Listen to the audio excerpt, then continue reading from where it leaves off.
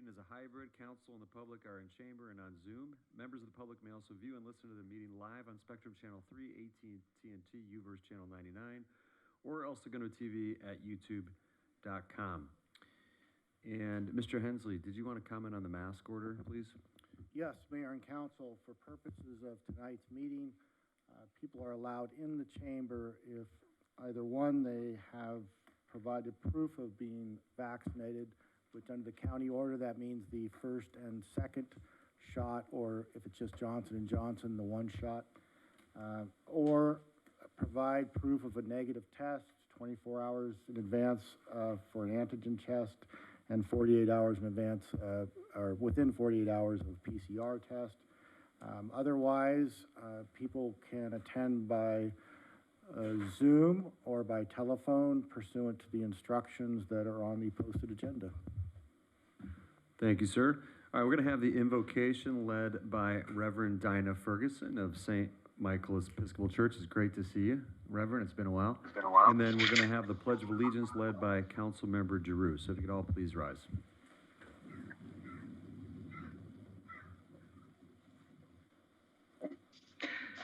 Let us pray. Holy God, in recognizing your presence among us this evening, we affirm your love for us and for all the people of the world that you have made. We ask your presence and protection tonight, especially for the people of Ukraine. Help all those in authority to seek a just peace.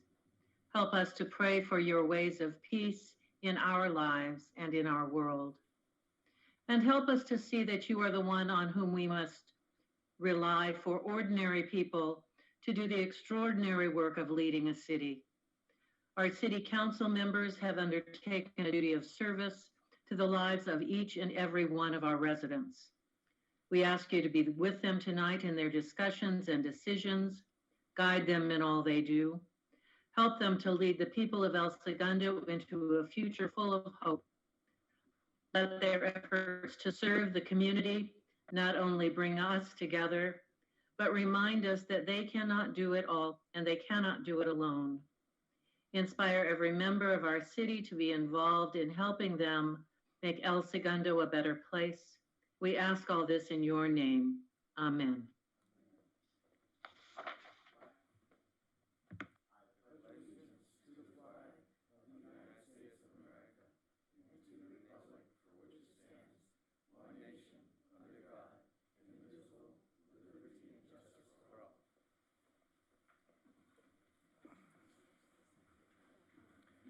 Thank you, Reverend Dinah Ferguson, and thank you, Councilmember Giroux. All right, next up under special presentations, we have the introduction of poet. Oh, I'm sorry, Madam Clerk, thank you. See, it's a little rusty in person. Okay. All these people are making me nervous. Not really, but please do the roll call, thank you. Councilmember Giroux. Here. Councilmember Nickel. Here. Councilmember Persack. Here. Mayor Pro Tem Pimentel. Here. Mayor Boyle. Here. Gangsall here. Thank you. All right, so we have our Poet Laureate, Hope Anita Smith, and with her this evening is the new chair of the Arts and Culture Committee, Natalie Strong. Natalie, please. Hello, everybody. I am here on behalf of the Arts and Cultural Advisory Committee to introduce our El Segundo Inaugural Poet Laureate. Her name is Hope Anita Smith.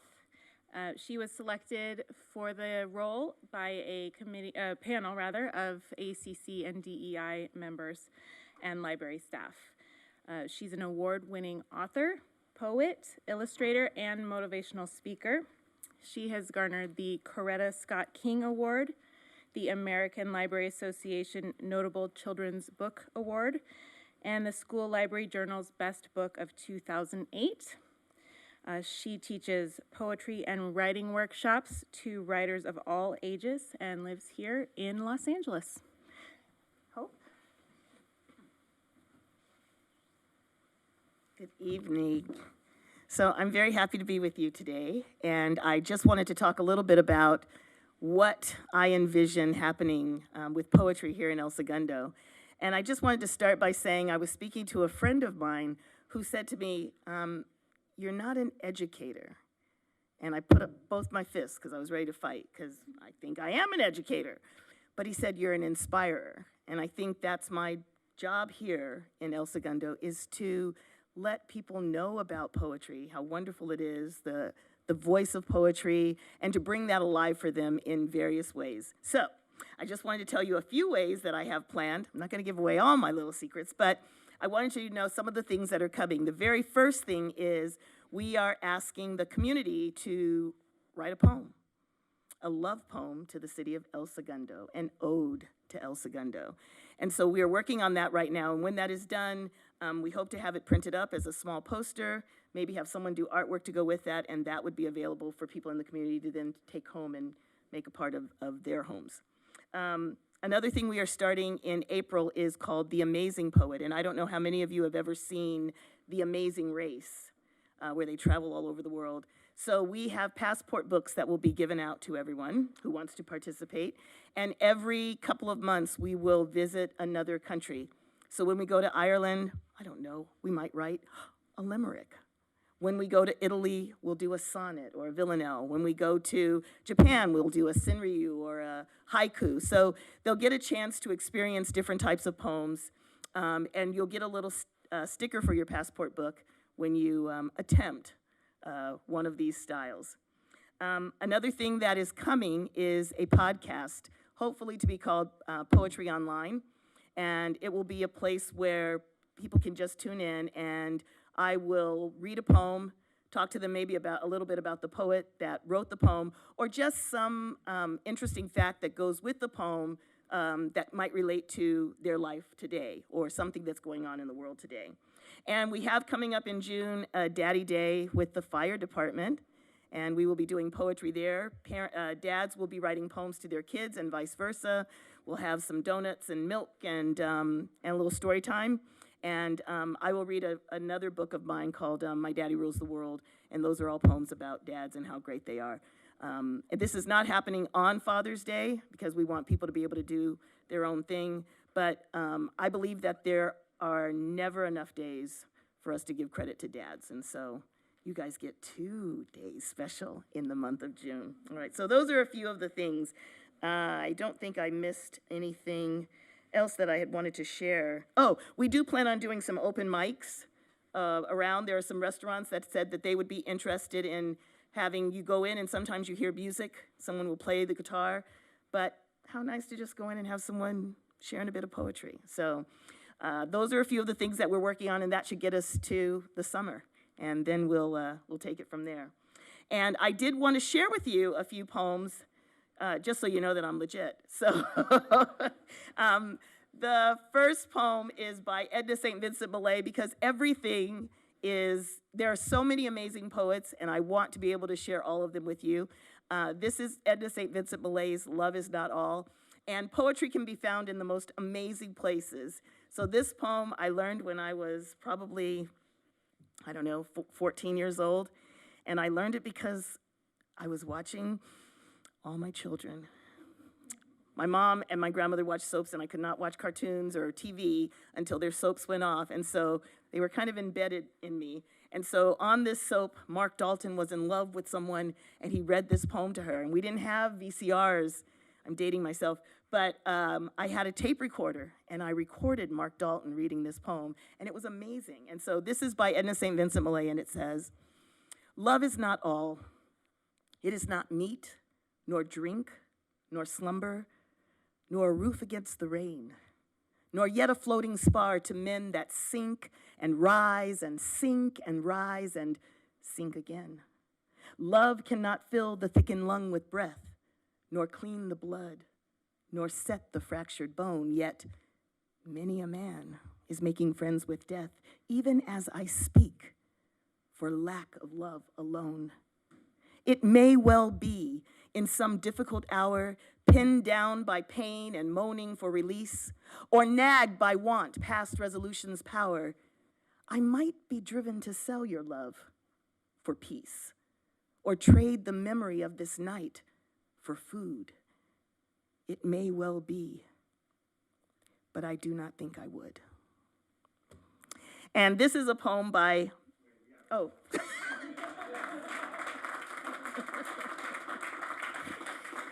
and I'd like to share just a couple of my poems. This poem is called Zuri's ABC, and this is from a book called Keeping the Night Watch, which all of you will be getting an autographed copy of.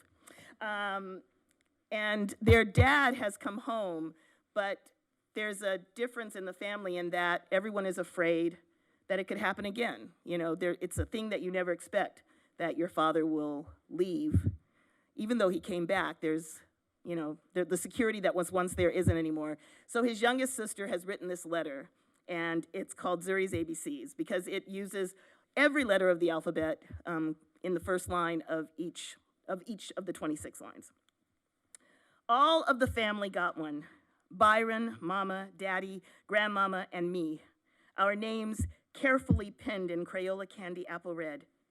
Daddy cried the hardest, and that's to be expected. Fathers who leave keep paying even when they come back. Grandmama sits sage-like, holding the letter to her chest, imitating the Virgin Mary as if the baby were Jesus, King of Kings. Lord have mercy were the only words she spoke. The letter said, now that Daddy's back, let's not be scared, okay? Parents are good when there are two. Quiet houses are really scary. Time to love each other again, until forever. And that means a very long time. With X's and O's, yours, Zuri. Thank you. And this is called Blueprint.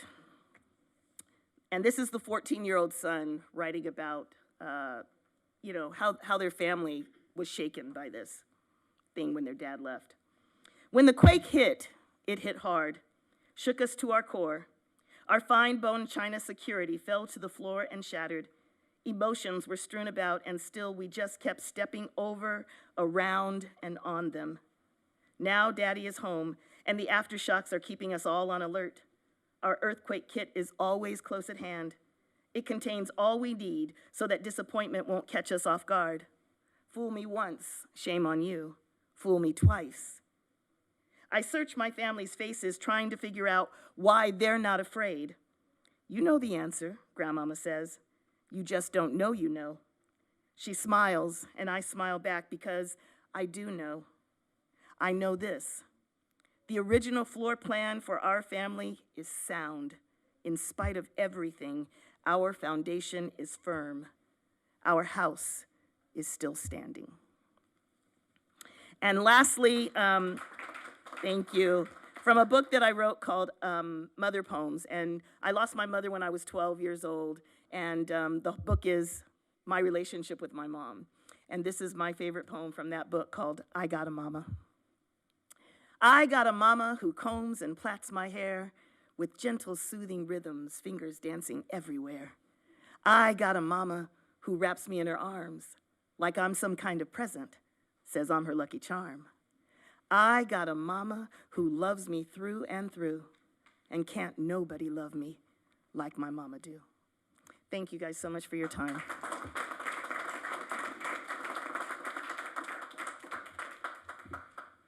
Thank you, Hope. That was awesome. I really appreciate it. Thank you, Natalie.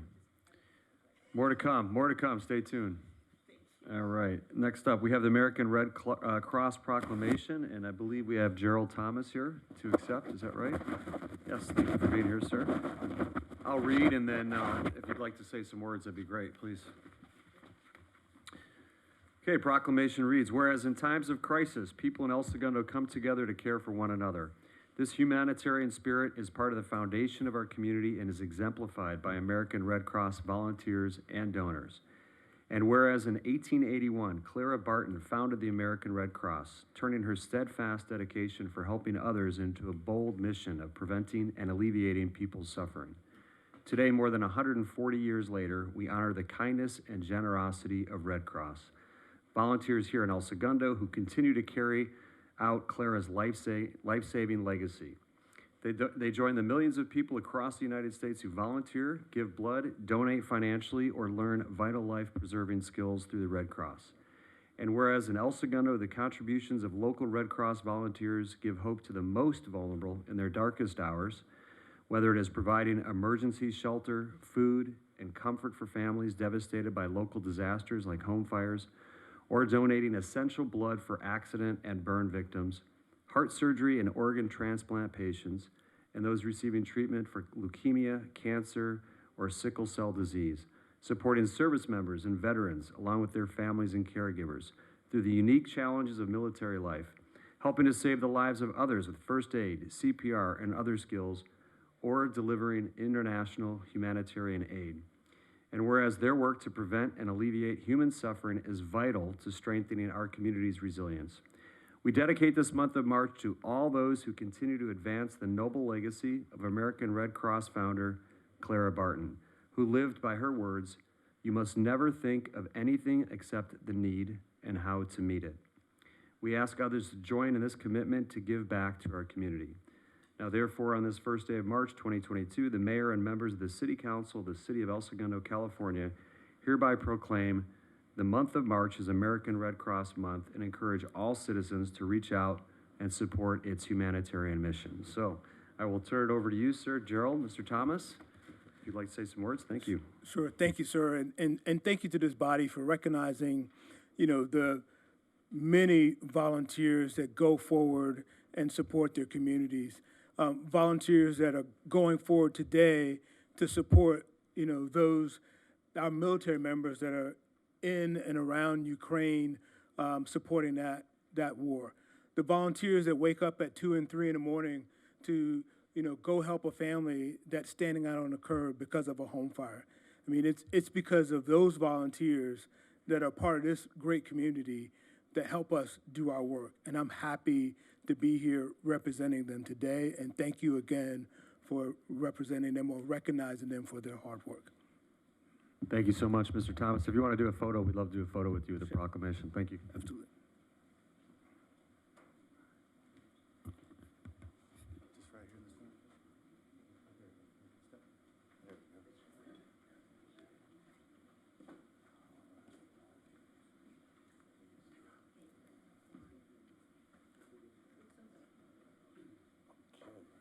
Here we go, guys. A couple of photos here.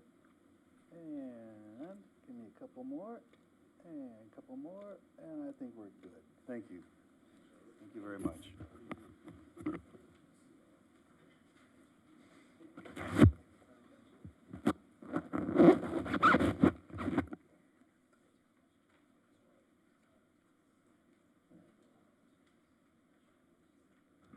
That was nice of Mr. Thomas to be here. He's a COO, so I'm sure he's got plenty of responsibilities. Thanks for being here this evening.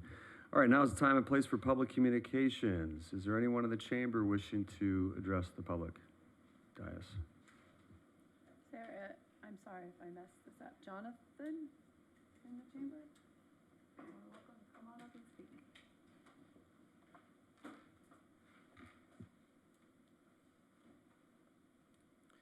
Good evening, my name is Jonathan Svetko. I'm here to talk about item number 9 regarding the cannabis initiative. If you haven't had an opportunity to see what's going on within our beach cities here locally, all 4 of our beach cities have been served by this same initiative with the same proponents behind it. In Redondo Beach, with which I'm a resident of, we have set up an advisory committee so that we can combat it. We have recognized that this is not an initiative that is to the benefit of the city itself. Similarly, Hermosa Beach has now followed suit, and they've set up their own advisory committee to help them craft a competing ordinance for that as well. We expect for Manhattan Beach to follow suit, and I hope that tonight's decision will be for you to direct the staff to actually do something similar as well. For those of you that don't know about the people that are behind this initiative, I would certainly ask of you, if you have the time here this evening, to do a simple Google search. And you'll find multiple articles that will speak well to their reputation of being extremely litigious against cities themselves that end up losing, to where they lose getting their license in the process. Some of the headlines that I'd like to read to you. In San Gabriel, it states, lawsuits accuse El Monte of pay-for-play for cannabis licenses. In Pasadena, Passover cannabis applicants prepare to do legal battle with the city. San Bernardino, pay-for-play political favoritism allegations persist in San Bernardino's cannabis licensing approval process. Solving City Council denies the appeals of 2 cannabis companies. In Corona, the same group has just filed a lawsuit against the city as well because they've lost in their process for this.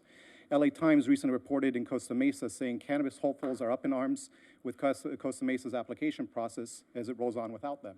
They ended up putting a lawsuit for that, and if I have the moment here, if you haven't had an opportunity to see what they end up saying themselves of their own words, I'd like to take a second here to play that for you.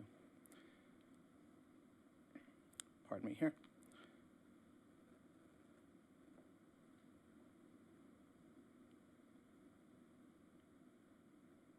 In front of Costa Mesa City Hall, all I have to say, council members of Costa Mesa, get some fucking balls.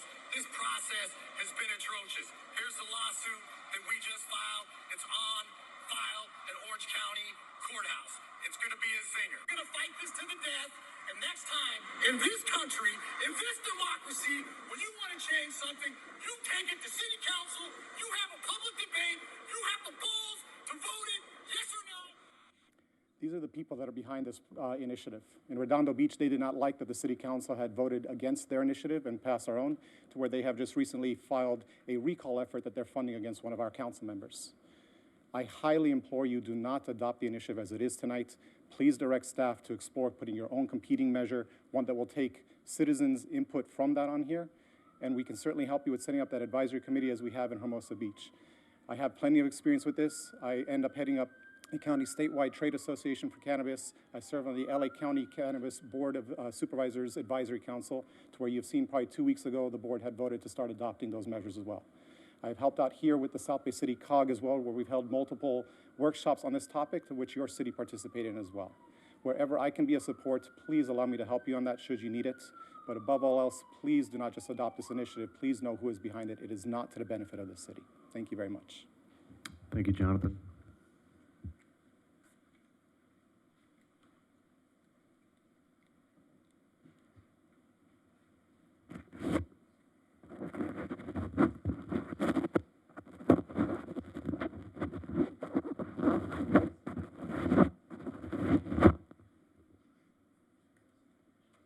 Next up, we have Lewis.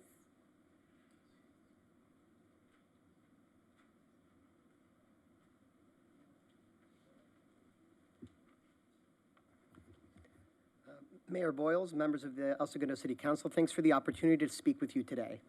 You may recall I'm Luis Bobadilla, president of Mota Incorporated, a state-licensed cannabis business from the Silver Lake neighborhood of LA. We've been in legally compliant operation for over 15 years. In the interest of transparency, I'd like to begin by stating that my business is looking to expand into El Segundo, irrespective of whether the Cannabis Voter Initiative or Council's own ordinance is implemented. We are tossing our hat in the ring and plan to abide by the adopted rules. As an entrepreneur, I addressed this body in person at the September 21st council meeting and via email in December in a letter to City Attorney Mark Hensley, on which the City Council members were copied. Our aim was to highlight the risks associated with the Commercial Cannabis Voter Initiative petition. Today, I'm here as a concerned citizen. I'm a regular visitor to El Segundo. I'm here several times per week, enjoying frenzied food at the Standard or playing hockey at Toyota Sports Center. I believe in my nearly 2 decades of experience in the legal commercial cannabis space qualifies me to opine on the choices facing council. Today, my remarks are in that spirit. First and foremost, third-party points-based licensing imposed by the Voter Initiative is a poison pill. There is nothing I can add to City Attorney Hensley's and staff's report when I quote, "Implementing the point system and being part of ongoing litigation is a drain and redirection of staff resources and has lost opportunity costs associated with it." The choice for council is clear: lawsuits, costs, headaches, or leadership to implement a cannabis ordinance for the benefit of all El Segundo stakeholders.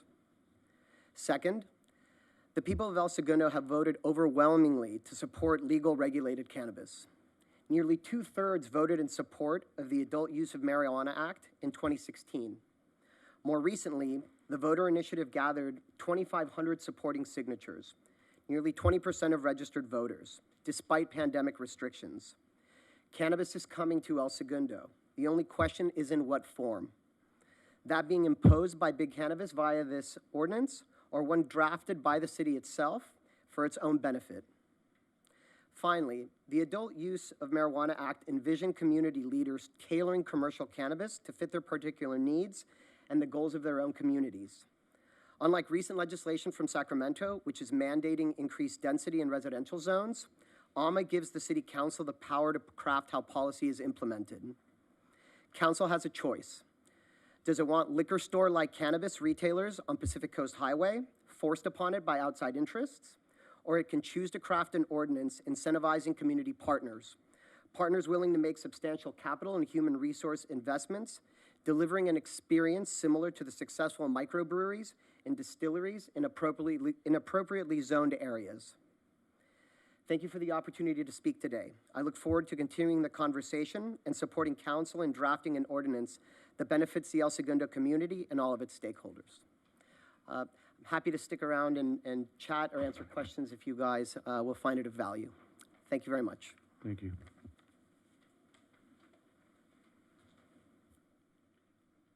Is there anybody we missed? If you're on Zoom, please raise your hand. I'm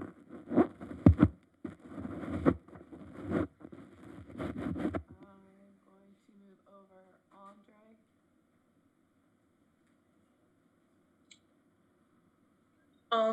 Hello, members of the City Council.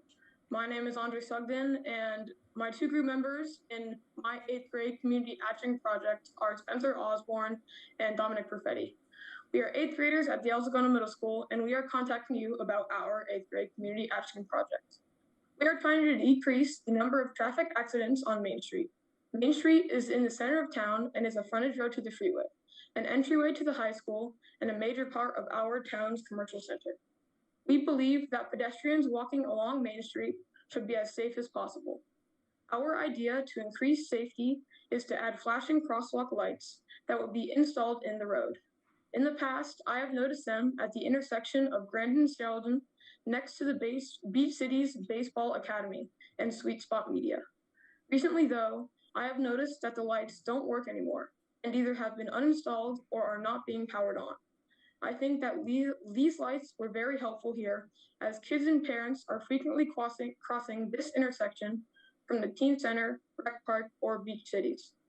We believe that the implementation of these lights on Main Street would provide a similar positive effect on pedestrian safety as they had on Grand. The streetlights would work similarly, if not the same, as the ones that were operating on Grand and Sheldon. There would be a button or sensor on the intersection that people would press or activate, so the lights would turn on. These lights would shine in the driver's sight line, so they would know that a pedestrian is crossing. These lights are here for streets with stop signs only, and would be similar to stoplights above the street, but for pedestrian usage. The streets that are a priority for us are all the Main Street intersections without stoplights, or, if that is too much of a financial burden, the streets surrounding the high school. The intersections with Main Street without a stoplight are Walnut, Sycamore, Maple, Oak, Pine, Franklin, and El Segundo.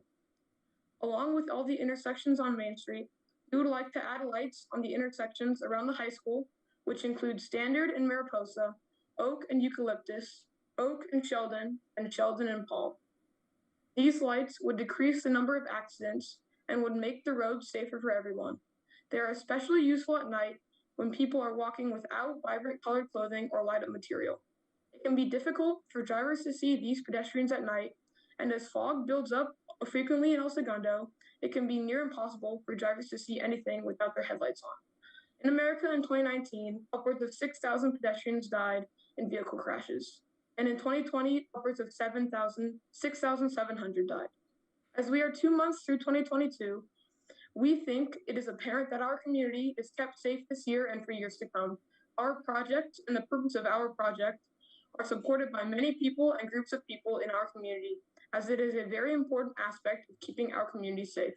In recent weeks, there have been multiple incidents of cars almost hitting pedestrians, and if someone were to be seriously injured or killed, then the council would be held responsible, as this idea has come up numerous times.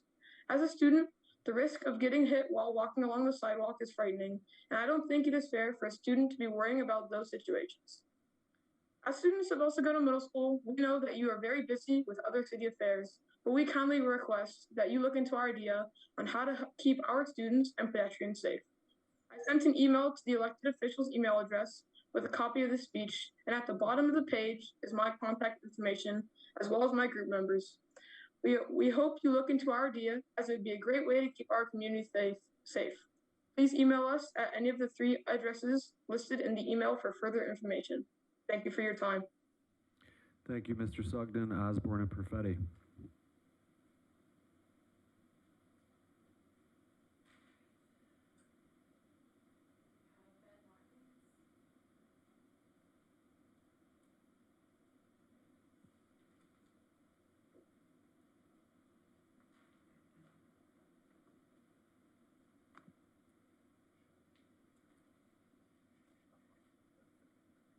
Ben, you've been moved over. You may speak.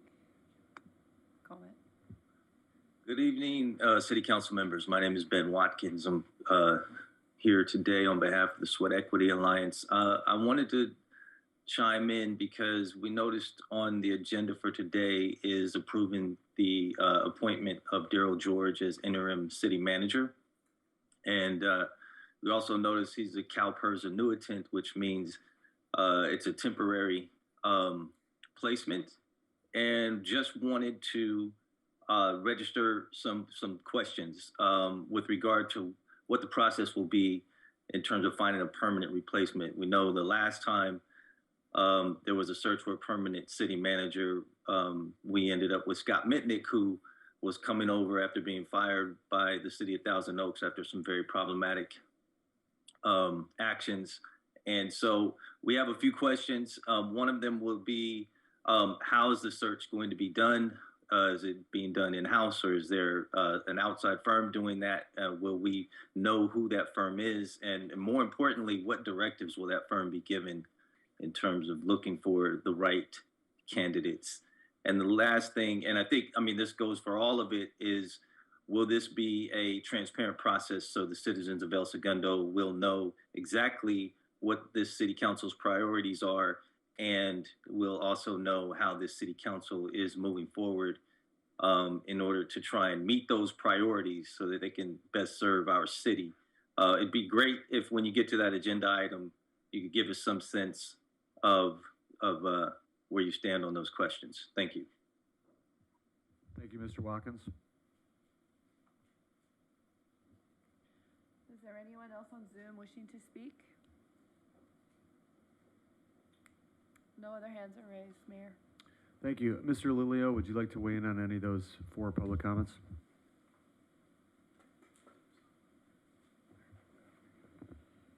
Yes, as far as the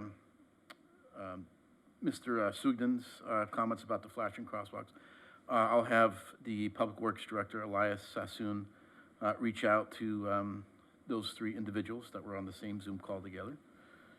I believe he did submit his information to the city clerk's office, and so we have his information. We'll reach out to him. As far as Mr. Watkins' comments, you know, some of the information that we can talk about right now is, yes, we are using a national search firm, Ralph Anderson and Associates.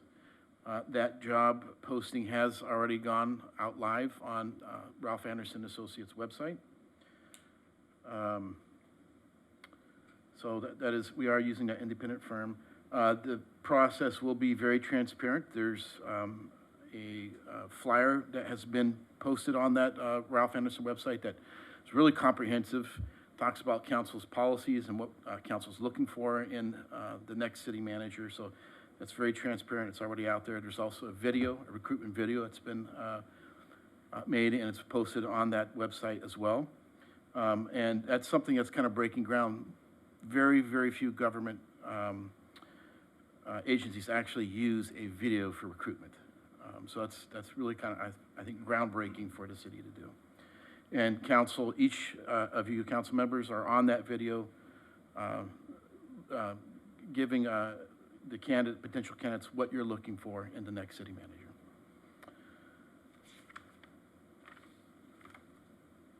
And that would be all my comments I have. Thank you. All right, thank you. We'll get to the cannabis topic later. Thank you very much. That closes out public comments. Procedural motions. Read all ordinances and resolutions on the agenda by title only. Would someone like to make a motion to do so? Giroux, so moved. Thank you. Do we have a second? Second. Thank you, Councilman Nickel. All right, all those in favor? Aye. Aye. Aye. 5-0. It's been a while. We're a little rusty. A little rusty. Just like We don't need to say our name when we make a motion anymore, do we, Miss Weaver? Oh, come on. You know my voice.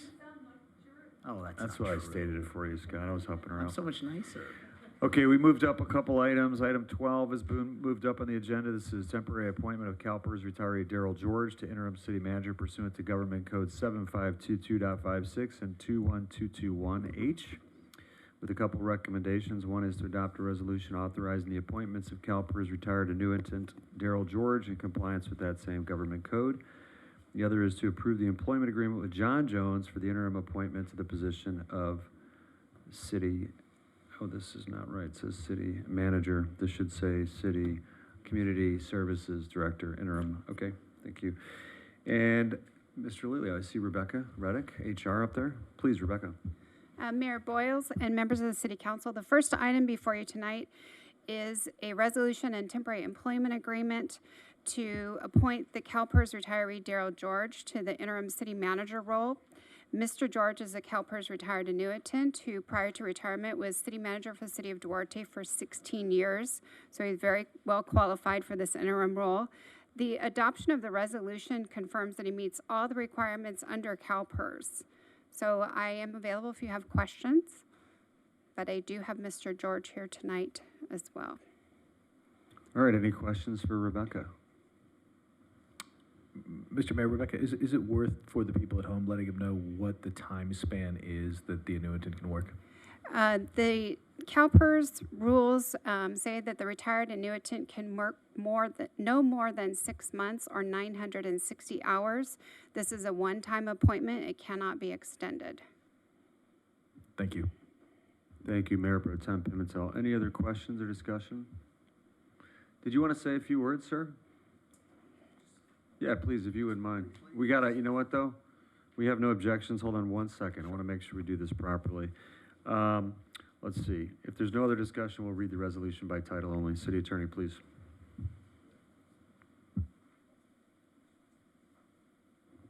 The resolution of the City Council of the City of El Segundo appointing John Jones as interim community services director pursuant to Government Code Section 21221H. Can we do the first one? We have Daryl up here right now. John's next. I'm sorry. I apologize. I'm jumping around here. Resolution of the City Council of the City of El Segundo appointing Daryl George as an interim city manager pursuant to Government Code Section 21221H is ready for adoption. All right, do we have a motion to approve? Persick, so moved. Thank you. Giroux, second. Excellent, thanks. Okay, all those in favor? Aye. Aye. Any opposed? No, I didn't hear one. Okay, great, 5-0. Thank you, sir. Please say a few words. Perfect. Thank you, Mr. Mayor and Council. I appreciate that vote of confidence tonight. I certainly look forward to working with you and the staff over the next period of time to ensure a very smooth and productive interim period. As was stated by your HR director, I do bring not only 16 years as a city manager, but 36 years in local government in a number of cities throughout LA County. And I look forward to bringing that experience and knowledge and expertise here to share with the staff and with yourselves over the next period of time. So again, thank you, and I look forward to starting tomorrow, bright and early. Thanks. Welcome, thank you. All right, now, we also have, oh yeah, thank you. Okay, let's see here. Do we also have a motion to approve the employment agreement with Mr. Daryl George? Nichols, so moved. Thank you, sir. Giroux, second. Excellent, thanks. All right, all those in favor? Aye. Aye. Okay, any opposed? I didn't hear any. 5-0. Great, thank you. We have another person to introduce. Yes, again.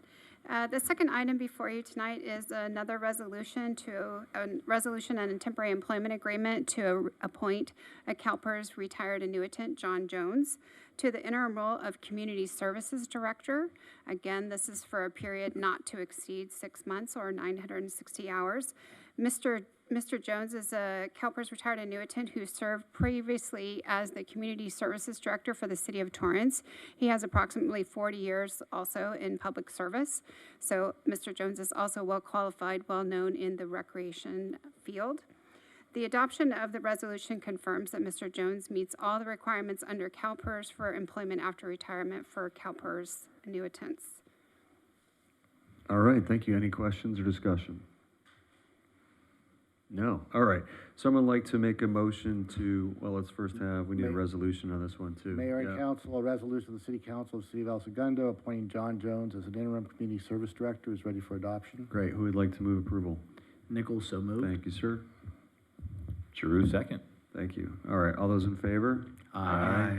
Any opposed? No, 5-0.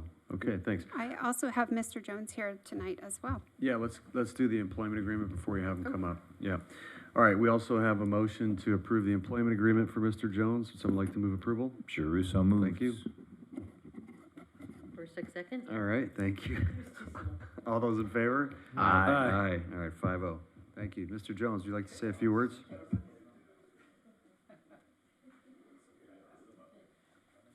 Thank you, Your Honor, members of City Council. I could not tell this is your first time back into public forum. You're seamless. I, too, am very grateful for this opportunity. I've been with the City of Torrance for 40 years, retired in 2020. I took an interim position for the fine city of Hermosa Beach, one of your neighbors, for a 4-month time last year also. And I have a vast bit of knowledge in the field of recreation and in library services also. So, perfect opportunity for me to come in and help you all out, get you through the little short spirit of time that you're going to be able to fill the position on a full-time basis. And actually, I think that it's a great opportunity to kind of rally the troops and bring everybody back together and focus on what's best for the city of El Segundo. So thank you so much for this opportunity, and I'm really looking forward to it. Thank you, Mr. Jones. Welcome. Thank you. Oh, yeah, and Melissa, this isn't on the agenda, but we wish you the best. We know you're going off to another city, not to be named at this dais, but another great city, and we wish you the best. You've done a great job with the Arts and Culture Committee, taking on recreation and parks, adding that to the library and everything else that you were doing. So congrats, and we wish you the best. Keep in touch. And I just want to add, Melissa, you did when you first started, the one thing I said to you is, can you take the library out of the box? And you did just that. And I just really appreciate all that you've done to really enhance the library beyond the walls of the library itself, especially during the pandemic, and then merging the two departments together. So congratulations and thank you for all you've done, and we wish you well. All right, moving on here. Yes, please. Before you move on, I just want to acknowledge Councilmember Giroux and Mayor Pro Tem Pimentel for taking time to do those interviews outside of our normal hours. That was something that the three of us did not have to do, so I just want to thank you guys for the extra time and effort that you put into that. Indeed, thank you. All right, next up. I was told there'd be free food. There wasn't. I was just. All right, we have consent. Items 3 through 8. Are there any polls? I will not, but I do want to acknowledge Elias's team for coming under budget by $100,000 again on pavement. That's 7 pavements in a row, or 6 figures under budget. Nicely done. Yes, and a lot of work done as well. Great job. I agree. Okay, so we have a motion to approve consent as is. Jeruso moves. All right. Pimentel second. Okay, great. All those in favor? Aye. Carol, were you a yes? I didn't hear Yes. you. Okay, it's 5-0. Thank you. All right, we're on to staff presentations. We've also moved up the Hyperion item, which is item 14, and this is going to be a receive and file and some discussion as well. So let's see, Mr. Lilio, who will present on this? Our Public Work Director, Elias Sassoon, and we do also have a special guest, Dr. Stenstrom. And then Councilmember Giroux, you'll be presenting as well, right? Okay, great. Elias, please. Good evening, Mayor and members of the City Council. Regarding this item, there will be 2 presentations. The first presentation will be on the report of the Ad Hoc Advisory Committee regarding the July 11th, 2021 Hyperion incident. The second presentation is on the air quality issues related to Hyperion. Before we proceed with the presentations, I would like to briefly provide some background information. This ad hoc advisory committee was formed shortly after the Hyperion incident, and its mission was simply try to find out what went wrong and how the incident happened, and what needs to be done to avoid future incidents. The report was completed and published on February 11th of this year. The next day, a copy of the report was posted on the city website along with the audio of the report itself. Yours truly was a member of this ad hoc committee, along with 13 other individuals, including Dr. Michael Stenstrom, whom I had the honor and privilege of working with. With Dr. Stenstrom has summarized this report in a presentation which he will be presenting tonight. But before he does, if you would, please let me say a few words about Dr. Stenstrom. Dr. Michael Stenstrom is a distinguished professor in the Civil and Environmental Engineering Department at UCLA. He has a PhD in Environmental Systems Engineering from Clemson University and has been with UCLA since 1977. He has won over a dozen awards in the environmental engineering field. In the interest of time, I'm not going to get into more details, but one thing I would like to add about him is that Dr. Stenstrom has been associated with, worked, and visited over 230 wastewater treatment plants. This is truly remarkable and amazing. Without any further ado, I am honored and privileged to introduce you to Dr. Michael Stenstrom, who is in Washington right now, which is about 10 minutes before 10. Good evening, Dr. Stenstrom, and welcome to the city of El Segundo. Well, thank you. Can you hear me? Yes. Okay, good. I apologize for not having a camera. I'm using my laptop computer and it doesn't have a camera. Thank you for the very nice introduction. And I'm pleased to present this abbreviated report, which is a smaller version of what I presented to the Board of Public Works a few weeks ago. I'll need to share the screen if I can get permission to do that.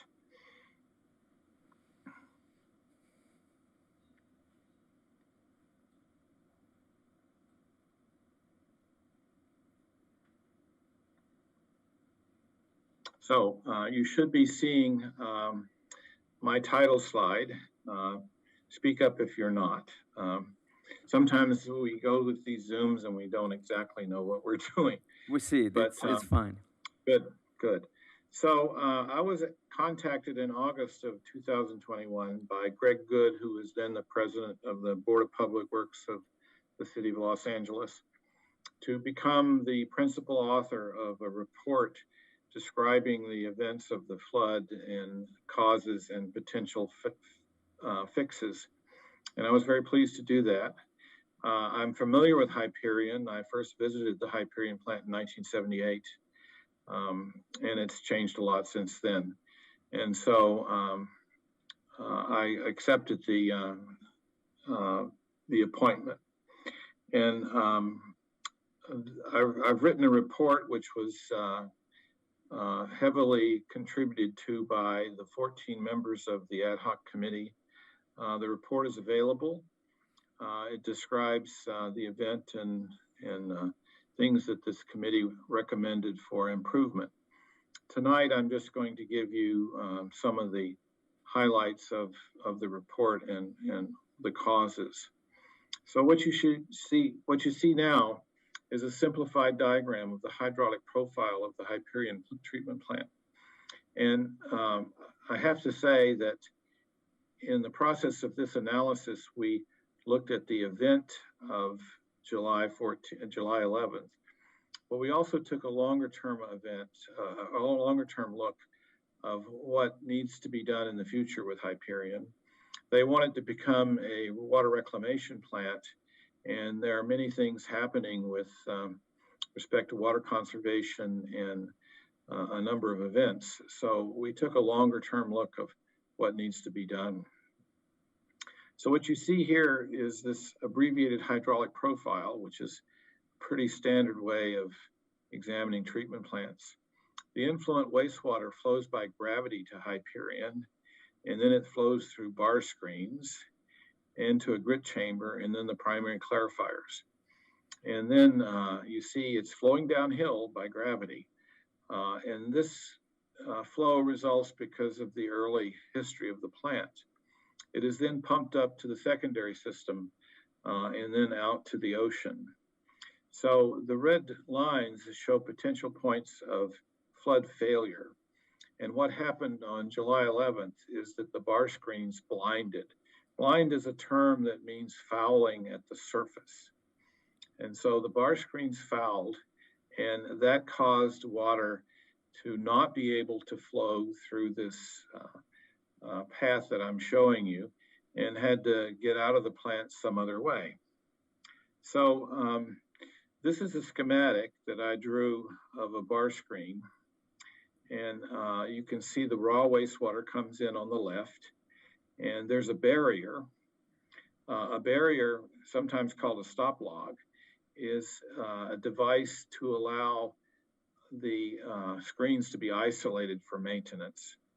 And then you see two motor-operated sluice gates. They look like guillotines. They go up and down, and they control the flow of water.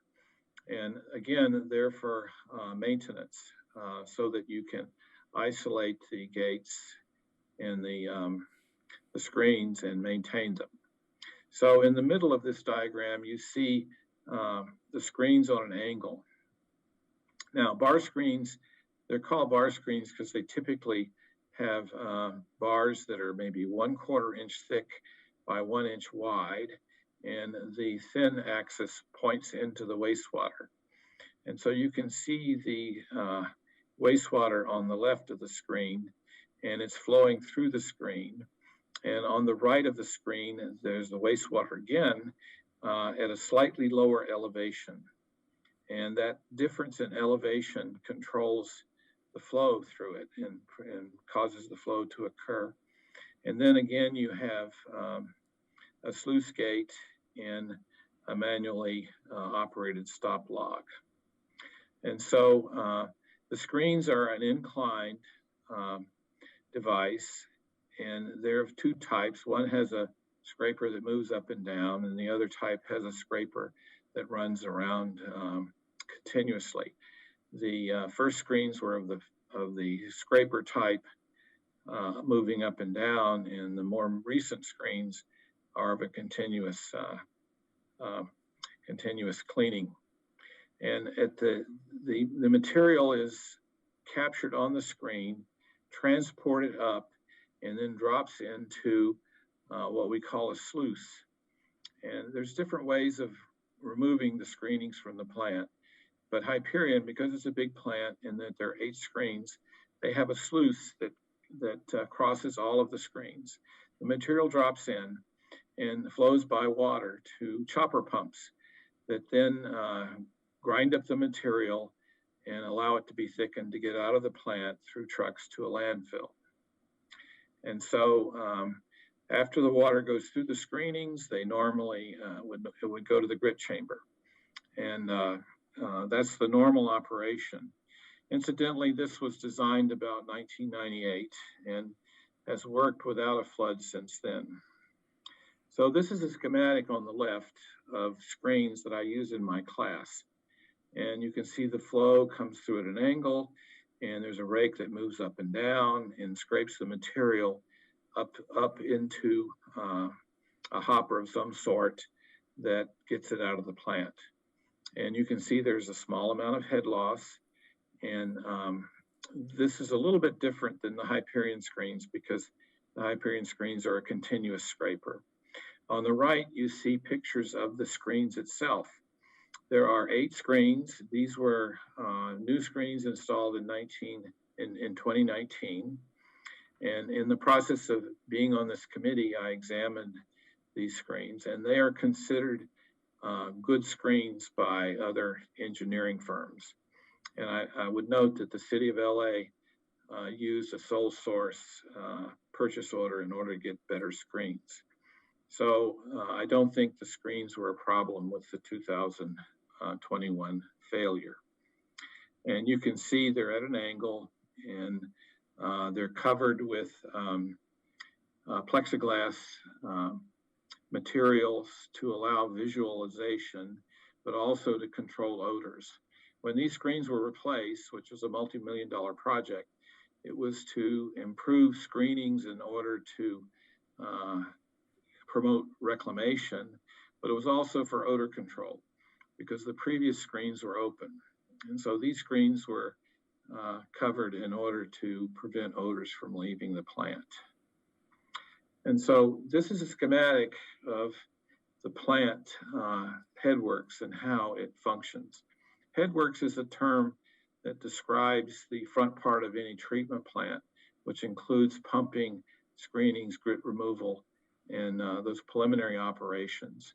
The report I wrote includes an appendix, which has a nomenclature section or a glossary section in order to explain some of the terms of our profession. So if you look at this diagram, we see the transport sluice, which is flowing in water, a pretty good flow, 1.4 mgd. And the screenings drop into that. There will be a picture on the next slide. And they're transported down, which is to the east in this building. And they drop into 3 pipes that fall down to the lower level of the building to chopper pumps. Chopper pumps are pumps that can move water, and the inlet have special blades that will cut material so that they reduce the size that it can flow in the piping. The kind of things that are being removed in screenings they're all manner of things. Everything that can be flushed down a toilet winds up in the screenings. And they typically include plastic sanitary appliances, lots of rags and debris. And in some cases, they may include things that are illegally dumped into sewers.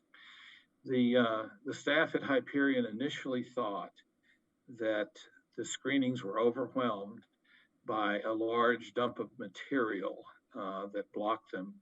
And subsequent investigation concluded that that was not the case. So the screenings drop down into these chopper pumps. They're pumped to the top of the building and they drop into drum screens that are dewatering. The idea is to squeeze the water out of this material and it drops down as solids into trucks that haul it to landfills. There's a lot of interest in making sure that the human contact of these screenings is minimized. They try to automate everything, both for the basis of reliability and safety. Now, the Hyperion plant installed an additional screening system, perhaps in anticipation of a bigger project to improve the removal of screenings. And you see these in sort of the middle of the diagram, and it says chopper and spiral lifts. So this is another system to take the screenings, cut them up, and then transport them up the spiral lifts, which also dewater, and they drop into trucks. And so the trucks haul it off to landfills. Screenings are typically hauled to landfills at different treatment plants. They're usually biodegradable material that can be disposed of in landfills. So here you see some pictures. Some of these pictures are the city of Los Angeles's, but most of them are mine when we visited the plant. The expert group toured the plant on 2 different days, and I went back and toured the plant again as I was performing this investigation. And again, I mentioned I had visited Hyperion many times over the years. So the top left is the sluice that I mentioned. And what you see is the sluice under normal operation. It's about 2 feet wide and 2 feet deep, something like that. And you see water there with screening materials, and they're flowing down away into the picture. As I mentioned, the screenings are composed of all manner of things, and they don't degrade in the treatment plant, and they're removed at the headworks in order to protect the treatment plant and to ensure the quality of downstream operations. The picture on the right, you can see me taking a picture there. This is one of the city's pictures, but you can see the sluice. You can see it's quite large, and you can see the three pipes that turn elbows that flow down into the plant. And they flow down into the chopper pumps. And so that's the normal pathway of the screenings. And let's see, there was a picture of the chopper pumps, but it doesn't appear to, there's probably something wrong with that picture. But what you see on the lower left is the drum dryers that then dewater the screenings so that they can be disposed of in a landfill. So this next picture shows the alternative system, and you see an operator there that's helping direct the screenings into a chopper. You can see the big blue motor and a small gearbox that then cuts up the screenings so that they can be dewatered. On the back of this picture, you can see the orange pipes at an angle of about 30 degrees. Those are the spiral lifts. And behind the spiral lifts, you can see the trucks, which are sort of shiny aluminum colored.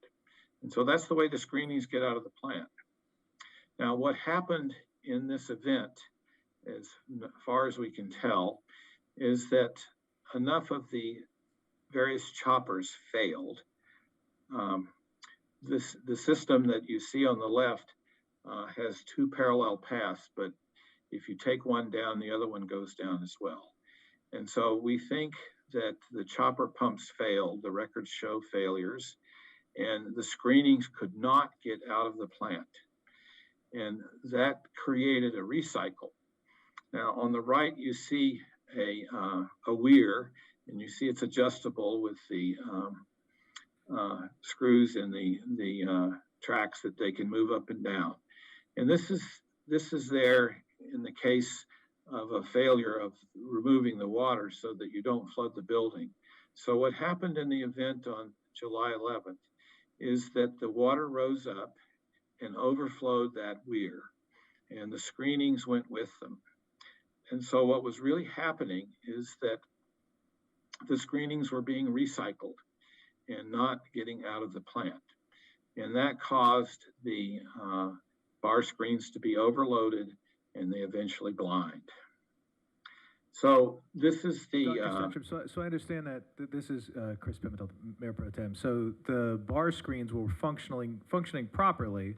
They were sending the solid waste to the choppers. Choppers were not working, and they were recycling them. So effectively, the bar screens were being overwhelmed by the items they were moving downstream. We're just coming back to them.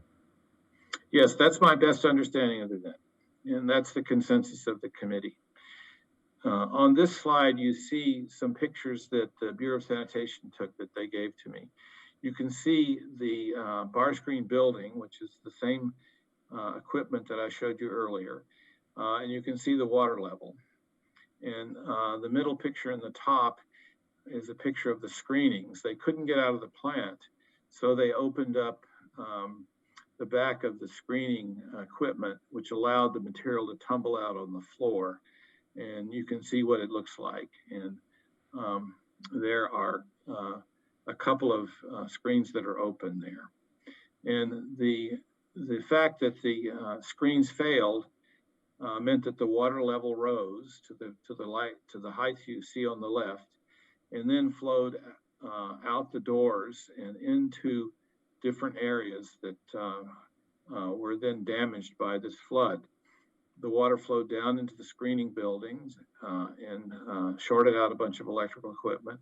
It went out on the street and down the street into the tunnels. And the tunnels house a lot of important equipment, electrical equipment that runs the plant. And so the water level rose above the height of many of those motors. And so they were shorted out and they stopped working. In particular, the recycle activated sludge plants failed. And you can see on the bottom picture in the middle, an area that was flooded.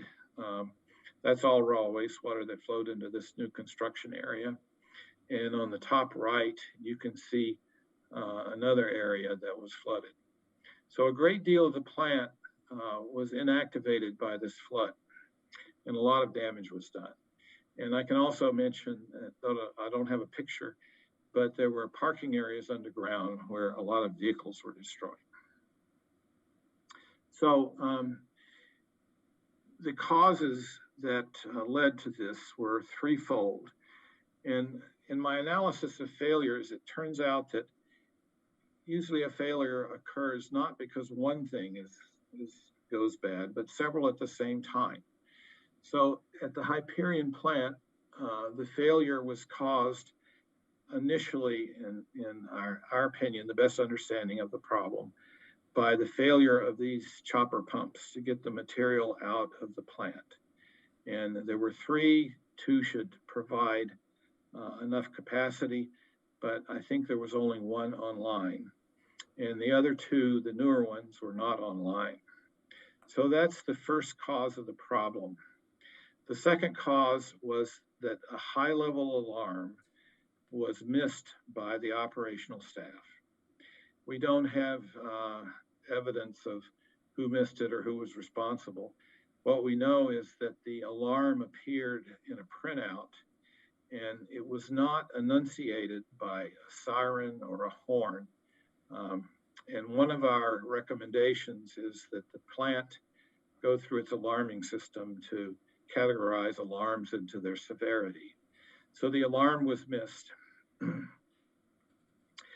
then the second or the third problem was that there was a bypass that was possible, that when the water level rose, the stop logs could have been raised and allowed the water to flow past the screens in an open channel into the grit chamber, which is downstream. So if any one of those three had not failed, we probably would not have had a flood. The bypass is probably the most significant issue. And in my analysis of this problem, when I talked to my colleagues across the country, the first question they asked was, why wasn't the bypass used? And the reason it wasn't used is that the water level rose up above the lifting eyes of the bypass. So by the time the staff, the Hyperion staff, needed to remove the stop logs to enable the bypass, it was inundated and it was not safe or possible to raise it. So that's kind of my analysis of the event, and I think I'm consistent with the understanding of the committee. And so here are the recommendations that have been made to the Bureau of Sanitation in order to prevent this occurrence and avoid future occurrences. And so additional high-level bypass to the grit chamber that does not require operator intervention. I said early on that when things fail, they should fail gracefully. And so the Hyperion staff is currently looking at a way to bypass the screens sort of automatically without operator interaction if the water level rises up to the level of the floor. The second thing is reworking the outside roads of the screening building to route floodwaters and gravity flow connection to emergency storage. They have emergency storage. It's about an hour's worth of emergency storage, but it wasn't used in this instance, but it could be used in the future with a gravity flow path. And submarine doors in critical areas to protect equipment, securing entrances to the tunnels. The tunnels need to be entered by heavy equipment because you've got to get in and out. But at the same time, they need to be protected from these floodwaters. So I think they're going to look at re-engineering the entrances to the tunnels. Redesign of the screenings to remove and prevent recycling. There are more modern designs than since 1998. And I think the Bureau of Engineering will be looking at alternatives to improve the system.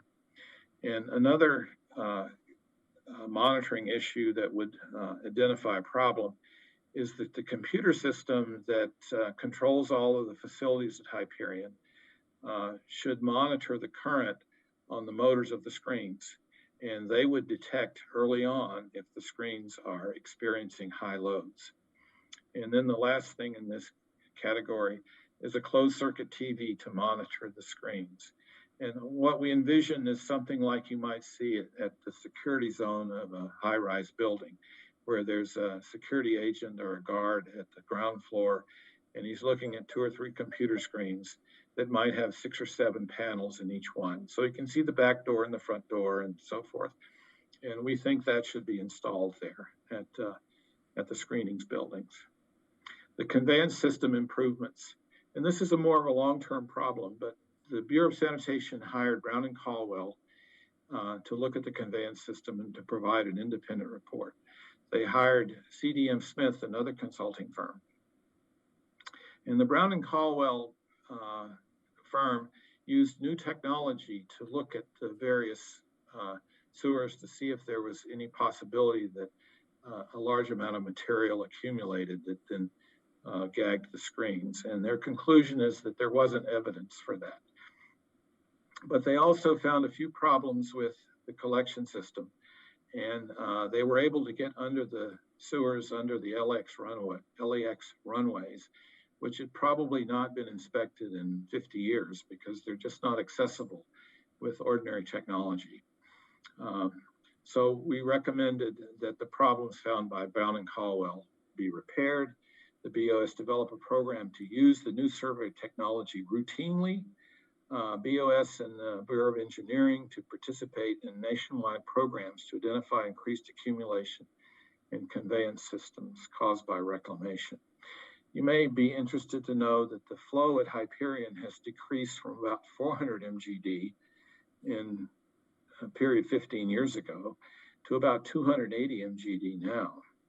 And that decrease in flow is caused by improved use of low flush toilets, low flow shower heads, different various conservation technology. And all that's very good, but it does create a potential problem in some sewers that were designed for higher flows and allows for accumulation of material which could come out quickly and blind things in a big rainstorm.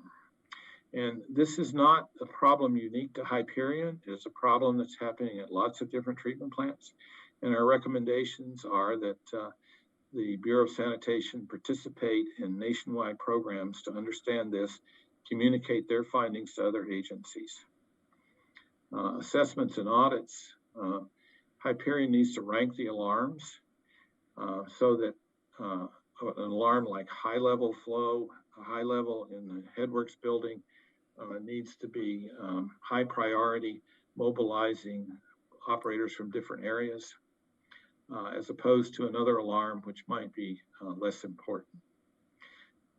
And a long-term recommendation, which was not really evidenced in the flood event, but those of us that know Hyperion and the collection system, we know that it can produce perhaps as much as 800 mgd of storm flow during a big rainstorm.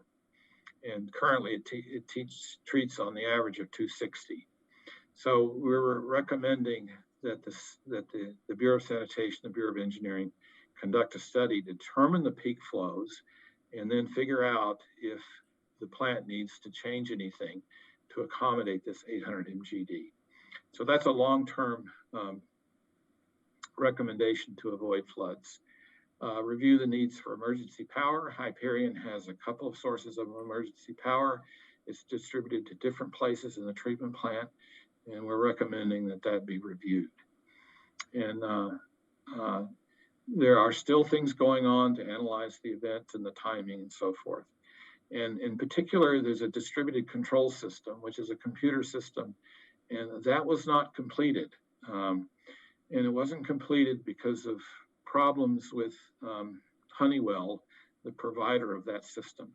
So that system needs to be completed, and it needs to be perhaps redesigned or augmented by what we've learned with this spill. And another thing that came out, and the folks from the NGO, like Heal the Bay, were particularly interested in this, which is to audit the capabilities of the public information system. So we're suggesting that Hyperion review its ways of telling the public and perhaps issue or create new ways of notifying the public of a potential spill that would damage the receiving waters of the beaches. Sorry for the smaller font, but there's more work to be done here in the operation and procedures. You know, the headworks at the plant is one of the worst places to work. It's not a fun place to be. And operators like to move on to nicer areas of the plant. And so we're recommending Hyperion improve things for those operators that work there. And some of these recommendations are from operational staff, and I won't read them all because they're available in the report. But the main thing is that this area needs to be reviewed periodically because it was working reasonably well over 20 years, but it had problems and it wasn't reviewed. And so training, ensure training of backup operators. The headworks is consistently understaffed, and that's a chronic problem in the Bureau of Sanitation because they can hire people when people leave. And we've recommended that they change that in anticipation of departures so that the staffing can be more up to what it's supposed to be with full implementation. And you can see the recommendations there. Different call-in staff, remote monitoring. One of the questions I got from the Bureau of Public Works was how well the system was implemented to call in special staff when there's a problem. And so we can engineer it so that it can be engineered so that they wake up the plant operators in the middle of the night with phone calls. And I think that will be done. And one in particular thing is to establish an incentive to work at the headworks, to make it one of the better places to work. In emergency response, one thing that the NGOs were particularly concerned about was the failure of the Department of Public Health to facilitate and accelerate beach closures. And we were reminded of a protocol developed in the 1990s that would automate beach closures. Typically, beaches are closed when bacterial counts increase to a certain number, and that's a 24-hour test. So swimmers can be exposed to polluted water for 24 hours before the test result comes in. But you don't, in a case like a spill, you don't need to wait for test results. You can close the beaches proactively. But only the Department of Public Health can close beaches. Hyperion and the Bureau of Sanitation cannot. So we're suggesting a new protocol for them so that can be done. So that's the end of my presentation, and I'll be very happy to take questions. Thank you, sir. Very comprehensive. Really appreciate that. I'll open it up to my colleagues.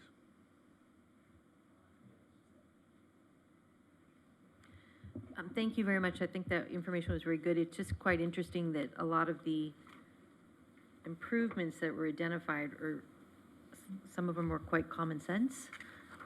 So like, you know, putting doors to protect the equipment, like submarine doors to protect their equipment, just seems that there's a lot of just basic fundamental corrections that should have been instituted a long time ago. The one thing that on your next steps is, or the recommendations is, you know, doing a massive tabletop exercise, you know, like ongoing tabletop exercises, and then doing like every 5 years, a complete disaster exercise, including bringing all the surrounding departments in to do actually a pretend disaster preparedness. And is that something you're recommending, and what kind of time frame? I mean, should they be looking at tabletop exercises on an annual basis and then do a major one every 5 years, similar to what Chevron does? Or what are you recommending for that? Well, some of the corrections we recommended to be done immediately, and I'm happy to report that Hyperion has already done some of those. So the procedure for the stop logs has changed. They're never in except when the system is being tested. They've installed an additional high-level alarm, and they've enunciated it properly. So I think there's equipment installed now that would have avoided the kind of spill we had on July 11th. The redesign for the big rainfall, the 800 MGD, is a longer-term objective and will require the hiring of consultants. But that's a one-time thing. In terms of more periodic analysis, we haven't really looked at whether we do 5 years or 2 years analysis. But one thing I feel that's important is that Hyperion staff participate in the national dialogues over this, because this is not a unique problem to Hyperion. And the conference I'm at now in Washington, D.C. is discussing some of these things. So I believe it's really important for the Hyperion people to participate. The Bureau of Public Works has told us that they will report back to us, the committee, on some of the progress in implementing the improvements on perhaps a quarterly or 6-month basis. So the work's not done yet, and we need to keep our sort of ears to the ground on what Hyperion is doing. But, I'm not retired yet, and I'm perfectly willing to help the city as much as I can, because I'm a ratepayer, just like some other people.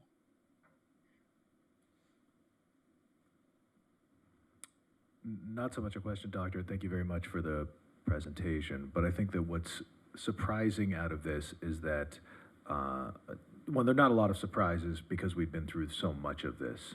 And some of the things, that seem to defy common sense, the failure to waterproof or to prognosticate that, despite working with 400 million gallons a day at capacity and being in a tsunami zone, is something that I think we all found concerning. But the idea that this occurred the failure was in the center of the plant at the chopper pumps, and both pumps went down. And that is, although in the headworks, that is not the worst part of the headworks. And that failure could occur and there not be a human or manpower reaction to it, I think really we find alarming. It's not something that we find surprising based on the conversations we've had, but there clearly is a human error portion of this. And even if we put in recommendations and they're all acted on that seek to automate or seek to engineer fail-safes, there will always be a human component. So to echo Councilmember Pierstick's piece of this, is that they have to rehearse. Whether it's tabletop exercises for large disasters or actually rehearsing the response to a plant failure, that's something that we hold them to account, and that's why Elias has been so active with them, and they've allowed us to participate in those. But it's important that those don't die out 3 or 4 years when this fades into memory, because those things you simply cannot engineer and automate out all of these human factors, particularly when it's something like that is a transient workforce. It's not a desirable place to be. So Elias, a credit to you for being involved thus far, but I think it'll be incumbent on us as we do our budgeting to figure out how we're going to allocate resources to monitor or to supplement monitoring their compliance with that. Yes, I think that's an excellent idea. And I think you want to hold their feet to the fire, so to speak, in terms of these improvements and the training that's necessary. I didn't say this earlier, but one person who's familiar with the plant thinks that the reliability of the system was such that they never used the bypass, and that the folks there didn't know how to use the bypass. That's speculation, but that's certainly a potential problem that would be avoided. Doctor, that's accurate. I would point to, when they were here at the meeting, we asked them if they had ever tried to remove the bypass under load, if there was water, or if it was been submerged, and they said they had not. They did not know how to attach the crane to that. To your point that you made, they did not know how to attach to the eye underwater, but nor do they know if they had the lifting capacity to do so if it was submerged. Yeah, I suspect that it could have been lifted, and it was eventually lifted by the crane.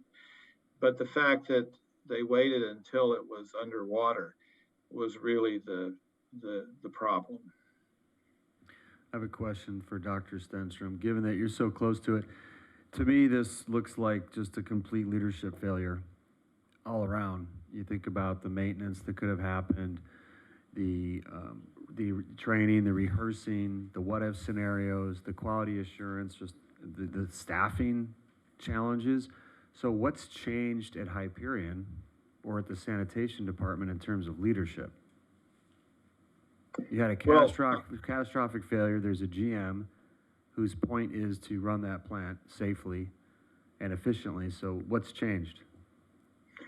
The general manager of the plant, Barbara Romero, I think is her name, and I've not met her personally, but she was appointed to that position 5 days before the failure.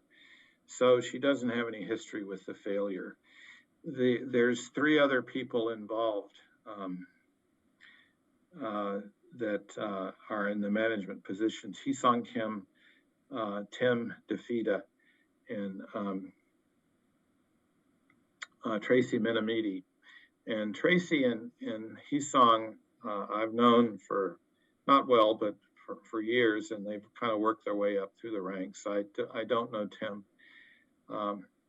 But it disturbs me that this failure occurred on Hee-Sung's tenure, because in my dealings with Hyperion over the years, he's always been the most knowledgeable person.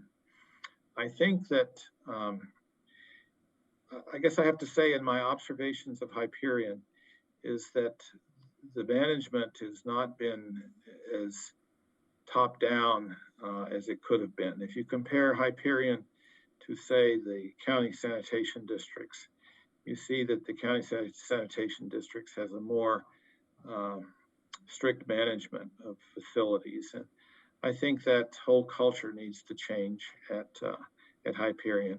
And I'm reflecting the opinion of the committee members, particularly the NGOs. Mark Gold has a long history with the city of Los Angeles and Gilda Bay and so forth, and that was his opinion. Well, you can't change the culture of an organization without changing leaders, I guess my point. So thanks for that. Is there anything else for Dr. Stenstrom or Elias? Okay, Councilmember Giroux. Oh, okay, great. Yeah, well, Elias, please. Thank you so much. This is, if we could switch to this monitor. Okay. Yeah, there you go. It's happening. There you go. Doctors, thank you so much for being here tonight. I really appreciate your time, sir. Oh, he's already gone. So no, I'm here. I'm here. Oh. So this is my presentation, if you would. I'm on this slide. I'd like to provide you with the update on the proposed Hyperion Air Quality Monitoring Project.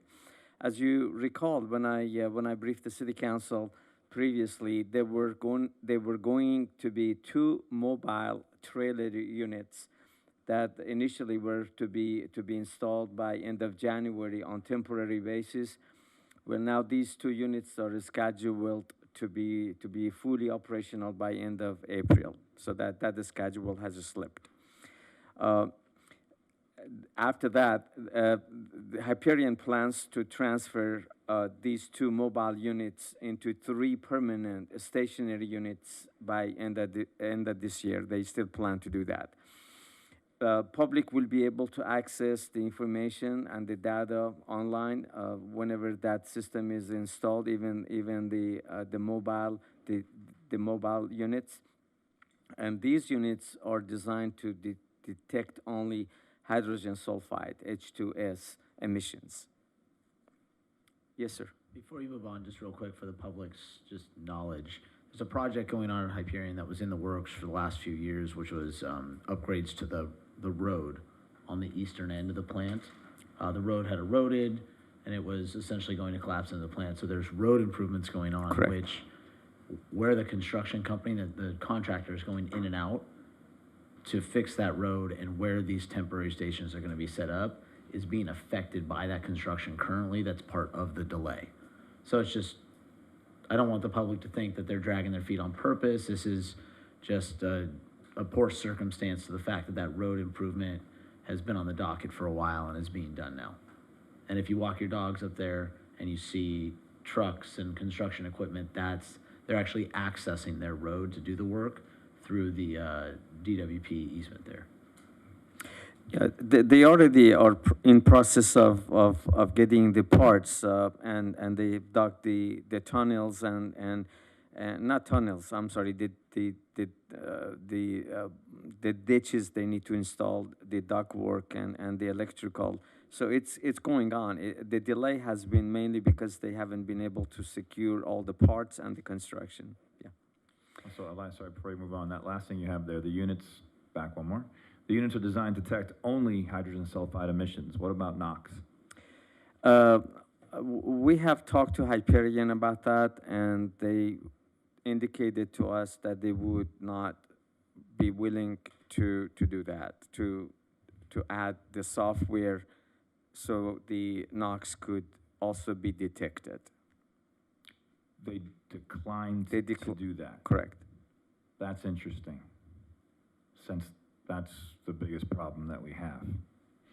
Okay, thank you. Sure. Just real quick, is that just a software add? So it wouldn't change the equipment itself other than the software to actually capture the data?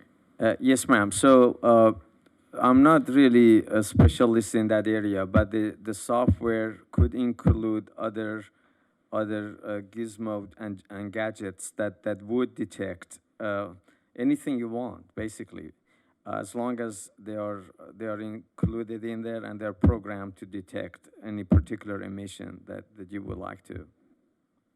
The cost, of course, there's a cost associated with that, not just simply the implementation, but also there's a cost to be able to look at that data and be able to analyze it and use that for purposes of whether or not is under the thresholds and whatnot. So there's a cost associated with that as well. Yes, sir. To add on to the points made here, is there an agency in the state of California, such as AQMD, that could require the plant to monitor for NOx? With the report that was published we made it public on our website on the 19th or the 20th of this month, last month, February. NOx was in the air. It was in the air when things were flaring. And I know that, or I believe AQMD has like a citation or a correction notice against the Hyperion plant. Correct. Could part of that correction or part of that hearing be a ruling that states that they need to monitor and test for NOx? It could be, on the next slide, I'm going to explain what my understanding is, but my colleagues that I have worked with from AQMD, they made it very clear that Hyperion does not have to do any air monitoring whatsoever. I mean, they made it very clear to me that they don't have to do that. The fact that they took it on their own to provide this air quality monitoring system, I think in part was encouraged by AQMD, but also this is something that they want to do that would perhaps help the neighborhood and the neighboring communities as well. So regarding the air quality information, there has been a total of 42 notices of violations that have been issued to Hyperion by AQMD since the incident of July 11th of last year. And so the last NOV was issued in October 17th of last year. So out of the 42 notices of violations, 40 of them had to do with public nuisance or odor. One NOV was issued for exceeding visible emissions that had to do with the smoke. And the last NOV was issued for exceeding emissions limits for NOx during the flare testing in September of 2021, which It also, the Hyperion failed to perform the flare testing, which is required once every 5 years.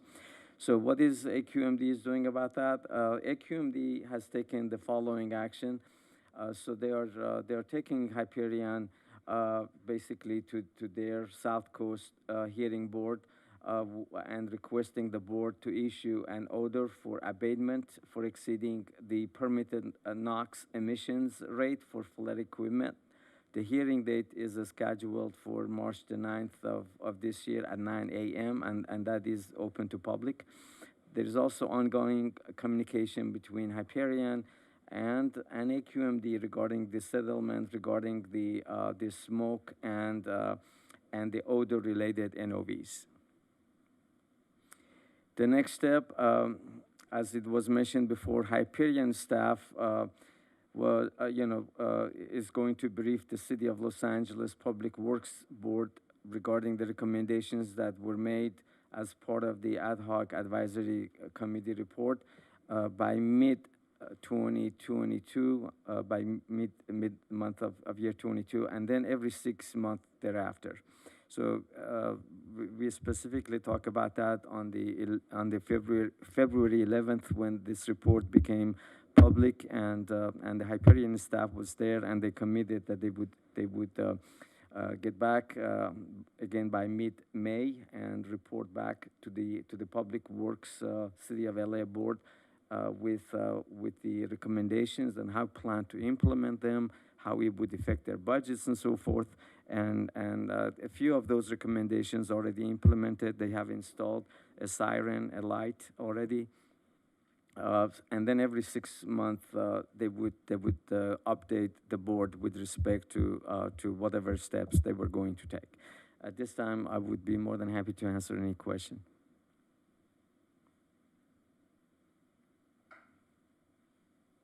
I don't think we have any. Thank you, sir. Thank you. Yeah. Actually, I think we should mention that if, at this hearing, if there is if Hyperion is found that they were doing something incorrect and there's levies or fines applied to them from AQMD gets the money. It does not come to the city of El Segundo. That is correct. The money does not come directly to us, although AQMD could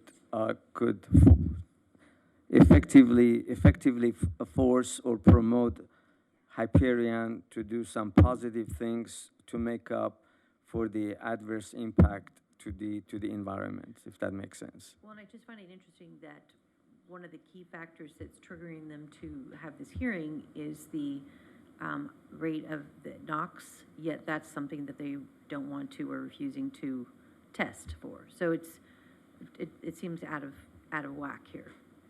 So the issue is, right, like they're refusing to test for it ongoing, but that's the one thing that's triggering an investigation. That is correct. My understanding is that when it comes to NOx, AQMD is more sensitive than odors and the smoke NOV. So what can we do as a city to pressure them to add that software to monitor for the NOx? My recommendation is to let the Hyperion and City of LA Sanitation District to know very loudly and clearly that they really do need to pay a lot of attention to the recommendations of the advisory ad hoc committee and frankly bring the plant up to snuff and frankly I've been there. It's a beautiful plant. They just need to follow through with these recommendations as quickly as they could, and that I think we could be advocate of that. We could really make it very clear that that's really what we want, and that would be my recommendation. We're going to go into more discussion, I believe. Lance, you have a presentation, right, that they're queuing up? Yeah, I'm not sure if we can pull it up, though.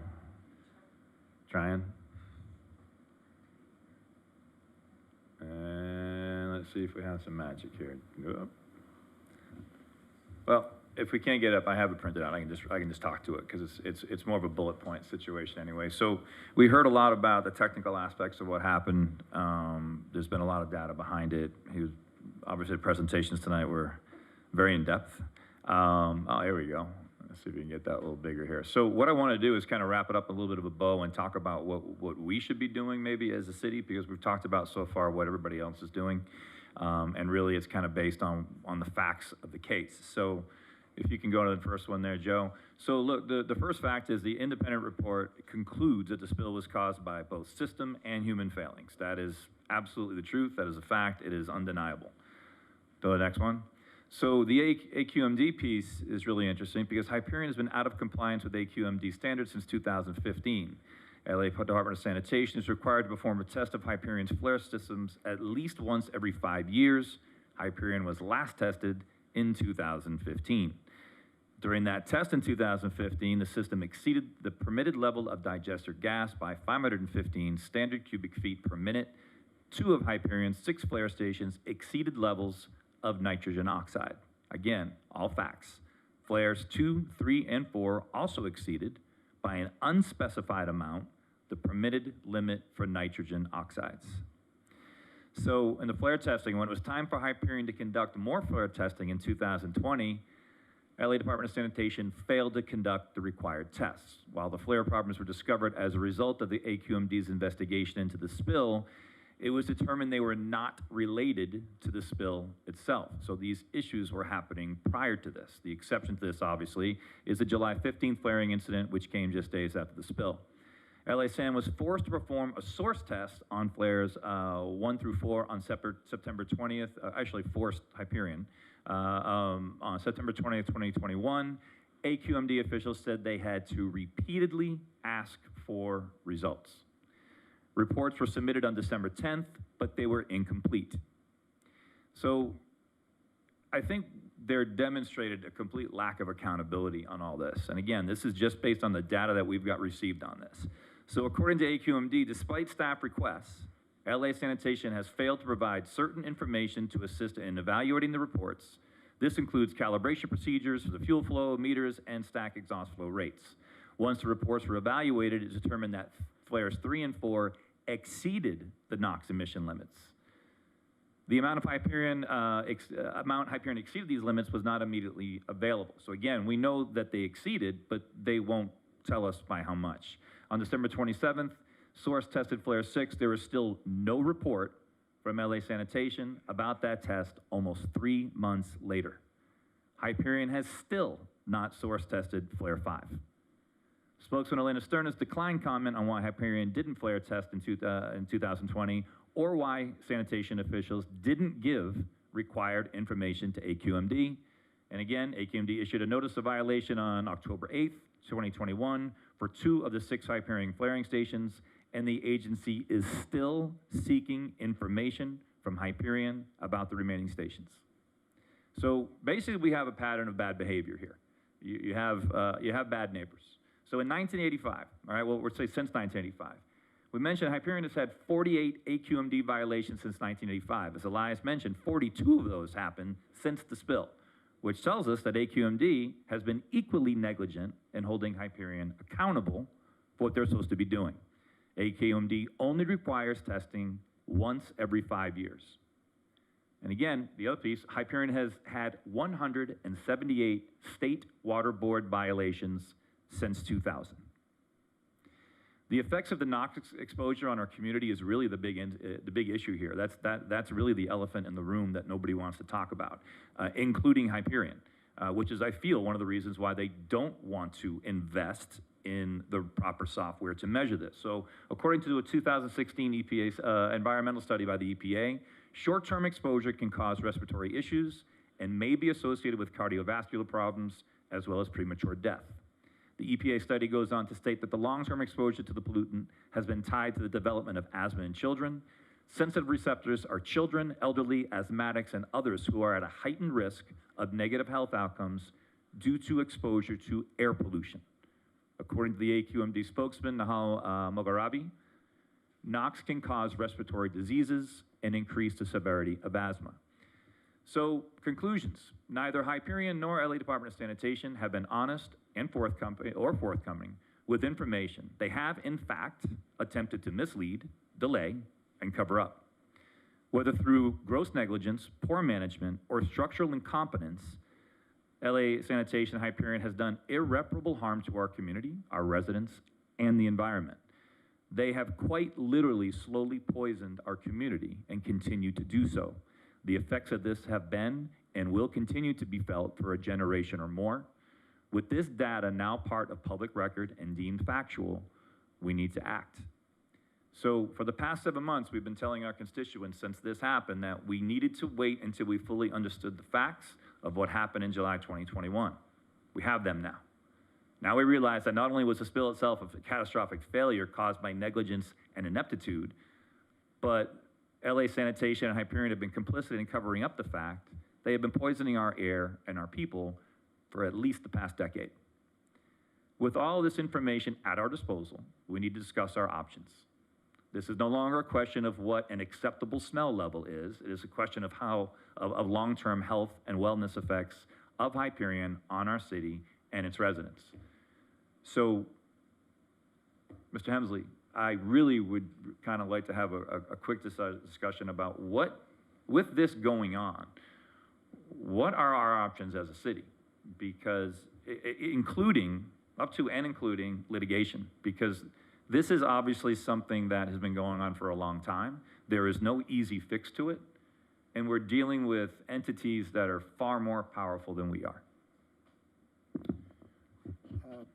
Certainly, and the Public Works Director, Elias Sassoon, can weigh in on this also. There are a number of things that are currently underway, and then there are other options. I mean, one of the things that I know are underway are the installation of the air monitors that was already discussed.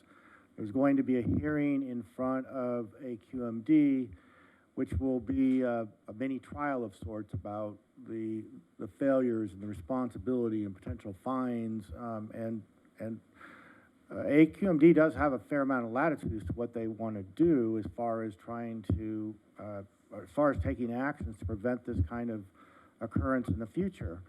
So I think that one of the things that's incumbent upon the city is to express to AQMD board members and staff how important this is, that they take some action that's meaningful, and that we utilize those resources that we have available to us as far as reaching out to AQMD. We do have different consultants and whatnot that be utilized for that. We may want to put up information on the website like we've done with other regional issues where there are other decision-making bodies that the residents can reach out and send an email or express their frustrations and concerns. So there's all those steps, and then on top of that, potentially the city could file a legal action against Hyperion for the failure to properly monitor and operate such a important facility, which caused significant harm and damage to the city, and that, you know, potentially a court could order that they be subject to monitoring by a court and oversight to make sure this kind of thing doesn't happen again. And they've had that type of litigation against them in the past and have been subject to it before, and there's been some success with that. But with that goes a lot of resources and monies, and so it's a matter of just weighing these different options. I mean, hopefully AQMD will step up and really take care of this, but we won't know that till we actually see that. There's no date set yet for the hearing, but we will start weighing into that and find out exactly when it's going to happen and get that information back to council. So those are sort of the big picture options that I see out there right now. Who does AQMD answer to? Well, there's a state body that oversees all the various regional air quality management districts. But they're appointed by various, I don't have it in front of me, but the representatives are appointed by different SCAG, and I think there's one from the COG, and there's also from, I believe, from LA County. They come from different, they're appointed by different bodies. Reason I ask is, to one of the points that was brought up here tonight is, I mean, where is their role in this negligence? When the test was not run in 2016, at what point, was a citation issued, like a correction notice? Please produce the results from your test. Was that notice issued on an annual basis? I mean, I got fined $400 for not providing a Form 700 to a certain group last year. And that was because it was a month late. And we're talking, we're at, what are we, 8 years now? Yes, And 7 years. So where are the checks and balances, and where does it stop? Because at the end of the day, AQMD is funded by whom? The taxpayers of the state of California. And fees being paid by various businesses. And fees being paid by businesses. And so at what point, I guess, if I'm a resident sitting at home and my eyes are now open to the situation and to the severity of this, and I'm thinking, I pay taxes. They may look at us like, where are we in this, and what are we doing to protect them? And there's some things that I think go above our head. Things that we believe AQMD is supposed to be there to be monitoring our air and making sure that our air is safe for us to breathe. And we pay taxes for that. I mean, this is all part of this game called California government. And so who can we as a city reach out to ask to keep an eye on AQMD, or please hold AQMD's hand to the fire? Because if we're gonna sit here and trust AQMD to hold Hyperion's hand to the fire when AQMD hasn't done their job for the last 8 years, I'm sorry, if I'm a resident at home, I'm thinking like that's not acceptable. That's not an option. And so I would love it if staff could help equip us as the electeds with the information and who to reach out to, who to call, give us the opportunity to, use our reach within the community to try to engage the community. I mean, we've had people calling 640 City. We've had people calling AQMD to complain about Hyperion this whole time, not knowing what was actually happening and what they were potentially breathing, or why their throats were sore, or why their skin was itchy, and that for me, it scares me. It scares me, and it makes me believe that people's lack of faith in government agencies will only grow. And so if you guys could provide us with that information, that would be very helpful. I don't think there's a question in there. I think it's just me We have verbal. consultants under contract with the city who should help us understand all the various pressure points, if you will, as far as individuals that should be reached out We to. just voted, this city, by way of my vote, voted, I think unanimously for Rex Richardson, who's the mayoral candidate for Long Beach, as the AQMD board member. So we already have a relationship there, and we can work with Rex. I'm sure he'll want to help us out to the degree that he can. He's a district rep.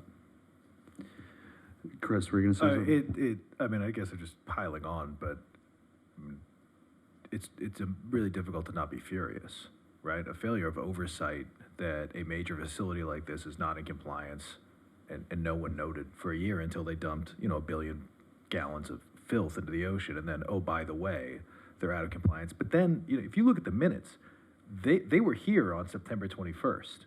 They were here when we listed off, remember, we went through this exhaustive chemistry 201 level of, are you sure you're not using this? Are you sure you're not using, because the people's symptoms do not line up with hydrogen sulfide. Things people complain about, are you sure you're not cleaning anything? There's no peroxides. We went through every, oxidizing biocide we could think of that could be causing this. And they were burning things and knew it and looked at us like we were crazy, right? They're like, this is just a nuisance. I mean, you could read it on their face. This is just a nuisance. We know it smells bad. It's just hydrogen. And we're like, hey, people are describing real issues. And they gave us a bit of the, you've got the first-year resident itis where you're suddenly perceiving symptoms that don't exist, but it appears they probably did, right? Because they were burning something and they knew it. And they knew they hadn't burned it in 5 years, and there's a reason those flue stacks are full of NOx. And there's a reason that every nitrous oxide from 01 to however far up on the chair of chemistry 301 you can get for chains of oxygen on there. I think it's impossibly infuriating. I think people are likely irate. I'm sure they've got the pitchforks and torches ready, and they should be. I mean, it's crazy. It's crazy. It is a crazy, either malfeasant or incompetent display of behavior by them. I know that there's no question involved in that. It just, whatever we need to do to be involved and advocate for some remedy. And I know there's new management over there, but that new management had been in that seat for a few months when this occurred. It would have been nice to get a courtesy call from them of like, hey, we know that your residents are complaining about item X. It may not be related to this. We've got this other issue going on, because that would have done our constituents a lot better service. So I think that I mean, people are, I'm sure, are furious. I live there. I'm furious. So yeah, I guess to go through marching orders, I suspect. I think in that same meeting, we had a rep from AQMD on the line as well, and all they kept telling us was they had a monitor at St. Anthony's. Yes. We have a monitor at St. Anthony's. We have a monitor at St. Anthony's. Everything's fine. We have a monitor at St. Anthony's. Everything's fine. And I think I'm sorry, go ahead. No, I was just going to say I'm at a complete loss for words in regards to AQMD. I don't understand. Remember, that was a staffer, not an elected, appointed, so we can exert some pressure there. And Lance, do you want to say something? Yeah, I'll just say, I think it's also very, very telling that, just for those of you who are still listening on this, that we invited people from Hyperion and AQMD to come here to answer to this, and they declined to do so. So they were all willing to come last year before the investigation revealed what actually happened. Thanks for that. Yeah, good point. I have a couple thoughts, unless Carol, do you want to say something? To me, and we did have this on closed, so we talked about this because this could be potential litigation as well. So I want to comment on a couple things. One is, I think we should definitely start the legal process, whether or not we actually go full bore with litigation. I would like to hear everyone else's comments, but at least send the signal across the bow, so to speak, that we're taking this very seriously for our constituents, and we are prepared to litigate. Secondly, we do a full court press of the boards. LA City Council should know we can go back in chamber now, so we should all make a public presentation. We've done that before when it came to LAX, because they govern that organization. And as well with I believe it's the Board of Public Works, we should make our voices heard and speak from our residents, but through us. I also think we should work with leadership. If it's Barbara and Tim at the helm still, we should work with them and figure out, frankly, I don't have the confidence, I don't think any of my colleagues have the confidence that they can continue to run that organization and assure the city of El Segundo that it won't run afoul again. So how do we rebuild the trust of our constituents and us so that we can feel good up here knowing that they're actually doing their job properly? So I don't have an answer, but they should be prepared to say, this is what we're doing, this is what we have done, and here's what we're doing going forward. We're changing these people out, we're changing these procedures, whatever it is. And then AQMD, I know I said that a couple times, we do have, I believe we have an ally there in Council Member Rex Richardson, and we should work with him and sound the alarm. It used to be Judy, Council Member, she was on AQMD forever, and it escapes me, but she's been gone like 4 years now. So Rex will be good there, I think, to help us and at least express our concerns and hopefully move the needle. And then I had some other thoughts, like the NOx monitoring is huge. We should insist upon that. LAX has already told us they'll monitor air quality for us as part of our negotiations on Terminal 9 and Concourse 0. But then I wondered, we didn't specify, did we, that it was NOx monitoring from LAX? Would that be a concern there too? Our biggest concern there was volatile organics, but I think that they have the breadth of equipment. This may not be simply a software issue. It could be an entirely different device issue for what we're asking for them. Just similar to the way the refinery for them, right? Sulfur dioxide is the priority that we're looking for. So, got it. Thank you. And then, just what kind of monitoring and QA? I can't, like everybody up here, just astounded that this thing could fail. I mean, I remember being at the plant where they say we had this influx, something happened. There's no other way to explain how this happened, that it couldn't be personnel error or a mechanical failure. And so how are they going to prevent that in the future? It feels like they've kind of gotten lucky. When you hear the reports about negligence in terms of maintenance and short staffing written by someone who's been there since 1978, I don't know how they're going to reassure us and to get that trust back. So I think we should start the legal process at the very least while doing these other things in parallel, and tell them that we're very concerned and we want a different course of action in the future. Scott? You said something made me think of something else. Are we trusting Hyperion to actually do the monitoring? And who's the oversight body for that monitoring, right? And at what point do we just say, enough is enough, we will do the monitoring ourselves, or get a third, at this point, the trust is completely eroded, and I feel like at some point, us as the elected for the residents, Chris, I know you're in that side of town, and I asked you directly how angry you were about this, but I think we have to at some point we have to take it into our own hands, because I have zero trust for Hyperion, I have zero trust for AQMD, and if those are the two agencies that we're gonna sit up here and continue to tell our residents, like, we're getting AQMD to do this, we're getting Hyperion to do this, and it's like, they've been lying to us all along. So why should we trust them moving forward? And if it's simply a financial thing, well, then why can we not say, hey, part of that fine that you're collecting, that's gonna come here to help us pay for our own air monitoring, because we don't trust you. And we don't believe that you have, the health of our residents as your top priority, which I believe all 5 of us do. So, I'm not trying to spend money tonight, and I know that's Add not on that the to the agenda. list, because we did talk about getting your fees reimbursed as well, along with monitoring. We shouldn't have to pay for that, to your point, yeah. I mean, and ideally, a consultant can tell us what else could be out there, right? I mean, this is I feel like we got one of those, worry about the spill, pay no attention to this. What else is out there? I mean, that's, we need some subject matter expertise. Well, and I think our goal, and we clearly made sure, we clearly stated, is we want to make sure this never happens again. Yes. And so our goal isn't to be just mad for today. It's we want to make sure there's processes in place that this never happens again. Okay, thank you, Carol. Lance, did you have? No, I was just going to state that I'm in favor of pursuing what our options are as far as litigation goes, and I think we should jump on that immediately. Thank you. Scott, one other additive. I guarantee you there are residents sitting at home right now watching saying, we told you to do this, 8 months ago. And I'll just say this. I'll say that it was our job to trust the process. It was our job to trust the agencies that our tax dollars pay for to do this job. We have now gotten those reports, and now we have discovered that we should not have trusted them. And so, residents at home, please understand that it was our job to trust the agencies and listen to the process and trust the process that the state has set up. We have trusted it, and now we don't trust it anymore. And so I think it's important that they know that was the course of this board. Okay, thank you. Any other comments? I think we have consensus. Mark, do you have what you need? I do, thank you. Okay, thank you. And thank you, Elias, for all And your thank work. you to, he's gone. Thank you. He's on East Coast time. All right, let's see. Where were we here? Okay, we're on to item number 9.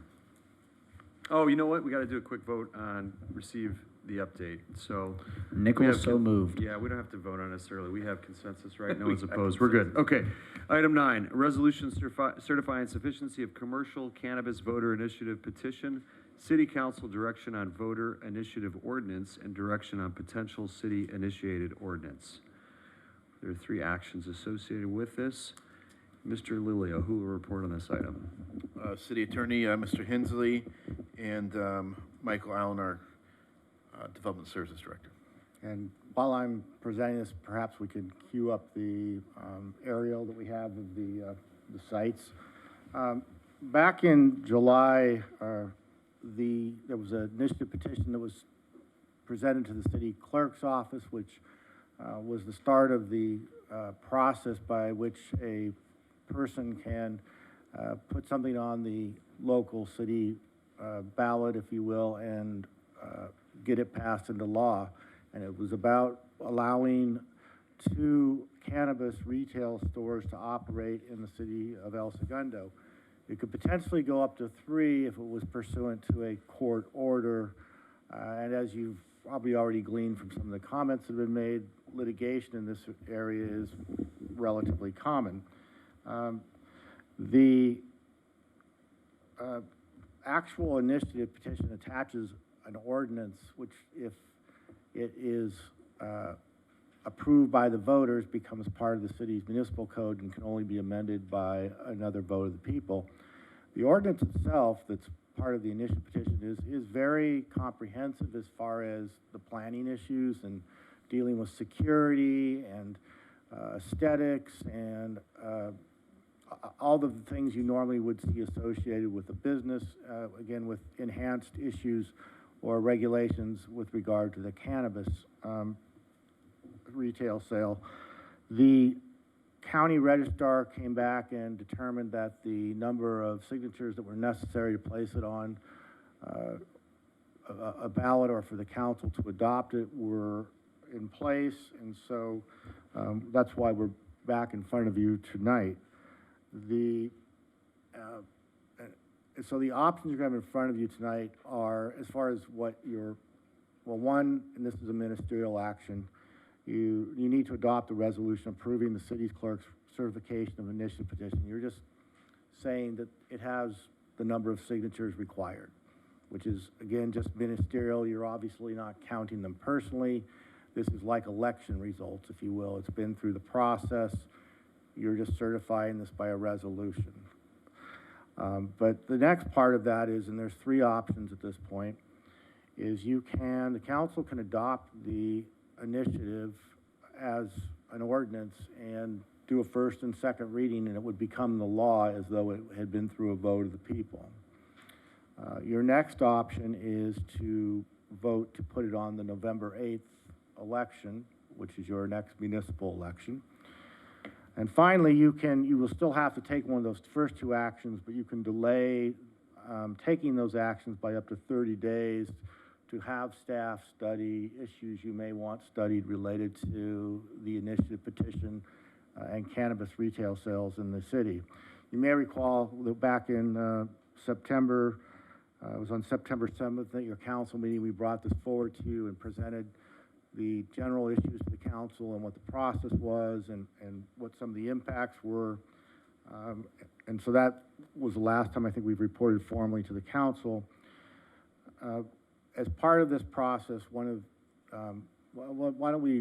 as part of this initiative petition, they have identified, or there are certain sites that are eligible for these retail stores, and Mr. Allen can go through and explain how these are arrived at, as the state law allows for regulations that have certain distances from schools, et cetera, sensitive receptors, and what properties are actually eligible should this pass for these retail stores. Sure, so just to provide a little bit of context for the map that's in front of us now, I want to call attention to three primary areas. First is this Smoky Hollow area in purple. Second is the corridor along PCH, shaded in red. And then lastly, up on Imperial, this very small property, or it's a very large property, but on this map, a very small square in red as well. So these circles, as Mr.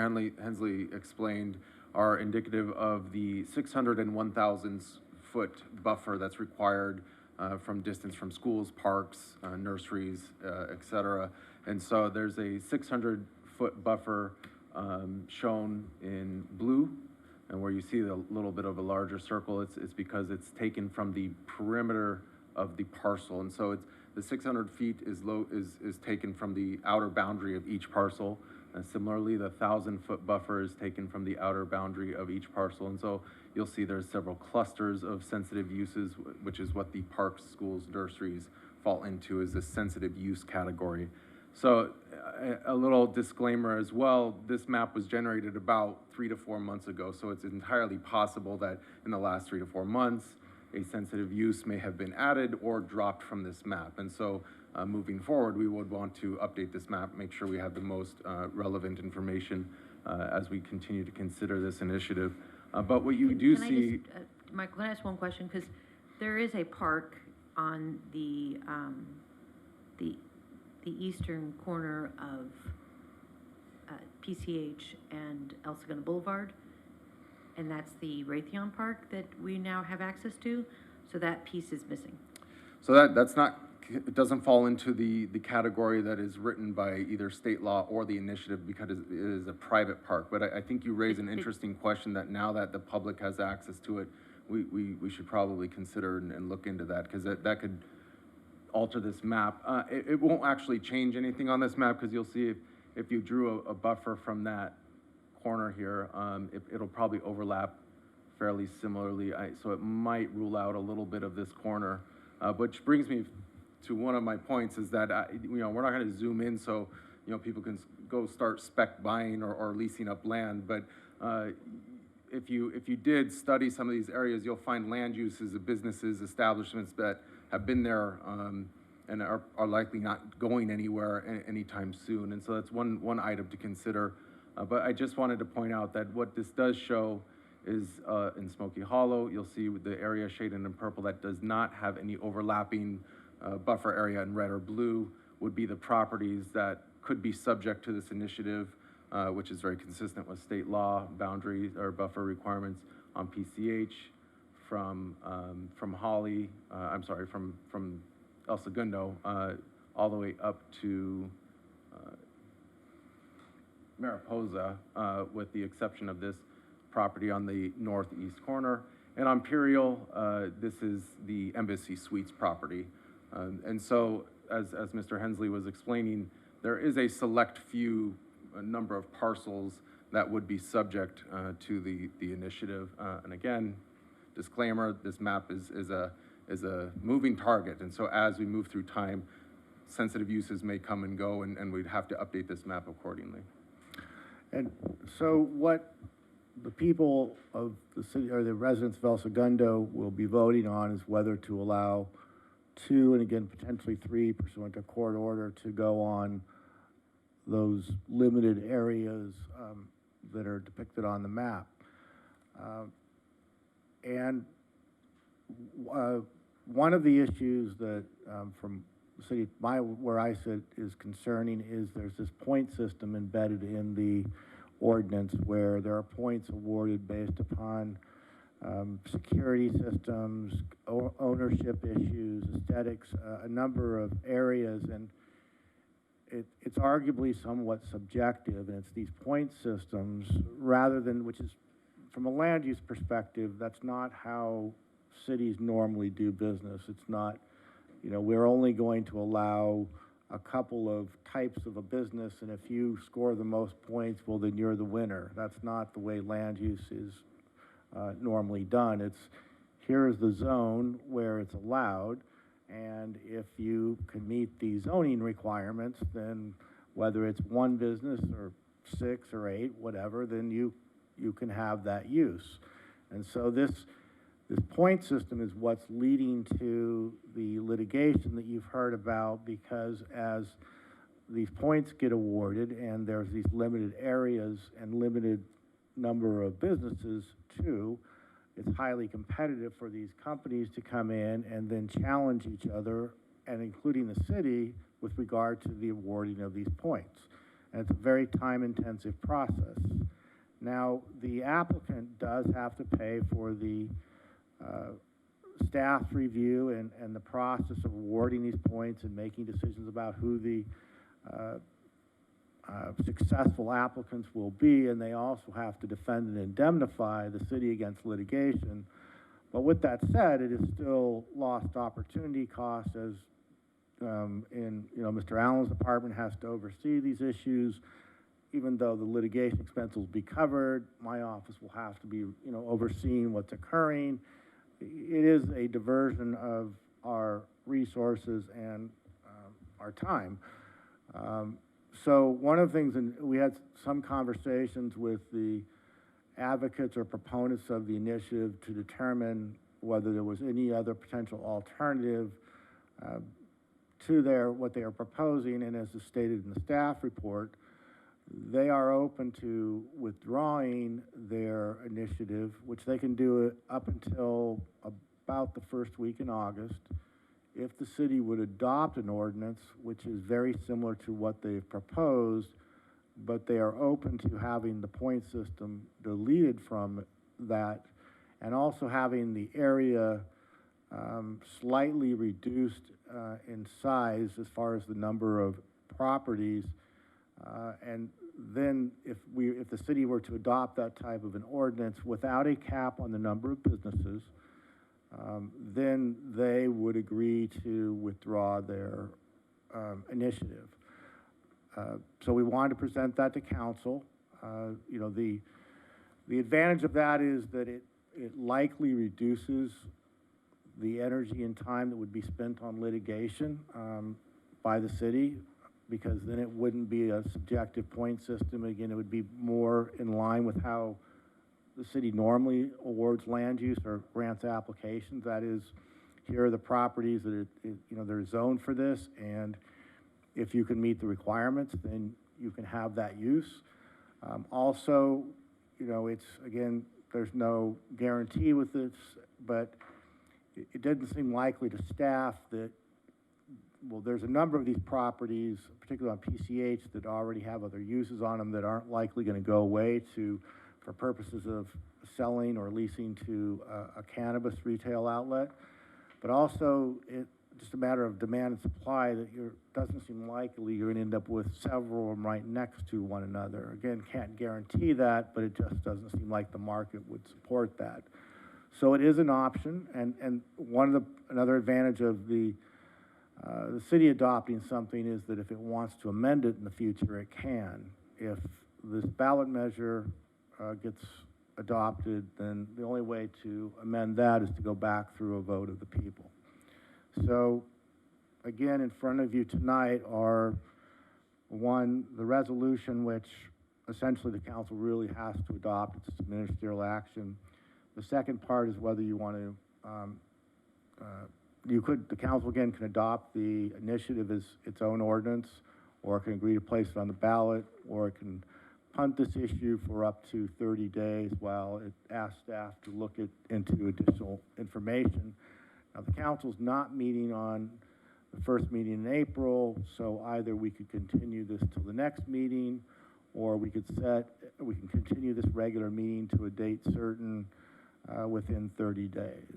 And with that, I'd be happy to answer any questions. And the other thing I would point out is that it is staff's intention, regardless of what occurs on the substantive issue of the use, to bring forward a tax measure, likely in May, for your consideration, so that if retail outlets do end up in town, either through council action or a vote of the people, those businesses would pay a tax for the use. So with that, I'll answer any questions. Yeah, I'll start. I got a few things. I think, first of all, we got to kind of make the statement that this is not a matter of anyone from the city or city council or anybody up here deciding that they wanted to step up here and bring the cannabis business into town. So let's just get out of the way. This is actually a situation where it was a group that kind of thrust it upon us. So let's just start with that kind of narrative and get that clear. Second thing I think it's really important for us to realize, and it was mentioned in public comment, is this ballot measure will pass. It will. If you just look at the fact that 62% of El Segundo residents voted to legalize marijuana in 2016, they had 2,500 signatures. I think they were 150% of whatever rate they used to count these things. So my feeling is, and I think the background I've done on that group, I think they're 90+% successful. So I just think that if my issue is, I don't want to take it. The easiest thing for us to do is sit there and say, hey, we'll just let it go to the ballot and see what everybody says. But as stated in that staff report, there are some things within this ordinance that are a huge problem for us. And I believe that since it's something that's put on us right now, we have the ability to be proactive and decide, what does this business look like for us, instead of having some outside group who is not invested in this community decide how it's going to go down. And I really believe that, you know, we need to look at or really come to grips with the fact that it is here, it is going to be here, and I would think it's just a matter of a couple of years, if not more, if not less, that it becomes a federally approved business. So with that in mind, I just think that we have to look at that, and which is why yes, I understand the adoption of the resolution. We have to do that. I am not for anything in number 2. And I would think that we should probably take a look at what the options are as far as initiating something on our own to form it towards what we feel is best. I should point out that the council's under an obligation, given that it has the number of required signatures, to either either choose A or B. Either you adopt it as a city ordinance, or you have to put it on the ballot. So I just make that clear. Adopt it as written? Adopt it as written, Okay, or put it on the ballot. That you don't. If you don't do that, then the proponent will sue, and the court will order us to put it on the ballot. So, because it's qualified as far as the signatures. Now, what they've offered to do is, if the city comes up with its own ordinance, the city will adopt, not by placing a competitive ordinance on the ballot, but by the council adopting its own ordinance, they will withdraw their ballot measure later in the summer when they see all that passed. If they like our ordinance. We've had conversations with them, and we haven't promised them anything. We want to understand. No, but in reality, they don't have to remove their ballot measure. If we discuss an ordinance and we pass an ordinance that they don't like, can they still move forward with their ballot measure? Well, what I would put in is some triggering language that the ordinance, that the last thing that required for it to become effective is that they withdraw that. So we're because essentially, otherwise it would just be, let me understand. So we're actually negotiate. So it would be like a negotiation. It would of sorts. Now, again, we've had discussions with them, and what they want something very similar to what they've drafted, which candidly is drafted really pretty well in most respects. The point system is what is problematic from a legal perspective, but it's a pretty comprehensive ordinance as far as if you were to take a land use and you wanted to regulate it.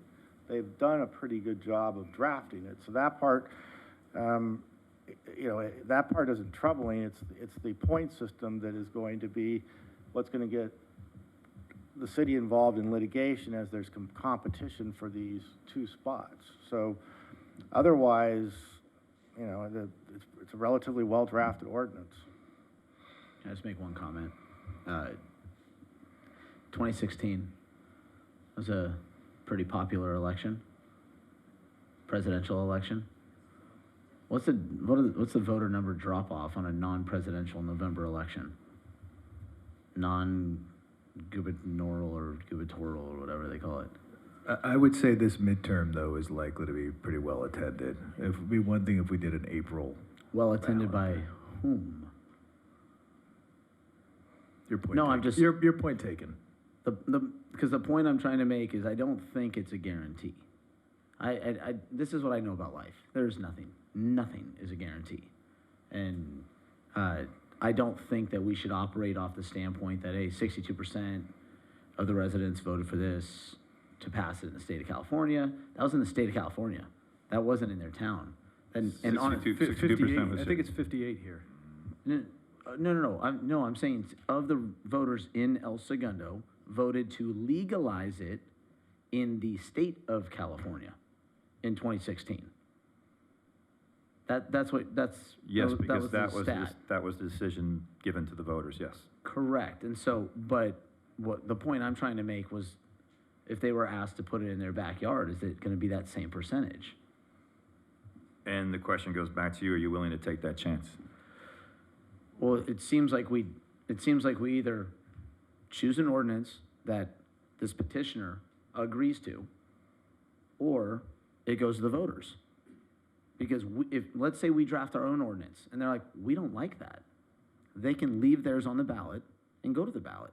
And so in some ways, I feel like we are being held hostage by these groups that went out and got the signatures. And whether you like the ordinance or you don't like the ordinance, whether you're a proponent of this or not a proponent of this, the way that that sets up, I don't see us five being excited about the responses we get when we say, okay, well, we want to make these changes and these changes, and we go into closed session and Mark Hensley tells us they're not on board with those changes. They want it this way and this way.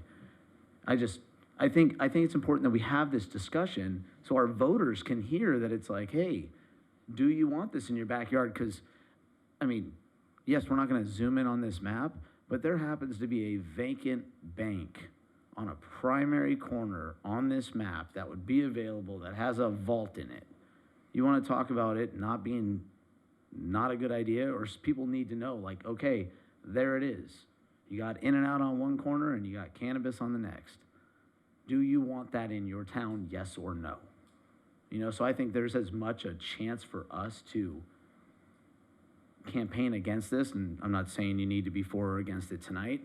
I think you guys know where I stand on the issue. I just think that we're stuck in a position where we're going to be negotiating against the company that got the petition and got the signatures. And yeah, I don't know.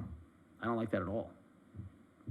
Is your concern that we're negotiating against a group that does this for a living and gets signatures everywhere? They have it in Redondo, they have it in Hermosa, they have it in I think Manhattan Beach too, if I'm not mistaken.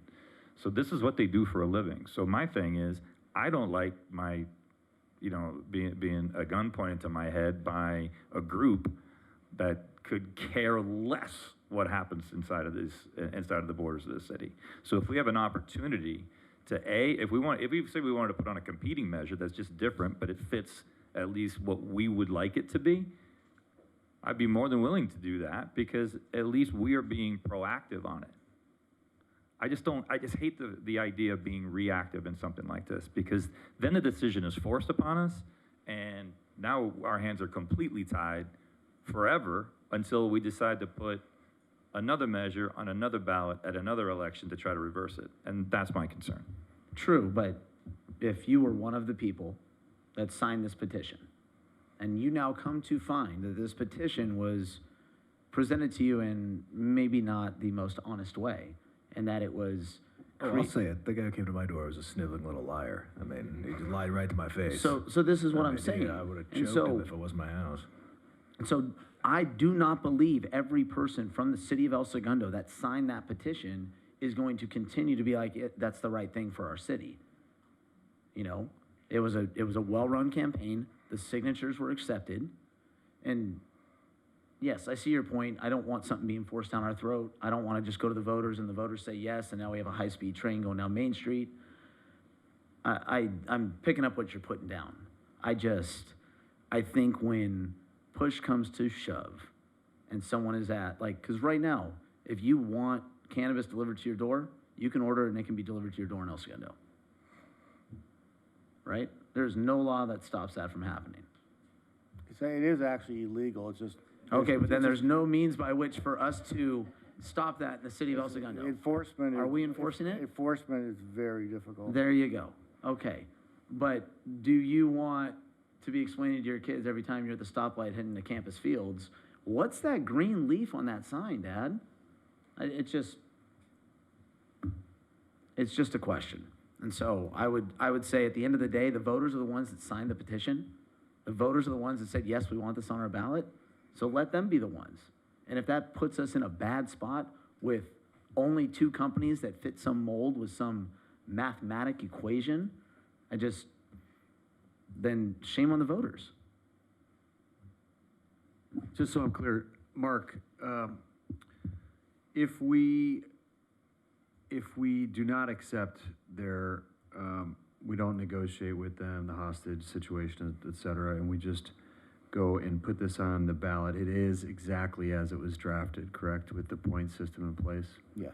And then how many, I heard you say we can't limit the number of potential businesses, potentially? No, what they've circulated and what will be on the ballot, unless some other agreement's reached, is it will be a limit of 2 unless a court orders a third. So they've baked in the idea that there'll be litigation, and one of the ways to resolve that will be to give out a third permit, because they've been through this rodeo a few times, and they know there's likely to be litigation over this point system. So they've baked in an out, if you will. So, but the maximum allowable, if we go with their petition and ordinance is 3. Right. If we introduced our own, would we have the same ability to limit? If you put on a competing measure on the ballot, yes, but if you want them to agree to drop theirs and not have to have voter approval, then no. And again, that was a discussion about, you saw the limited properties up there. How many will you actually end up with if there's no point system and there's no cap? You know, that was my next question, is how many we, potential parcels are there in that Smoky Hollow and PCH and Imperial? Approximately, Michael, do you? I'd say somewhere between 12 and 20. And keep in mind, some parcels have buildings that span multiple parcels. It's one business that occupies multiple technical parcels. So what happens if, okay, so you do the map and you say, okay, here's the parks area and here's the schools. And then this passes. And then all of a sudden a school opens up in Smoky Hollow. You'd have a legal non-conforming use, meaning that it's there legally. If it ceased in the future to exist, or it would have the right to continue to exist unless there was some break in the use for a period of time. So, and that's, you know, it could happen with these sensitive receptor issues. Schools are allowed right now in Smoky Hollow or not? I know there was one group that was considering a school during the pandemic. Yeah. Out of Smoky Hollow. Are they allowed in that zone? I don't know off the top of my head, but I don't think they are. Daycares? Yeah, are daycares allowed? I don't believe so. Well, we can find out before the end of this conversation. Because there's a daycare center at St. Anthony's, at the back of St. Anthony's? Well, there's certain size daycares and certain private schools that have rights beyond what's just in our zoning code. So theoretically possible. But a school, regardless of that, would still qualify with that buffer zone? Correct. And a daycare as well? Correct. Okay. I see a daycare opening soon.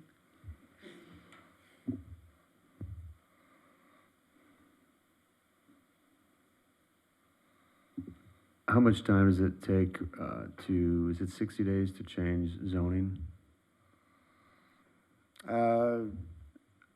Best case scenario? You talk about if the council wanted to adopt its own ballot measure, or? No, I'm just saying if you wanted a zoning change for an area to allow a new use, how much time is that? What's the best case scenario in terms of how much time that takes?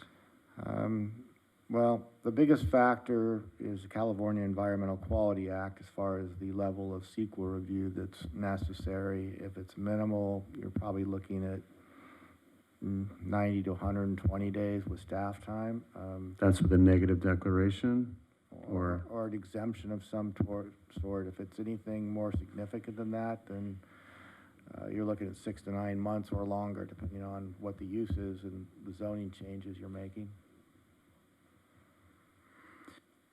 Okay, turn it back to my colleagues. Thanks for that.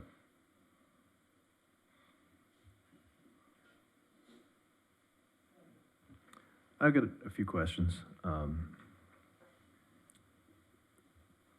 Given the signatures hit the 150% level, is there any mechanism for us, and with apologies to the clerk, but to compel the clerk to verify the signatures?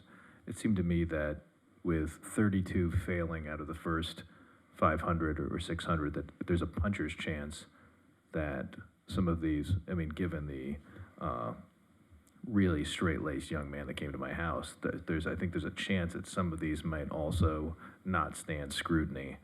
Do we have any ability under the law to compel the clerk to verify the other signatures?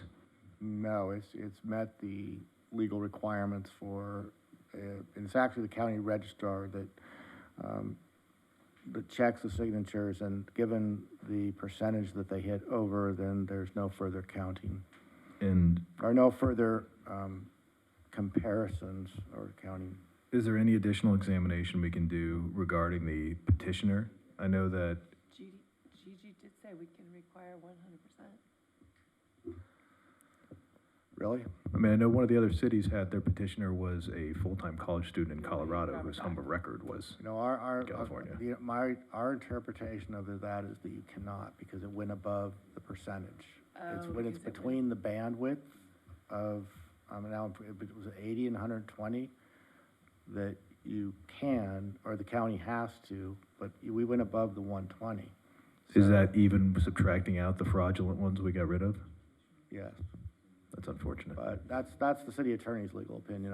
If the clerk's office has a different one, then I'll. That was Gigi. She scrutinized that law, but we can check into it further. Because I just given my personal experience with the person who came to my door, I have grave concerns about the lengths likely to go to collect these signatures. Well, we can, we looked at this internally, but if the clerk's office has a different legal opinion, then we can take the 2 weeks and review that further. If we did that, if we reviewed it for 2 weeks, does that change this clock, or do we still have to take action? No, if we can force the county to go back and further count, then we would do that. I think they will say no, but we can look at that. Like I said, I know the mayor and I were at a meeting where someone was sort of reading off the price points per signature because they were trying a ballot measure, and we're talking about what they were being quoted back, and as high as $12 a signature for particularly controversial measures. So I understand the young man's logic in pursuing to try and get my signature if it was worth $10.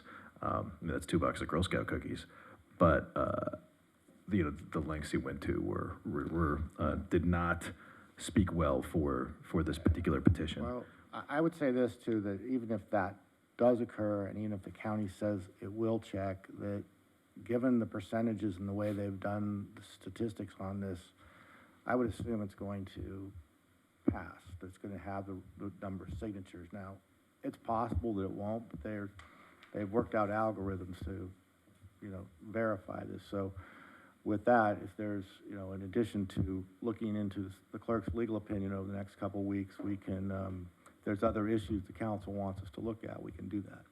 One that, I don't think we need to address it tonight, but I've talked to some council members in Redondo Beach about their advisory committee. I don't really understand what they're going to get out of that if they're in a similar forced-hand situation as us, but maybe you can enlighten me, Mark, and then. I've read the reports and whatnot. It's very extensive information about the impacts of cannabis, health-wise, locations, those kind of things. I think,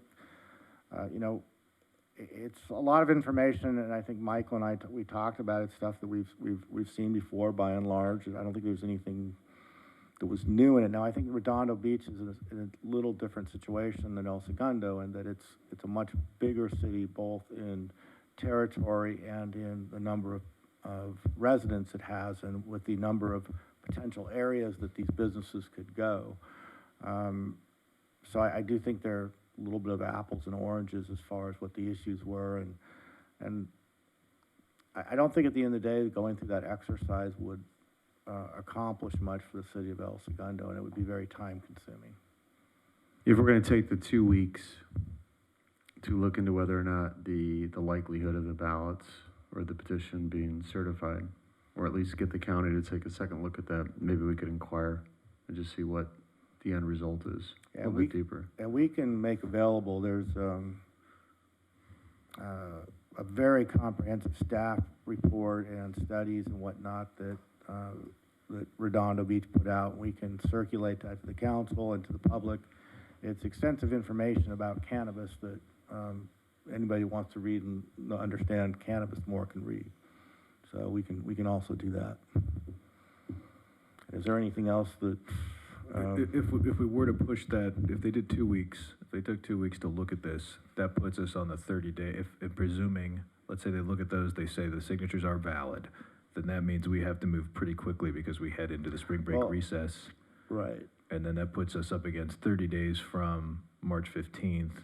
Is No, April it'll be 4th, thirty, it'll be Thursday, 14th? unless the clerk's legal opinion is correct, the 30 days is running from today. From today. So,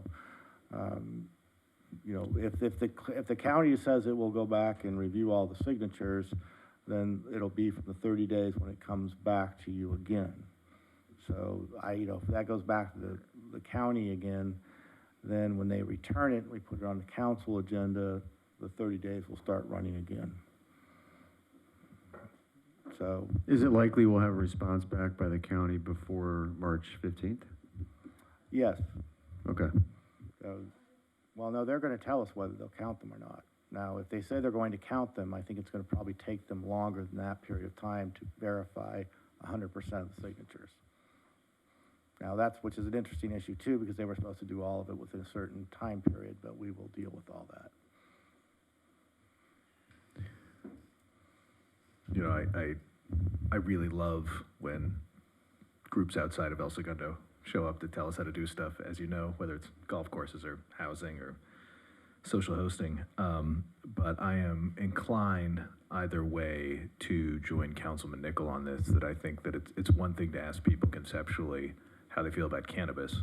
And God knows no one in El Segundo is starved for access to cannabis because we almost had this smoking deal, which was largely about people publicly smoking cannabis, right? So I think, though, once people get the reality of where are these locations, what does this mean to approve retail cannabis in El Segundo, I think they'll think about that a lot differently, personally. And I'm willing to leave that up to them, to be honest. Like, I have no qualms about this going to a ballot in November. If the people want it, the people want it. And if people want it and they understand the ramifications of it, it exposes us to litigation. Maybe it's got some poison pills in there. I think that was definitely put. I don't have a problem with that. You know, people want it.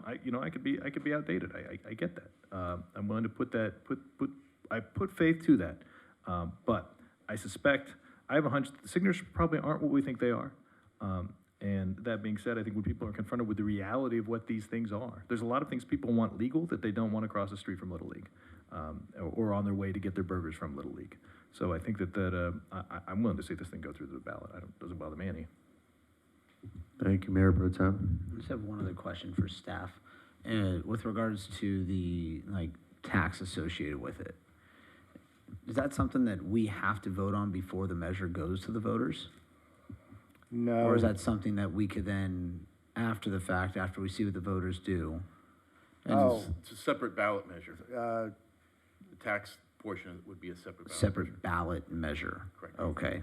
So it has to be on the ballot as well. Well, if you wanted the tax to kick in at the same time as if it passed, if you wanted to be able to tax it immediately, then you would have to do it in November also.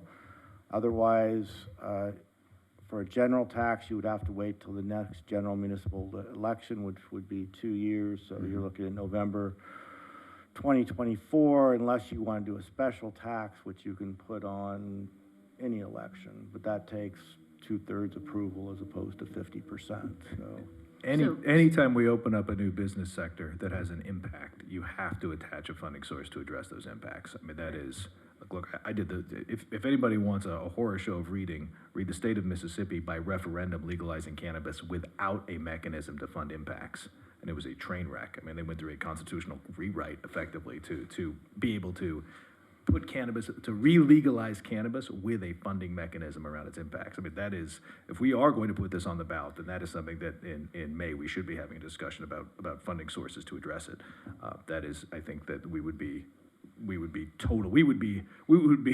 AQMDing and Hyperioning ourselves if we did not do that.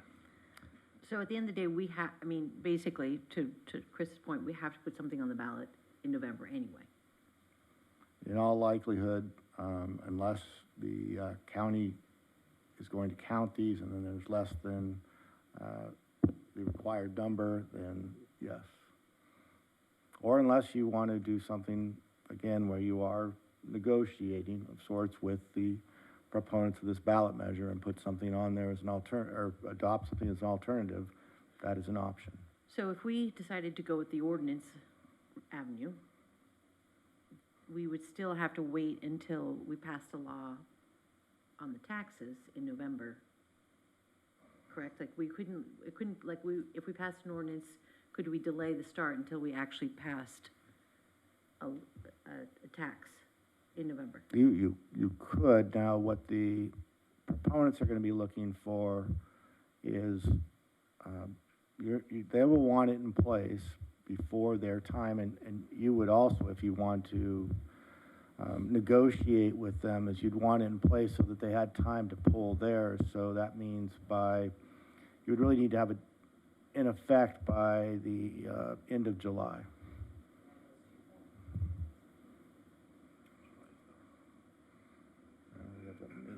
Yeah, I don't like being hand forced by this group either. I'm totally in support of putting it to the voters. Let them make the call, even if it isn't the perfect ordinance that's been proposed. Let them decide.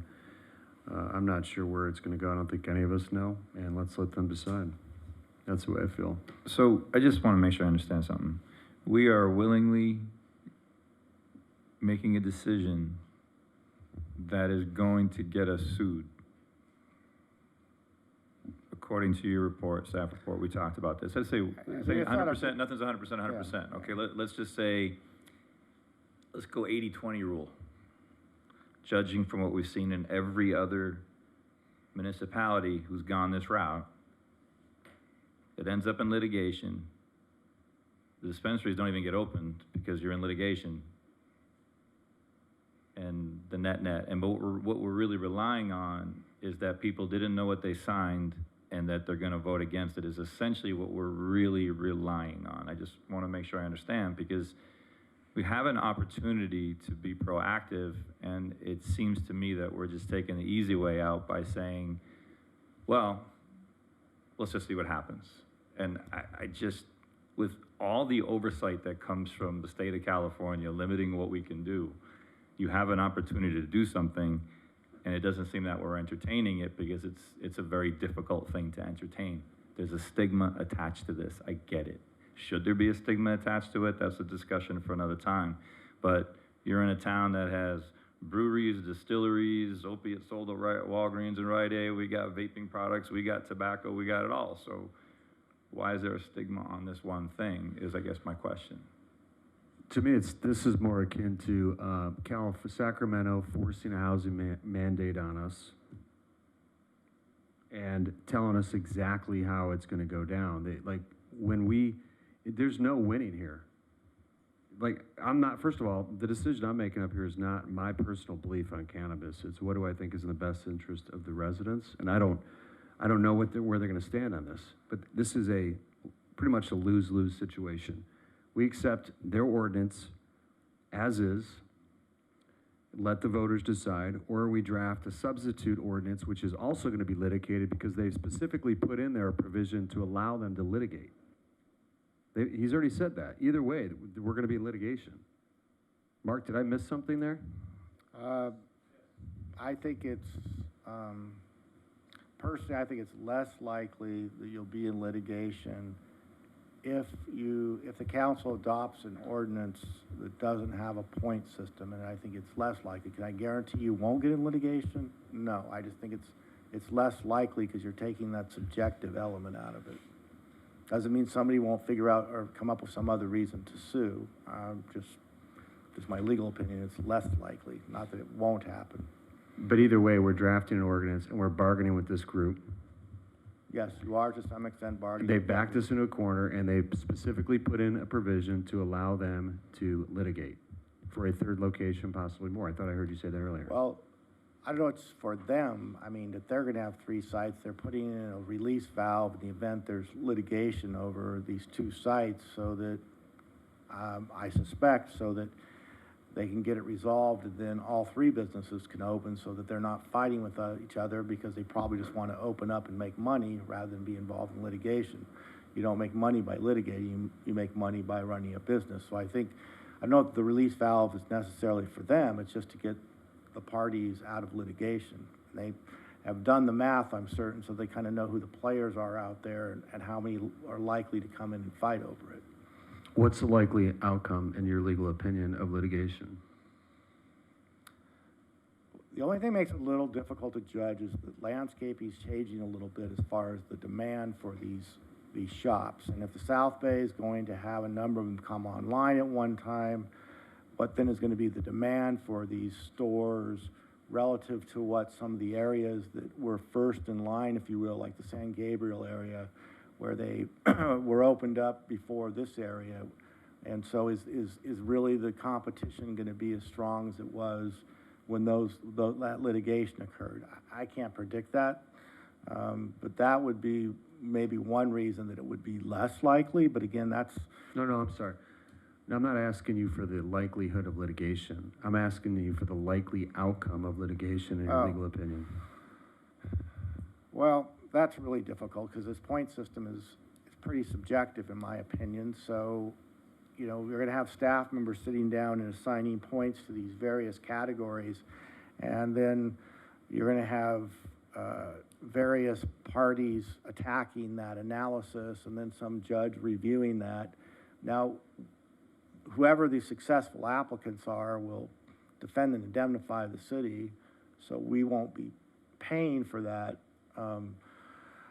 Well, dollar-wise, it'll be reduced. You still will have some hard and soft costs associated with that litigation, because I suspect you're going to want staff in my office to be overseeing what's occurring and not just leaving it to someone else that you don't really know to watch what's going on. Yeah, we still haven't gotten to the answer. So I understand I the process. can't tell you. In your I mean, legal opinion, you've studied the other cities. What has transpired as the result of litigation? Is it additional sites? Oh. Is it fines paid back to the plaintiffs because they didn't get what they want? Like, what has been the outcomes? They've settled some of them, and which is why they have this third side in there. Sometimes the judges, they've learned from their mistakes. They go back and order them to redo the analysis. You know, it's a variety of outcomes so far. So the likelihood, I think it's probably less likely that we would do this and there wouldn't be some success by one of the proponents, given there's just so many variables. But again, to the city, the big loss is, I mean, to the extent there's a loss, it's just the cost of time, or the opportunity cost of time. But I mean, you mean if, hold on, Scott, one sec.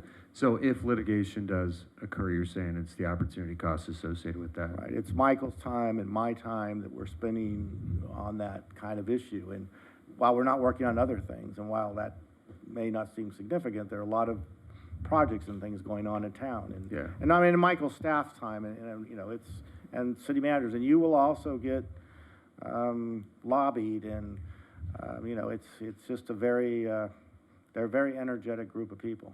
Got it, thank you, Scott. We amend resolutions all the time on various items in the city, correct? Yes. Right, it goes before the planning commission if it's a permitting thing, and then it comes to us for a rubber stamp, right? This being that it's like a voter initiative and a measure put on the ballot, can that not be altered after it's read into the record as a resolution? No, if it gets adopted by the voters, then the only way it can be amended is by the voters. Okay, just yeah. Want to make sure, because I believe that that's kind of the root of Councilmember Giroux's concerns. And so I understand that, and I just want to make sure that we all understand that. Yeah, I don't know. No other questions. So my question is, so we're gonna have to put something on the ballot ourselves anyway in regards to the taxes. So why at that time wouldn't we just put our own initiative on the ballot, scripting how we want it to, you know, an ordinance, or not an ordinance, but let people vote on something that's a little more applicable to what we feel it would be. You could, and the question then would be, and this is a good discussion, is what would you want? What would you want to accomplish that's different from what's in front of you? So that would be the question: is what improvements or changes do you want to make? I mean, I have that written down, because if we did go to that, what makes ours different, and this is why I feel this would be a good thing for us to look at, is I would put two things in there.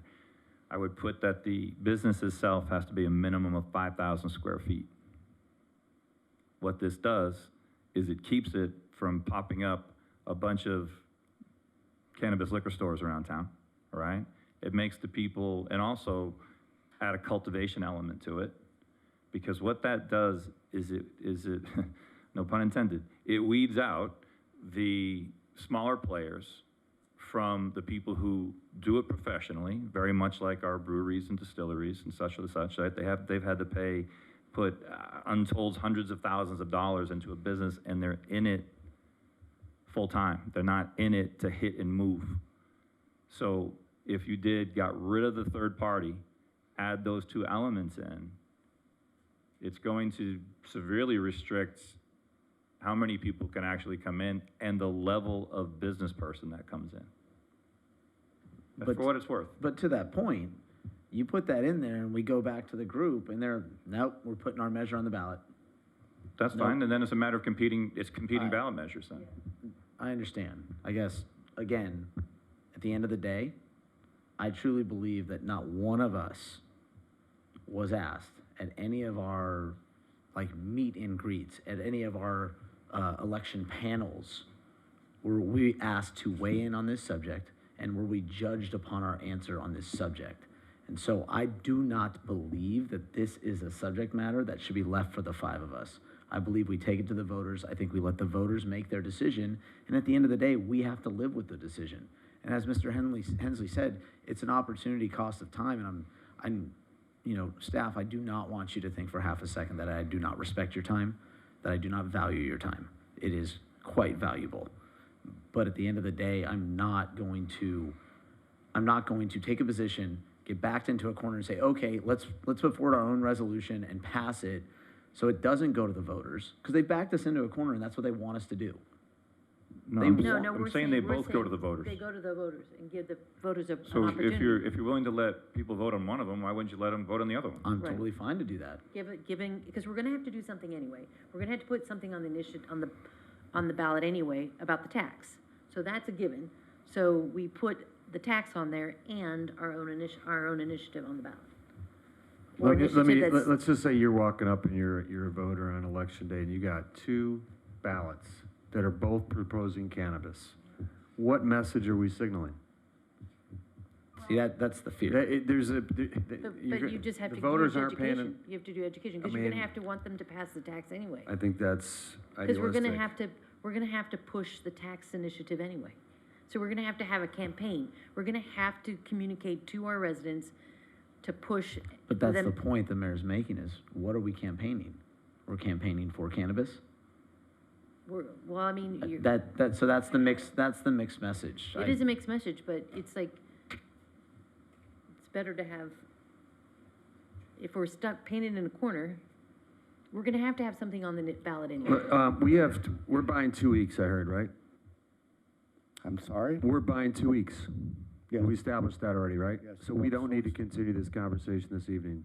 Is that correct? Well, it depends. We can, but we do not have to. I mean, if you don't have to, that's correct. Okay. I would propose that we defer on this, we sleep on this, so to speak, and come back on the March 15th council meeting. I don't know how everyone else feels about that, but there's a lot to digest. What's that, Scott? I'll make a motion to continue this item until our next council meeting. Great, thank you. Do we have a second? I'll second. Chris, were you gonna say something, or you just? No, ran? I just want to make sure Daryl was still here and he signed his contract. You already signed it, right, It was Daryl? like, what hour is this? You're It's like in, man. Le No Mans. getting out, right? Welcome to El Segundo, big guy. Hey, we've been getting out at like 8:39, up until Nickel with the tonight. first, Giroux with the second.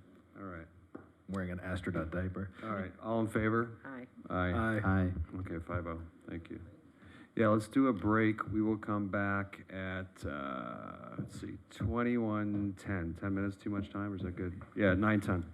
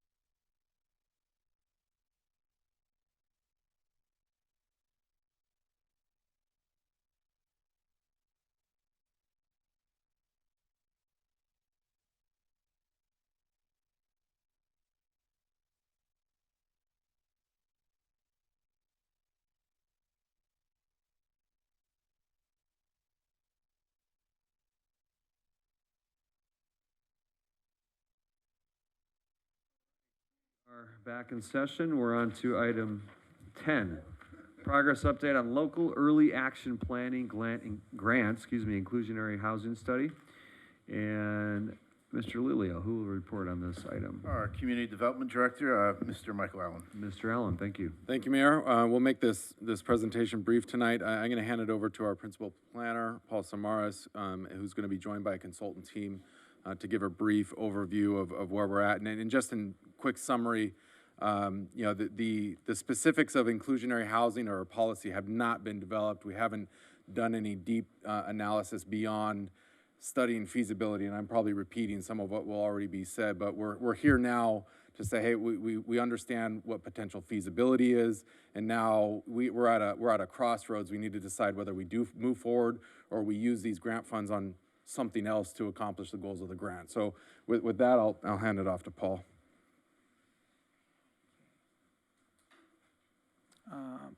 If we could get the presentation up, Julie, if you can share your screen.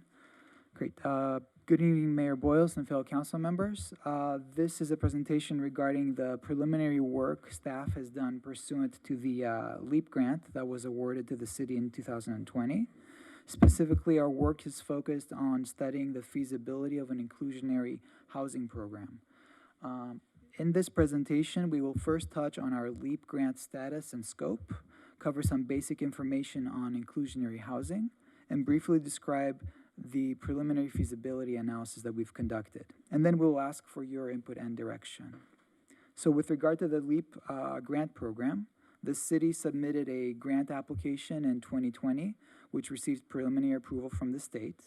The scope of our application was to study and potentially rezone some specific residential neighborhoods to a higher density multiple family zone. After some preliminary research on this potential rezoning effort, staff found that it would be infeasible to rezone those neighborhoods to higher density. Now, the purpose of the LEAP grant is to assist cities in preparing policies that facilitate housing production, affordable housing production, and meet the city's housing element or state RHNA goals. After considering some alternative policies, staff approached the state with the idea of an inclusionary housing policy, which is consistent with the City Council's strategic goals and also with our housing element. And the state approved the change in scope, and staff engaged the consulting firm EPS. And we have worked with EPS to study the potential feasibility of an inclusionary housing policy. So at this point, we want to present to you our preliminary findings and request your direction before going further. And with that, I will hand things off to Julie Cooper and Darren Smith from EPS, who will go over some of the details of our work, and then I'll come back. Go ahead, Good Julie. evening, Mayor and Council. Again, my name is Darren Smith with Economic and Planning Systems, and with me is Julie Cooper. Jointly, we have led the work to date on this subject. Just want to point out, inclusionary housing is one of several strategies that communities throughout the state and really around the country use to support affordable housing production and ultimately preservation of housing that is affordable to lower income households. What an inclusionary housing ordinance does is that it requires for new residential development to provide a certain proportion of the units within those developments as a price below market rate, so that they are affordable at specified income levels, and those income levels would be part of any ordinance that would be passed that says for rentals we want the price points to be here. For sale, we might want the price points to be somewhere else. But that's the nature of this kind of a program. And as Paul mentioned, it was alluded to in the housing element as a program that the city would be looking at going forward. So the next slide, please. What we've done thus far is really focused on development feasibility. It's, of course, important to understand anytime you're thinking about adopting a new ordinance or a new development regulation, to understand the economic implications of that requirement so that we can make sure that it doesn't have unintended consequences. In the case of inclusionary housing, what it means is that some of the units, depending on the proportion that you choose, must be sold or leased at something less than their full market value. And typically, because they're built as part of an otherwise market rate housing development, they cost the same to construct, but they sell or lease for less. And so there is an economic impact on the developers of those projects. And so what we have done to date is looked at some sort of generic market rate development project types that we might foresee happening in El Segundo in the future, and looked at the values of those things, both on the market rate side and the affordable side, compared the sort of weighted average value of them to the cost of production to understand the extent to which those costs associated with an inclusionary ordinance might be absorbed, or whether they might be too great and thus affect development feasibility in a negative way. The next slide shows one of the examples. We've looked at 3 different product types for multifamily rental. We also have another slide coming up that's for sale. These are simply illustrations, mathematical illustrations of how development is affected by inclusionary standard. Certainly no decisions or recommendations have been prepared to date, but in this case, we're looking at a 2-bedroom rental housing at 30, 40, or 50 units per acre as representative of a range of product types that might be developed in El Segundo going forward. If you can see the green line sort of 2/3 of the way up the chart there, that's what we consider to be the feasibility threshold.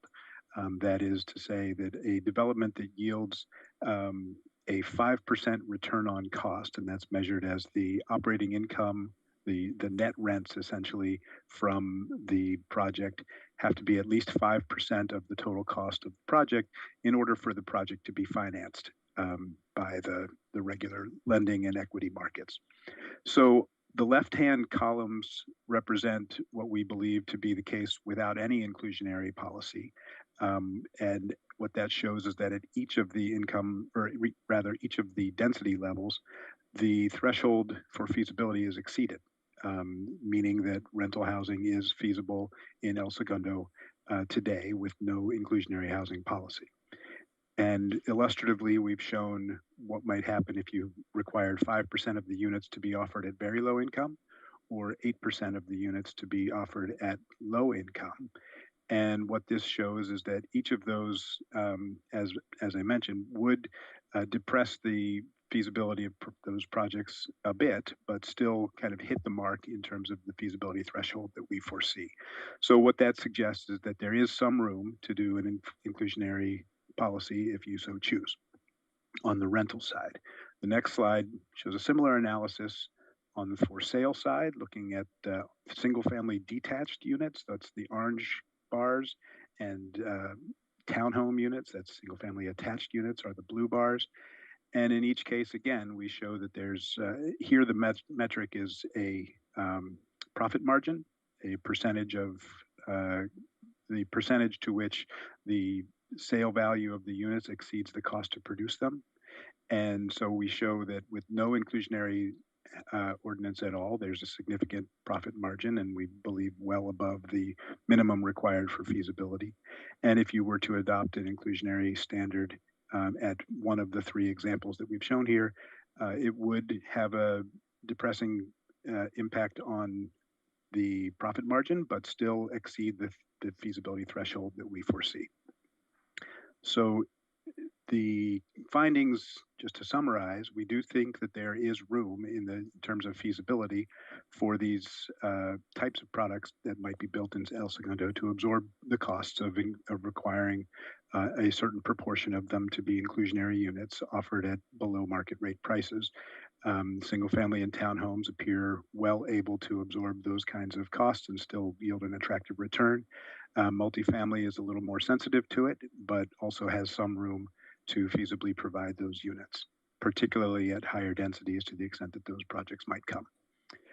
So what we're seeking tonight is some direction from the council regarding your interest in continuing the study, whether we should keep moving forward with inclusionary housing policy or look at potentially other affordable housing tools. And so if we are directed to continue with the inclusionary housing ordinance work. What we would be doing is continuing the work on feasibility, coordinating with Many Mansions, who's doing your affordable housing program, to conduct more public workshops on the subject, refine the feasibility analysis, prepare recommendations, bring those back to the Planning Commission and to Council, and ultimately develop an ordinance for your consideration, and of course, a public hearing about that ordinance. So those are the items that we could be pursuing in the coming months at your direction. And I believe, Paul, you have a bit more. Just briefly, like Darren mentioned, there are different tools to kind of meet some of the same goals. And for example, and one alternative might be to pursue a commercial linkage fee, which is essentially a per square foot fee on commercial development, which would, the proceeds of which would help fund some of our other programs under our affordable housing strategy, so as an alternative. There are other programs, for instance, in the housing element that we could kind of focus on, or we could focus on assisting Many Mansions in the development of the affordable housing strategy. So there's different alternatives for you to consider. So if you think that the inclusionary housing option is not for us, then we could focus our attention and efforts in a different direction. And that concludes our presentation. We'll be happy to take not pictures, but questions from you. So I have a question. So from that grant that we received, $64,000, how much have we spent? We've spent more than half of that amount.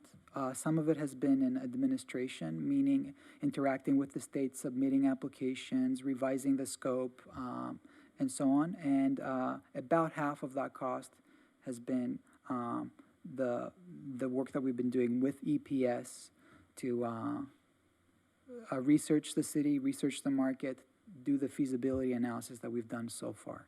And so if we say, hypothetically, if we say, okay, we want to move in a different direction, do we have to pay that grant back, or is that the status on the grant? In many cases, the work that EPS has done so far will actually help feed information into some other alternatives. So for example, if we pursue a commercial linkage fee option, a lot of the feasibility analysis that they've done so far is very helpful in developing sort of the right amount of a fee, for instance, to charge commercial developments.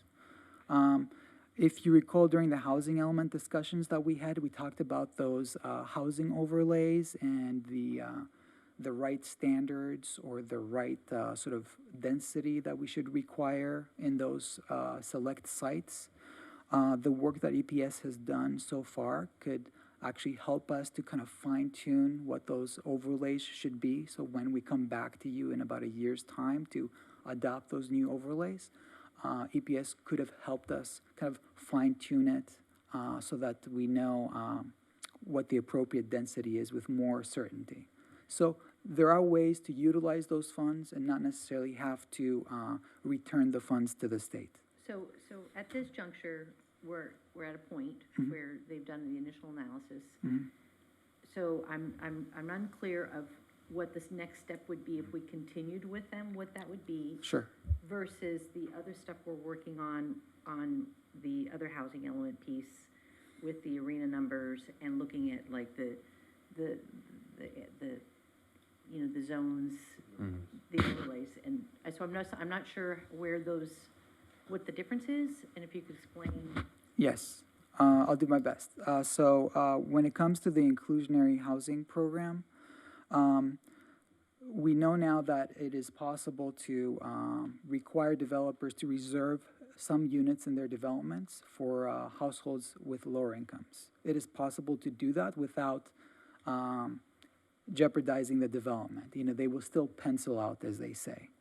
So but what we haven't done yet is determine what are those levels that we want to require. Do we want to require 5% low or 10% very low?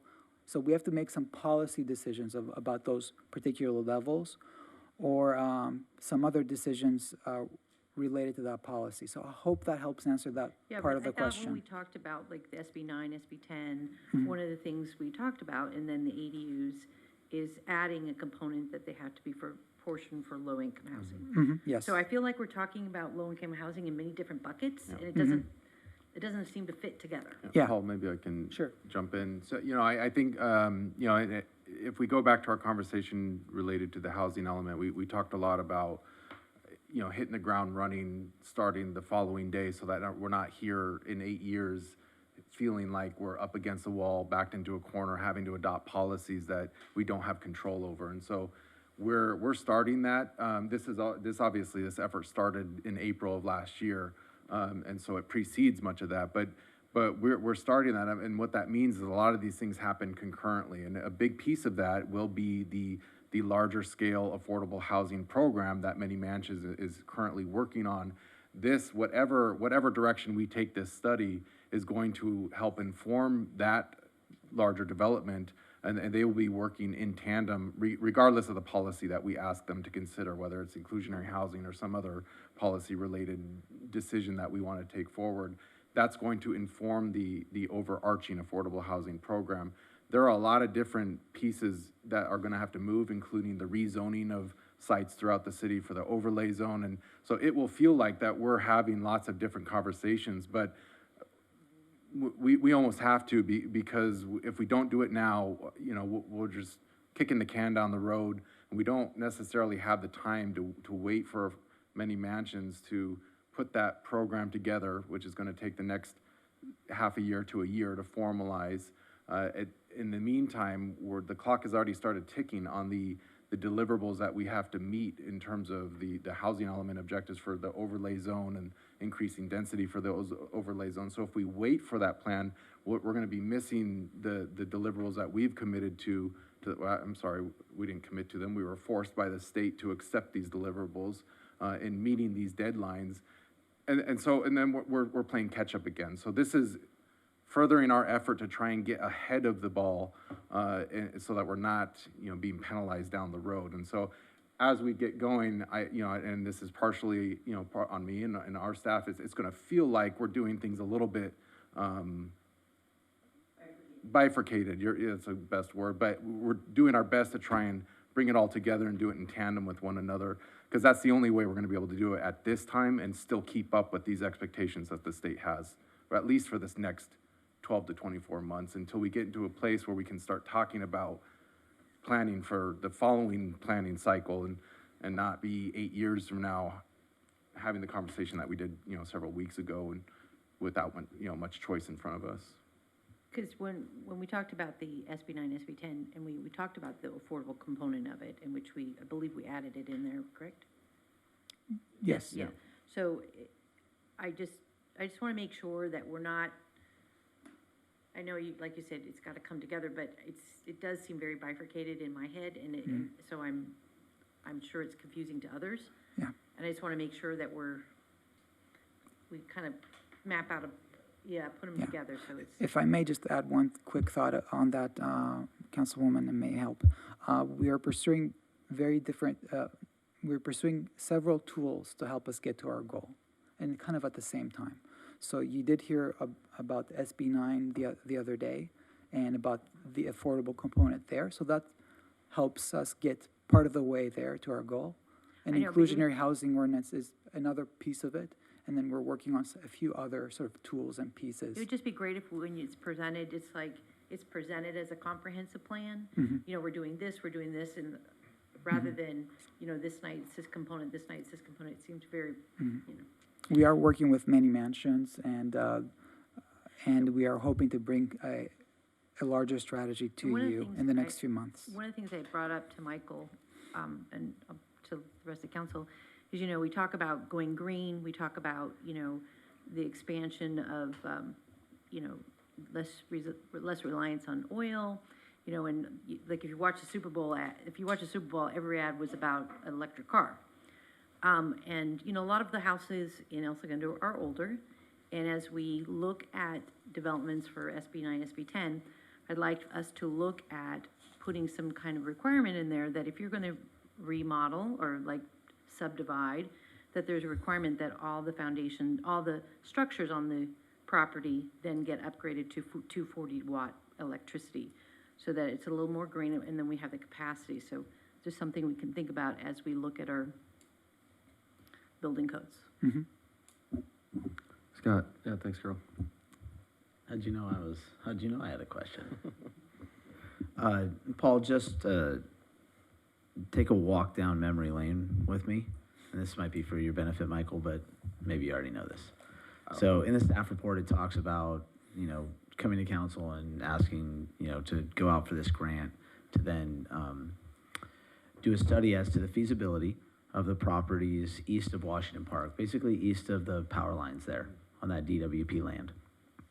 And it was never brought back to the commission or back to council as to why it was not feasible. And so, and just because, if you're a resident at home and you're reading this, you're like, well, why? I don't understand, why is it not feasible? And I think it's important to note, and I could be absolutely wrong here, and I'd love for you to correct me if I am, but it's really looking at it, it's like with the code as we have it written today, right? There's no more density that can be found on those properties. They're actually built beyond what the code allows today. Yeah. And now, and you and I have had this conversation before, and I don't think we have, but can you guys tell me when the last apartment building was built in El Segundo? Either one. No, like a year and a half ago, townhouses. No, townhouses, yes. You said either one. Condos, 1981. Apartment buildings, it's like 1977, okay? And if you go down Main Street, there's a couple little beach bungalows that are holdouts, and the rest is all condos, right? So at one point, it was allowable within the code to tie lots together. So people would buy 4 houses, tie lots together, and build condos. At the time, the city didn't really like what was happening to Main Street and how it was transforming. And so the council and the planning commission at the time changed the code. And since that day, you've not seen another condo built in this town. And the reason for that was because it didn't make sense. You could no longer buy multiple lots. Hold on, what about Richie and his dad who built the old, he had the gas station on the corner of Eucalyptus and Grand? Those are apartments. Well, no, that's multi-use. So it's mixed use. It's commercial with residential Good point, above. right, okay. Okay. But so I guess this is the point I'm trying to make, is that I think it's unfair to say that it's not feasible to put a higher density in that area. I think it's safe to say it's not feasible to put a higher density in that area based upon the code as we have it written today. Now, if we create another specific plan, zone, as we like to, create in this town, but if you did that there and you say, allowed a higher height limit, a higher density, and treated that entire area, would it then be feasible? Can our infrastructure, can our sewer lines handle, an increase in what is Elias called effluent, right? Can our water department handle, a demand for more water in that area, right? And so I just don't think it's fair to say based upon the code we have now, it's not feasible. It's based upon the code we have now, we're likely not going to see another apartment building built. I mean, I know that there's one that just went through the planning commission, a large development on Pacific Coast Highway, but you don't see these apartment buildings. And honestly, if you want to talk about what the state is looking for and what they would consider affordable housing, rentals, apartment rentals are the key to an affordable housing, department or just element in our town. And so I don't know if these funds can be used for this or not, but I would love for staff to dive into that and look into, okay, well, what size lots are these? What if we allowed the lots in that area to be tied together? So, hey, look, what do you know? Now a new condo complex or a new apartment building. Because honestly, we want to stay away from condos and we want to stay away from for sale, affordable in my personal opinion. I think we want to live in the realm of rental affordable units because they don't sunset, they don't disappear from our housing element. But if that's something that can be done in that area already has a high density, as you can likely explain to him because you've done the research before you got here, no offense, that those apartment buildings that are built there are built at a higher density than what our code allows today, right? But if we're never gonna see another apartment building built in this town if we don't alter the code.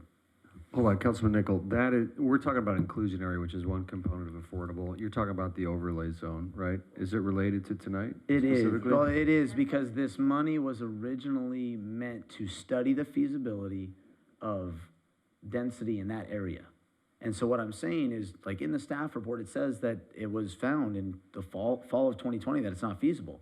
But it was never brought back to the planning commission or to council to say, hey, it's not feasible over there. So if you go back into a time machine, and I will echo Councilman Nickel, because I know that he and I sort of jumped up and down about this, was we were looking for spots that we thought were underdense or, you know, dilapidated or outdated R3 properties that might get R4. And that's the origin of this. And then in the sort of the vagaries of time, it has come back as an inclusionary housing piece. And in the meantime, I know that we've both probably been asking, hey, whatever happened to our study on these R3s going to R4s? And well, it turned into this, which, you know, hey, look, you go into the cocoon, sometimes you come out of moth, sometimes you come out of butterfly, you know. But to the point of this one, I have a great deal of interest in that. And I think we have put, you know, notably a lot of horsepower, and by we, I mean the royal we, principally the staff, a lot of horsepower around housing initiatives and tackling our RENA numbers. I think most of our efforts thus far have really tied more cogently to the overlay piece and the specific development agreements. And I think that probably is a little more in line, because I think what we run the risk of with a citywide ordinance is handcuffing ourselves to some more creative change, or handcuffing ourselves and not being able to have more creative changes. Because we could be handcuffed to somebody looking at a prospective development and not seeing it pencil out to the degree that they want, as opposed to where it is now, where they come to us and say, hey, we'd like this, and we say, well, we'd like that, and then we kind of come to a decision we think fits best for that specific plan. So my vote would be like, one, I'm glad we have this report because this data is very useful to us to see, because we've been sort of very hungry for what the metrics are and what pencils to where. But from that, I think if there's funding left to study, I really think it's the development agreements and conceivably pieces to look at those R3s and R4s that are there parts of our zone that are inhibiting growth in areas that are R3s. Because if the only reason things are feasible is because of administrative decisions we're making, policy decisions, that are the things we need to make feasible, whether it's east of Washington or in the 200 block of something. I mean, there's plenty of them. So. But I believe that the east of Washington piece was not part of that overlay. Remember, because that was when we were presented with the potential land sites, that area was taken off. That's what Councilman Nichols saying, is Yeah. because it was already beyond what was allowable. Do you have an opinion on that, Mike or Paul, about, you know, going back and looking at that? About the R3 area along Yeah. Washington? I probably wouldn't form an opinion on the decision that was made to drop it, because I don't know the nexus behind how it was determined to be infeasible. What I would say is that I think it was through a lens of addressing specifics in the housing element and the upcoming housing element. And I think the Councilmember Nicole's point is that there are several other development standard components that can be looked at, like height and density and setbacks and all these other provisions that you can incentivize redevelopment of these properties. And I don't think that would be a far reach for this grant. We would have to go back to the state and say, hey, we've changed our scope again, but it's very similar to the original scope. And so that's probably not a tough conversation to have. We need to go punch the numbers with our consultants to make sure that we can do this within the funds that are left, and understand what that looks like. But I think that, and it's also in keeping with the discussion that we had during the housing element adoption, where we talked about looking at Imperial in this corner of Washington and PCH, and as well as Smoky Hollow. So it's in alignment with a lot of the things that we would like to do anyhow. Quick question for Scott, for you, actually. You're a realtor. Where's less friction? Is it taking, in your humble opinion, taking the R3 and R4 and allowing people to go denser there? Or is it in allowing developers to do inclusionary, or requiring them to do some inclusionary that affects their unit economics a bit? I think I'd love to weigh in on that question without my realtor hat on, just with when, you know, speaking from a position of a resident of town for a long time, living in different quadrants of town, being on the planning commission, is I'm looking past you, Michael, because there's a big map on the wall, right? And I don't know about you guys, but I love maps, and I love this map. I look at these maps all the time, and we have snapshots of this town from different points all throughout City Hall, right? Different years, these pictures. And I think to myself, okay, if the state is shoving density down our throats, and the residents of El Segundo are not yet at a point where they want to see residential units east of the boulevard, right? The conversation was at every single one of our elections, right? We've talked about this. So then I look and I say, okay, well, where is there density now already? And I brought this item to, it was under my name on an agenda, like first year on council, and it was, there's apartment buildings all up and down Imperial now. And then east of the power lines is all apartment buildings and some townhouses. And so just my pragmatic brain and the logic was, well, if they already exist there, if they were 1 story taller, would that affect things? Would the neighbors that are looking at power lines in a 2-story apartment building, would it negatively affect them if it was a 3rd story there? You know, and if they were redeveloped, could they be redeveloped to have more efficient parking, you know, instead of what they have now? And if they were allowed to tie lots together, you know, like one of the main reasons why the Stickenstein is still sitting there vacant is because the lot is skinny. And with the setback that's required off Pacific Coast Highway, it limits what you can do on that site. But let's say that the owner of the Stickenstein decides to buy the 2 apartment buildings behind it and an apartment building on Indiana Court on the other side, and the code allows them to lot tie those, right? And then develop it all. It completely changes what they could potentially do. And so that, in my personal opinion, it is, if we're gonna put density somewhere and we don't want it east of the boulevard, then I'd rather look to put it where it already exists. You have apartment buildings across from hotels right now, right? The old Hacienda. I mean, these are apartment buildings that are staring at a hotel. If that apartment building was a 1 story taller, is that gonna change? I mean, I can see that hotel from my house. If there was an apartment building in front of that hotel that was 1 story taller, it's not gonna change my view of that hotel. That hotel is, how many stories? 6, 7? I don't know. I guess what I'm struggling with is, where's the affordability component in that? Well, it gets built in. So if a developer comes and they say, okay, hey, I have an opportunity, I want to develop these lots, and I want to take it to this many units. So density bonuses, right? basically. Yeah, and then staff goes, oh, well, there's a simple equation here. If you're going to do X amount of units, this percentage of which need to have an affordable component to them.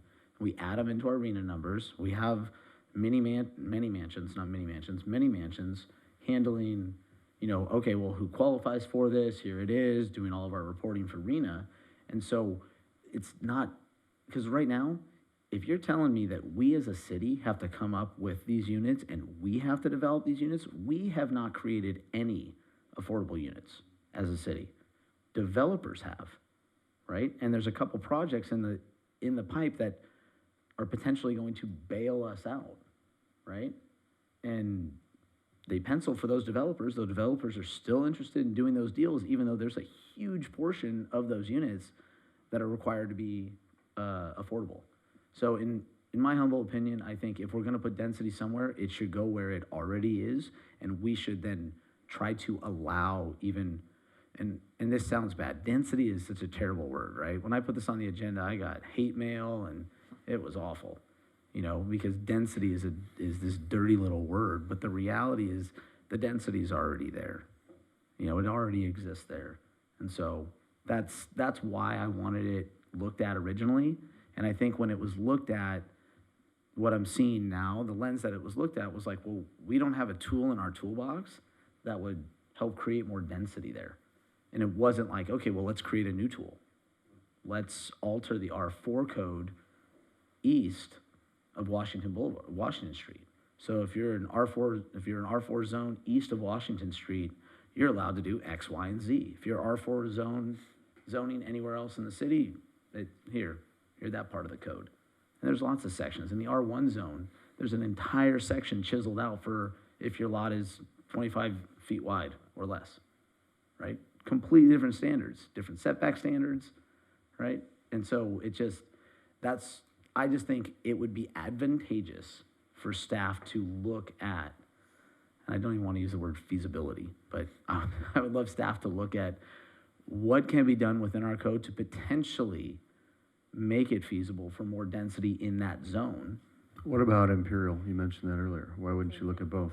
Well, I look at Imperial and I think where like Lucky's Donuts is on the corner, and you got the car wash behind it, and then you got that other building that used to have Snacks Burgers in it and has like Doughboys Donuts, and they all like abut large condos or apartment buildings, you know? So is it feasible to that, if that business owner could do commercial residential mixed use there with apartment buildings on top of it, or apartments on top of it, say 2 stories of apartments, we could potentially add units to our arena, right? They're in a zone where it's already conducive with what's there, but the code doesn't allow for it. And so that's where I'm saying, like I used to have this thought when I was on the planning commission, is that you're on the planning commission and you don't plan anything. You plan absolutely nothing. You react and make decisions based upon things that are brought to you, and they're not brought to you by staff, they're brought to you by developers. And so who's planning our town? Developers, not the residents, not the people here. And so that's why I look at those areas and say, guys, like, it seems pretty simple. It may not be that simple, you know? But that's why, and I mean, we're bringing this up in this conversation. Really, I just saw it as an opportunity for like a history lesson. But, you know, I don't know if this is really the time Well, or let's the ask, place. can we use the funds for that? Yeah, I appreciate the feedback, and I think it's helpful. I was gonna ask a couple clarifying questions. One, I'm certain, or I'm relatively certain that the scope of the grant would fund that type of research. It's very close to, and policy development is very similar to what the original grant was for. Would there be appetite to utilize some of the research that was already done related to inclusionary housing? Would there be appetite to do that study, but because we're now incentivizing and we're probably exploring increased density, to add an inclusionary housing component, since they're benefiting from, you know, a potential rezoning and densification of a property, and that would help us just sort of evaluate what direction we take the rest of the study. I would say if it's part of that specific development agreement, as opposed to covering an entire, well, maybe a microzone, you know, I wouldn't be opposed to it, but not, I think what I shrink is a citywide zone that.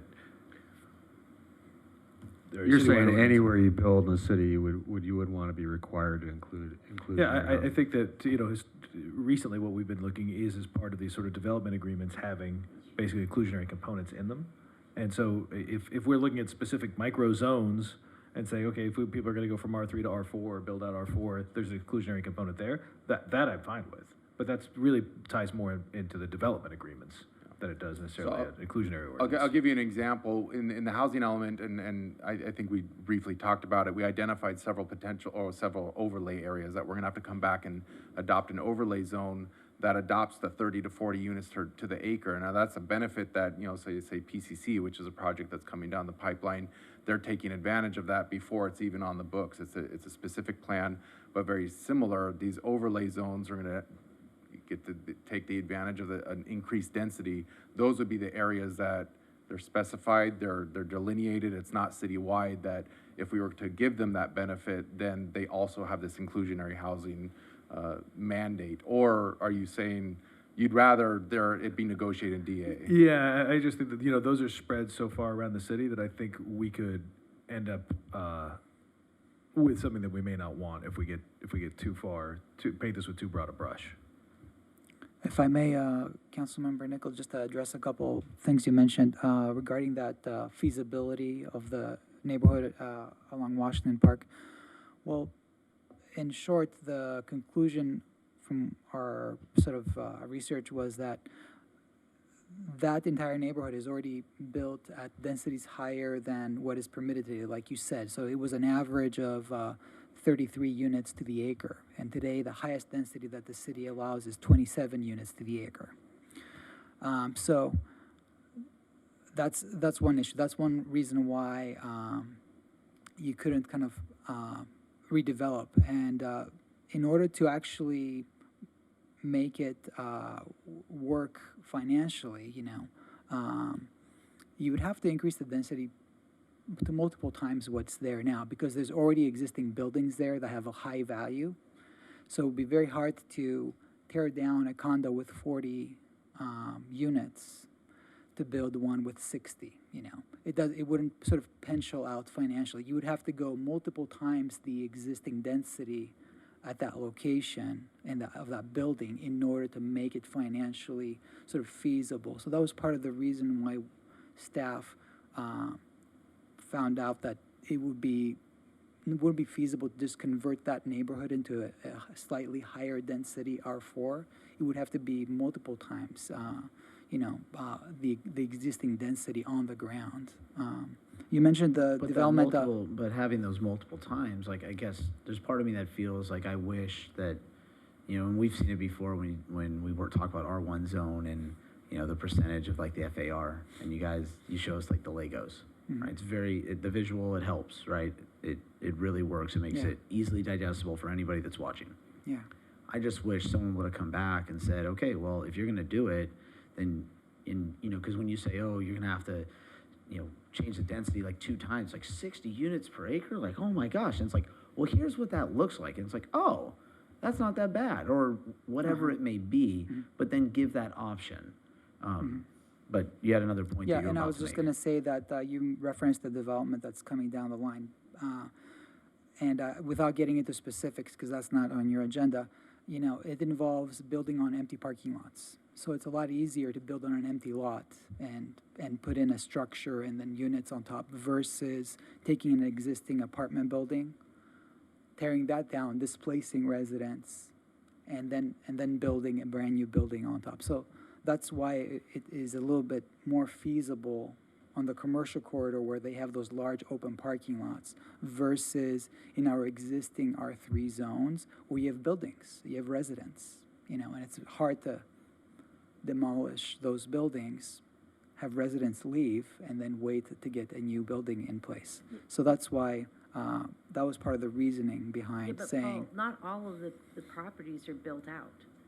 So, I mean, there's some that are at the 38, but there's a lot that aren't.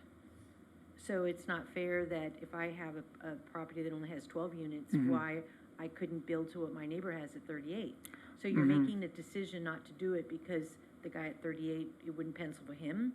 So it just doesn't make, that logic doesn't make sense for me. Yeah. Like, there is no such thing as fair, right? But, if we say, well, okay, the largest building we have is there 38 units or whatever, and we say we want to go to 50, then it's up to the developer to decide if they want to do it or not.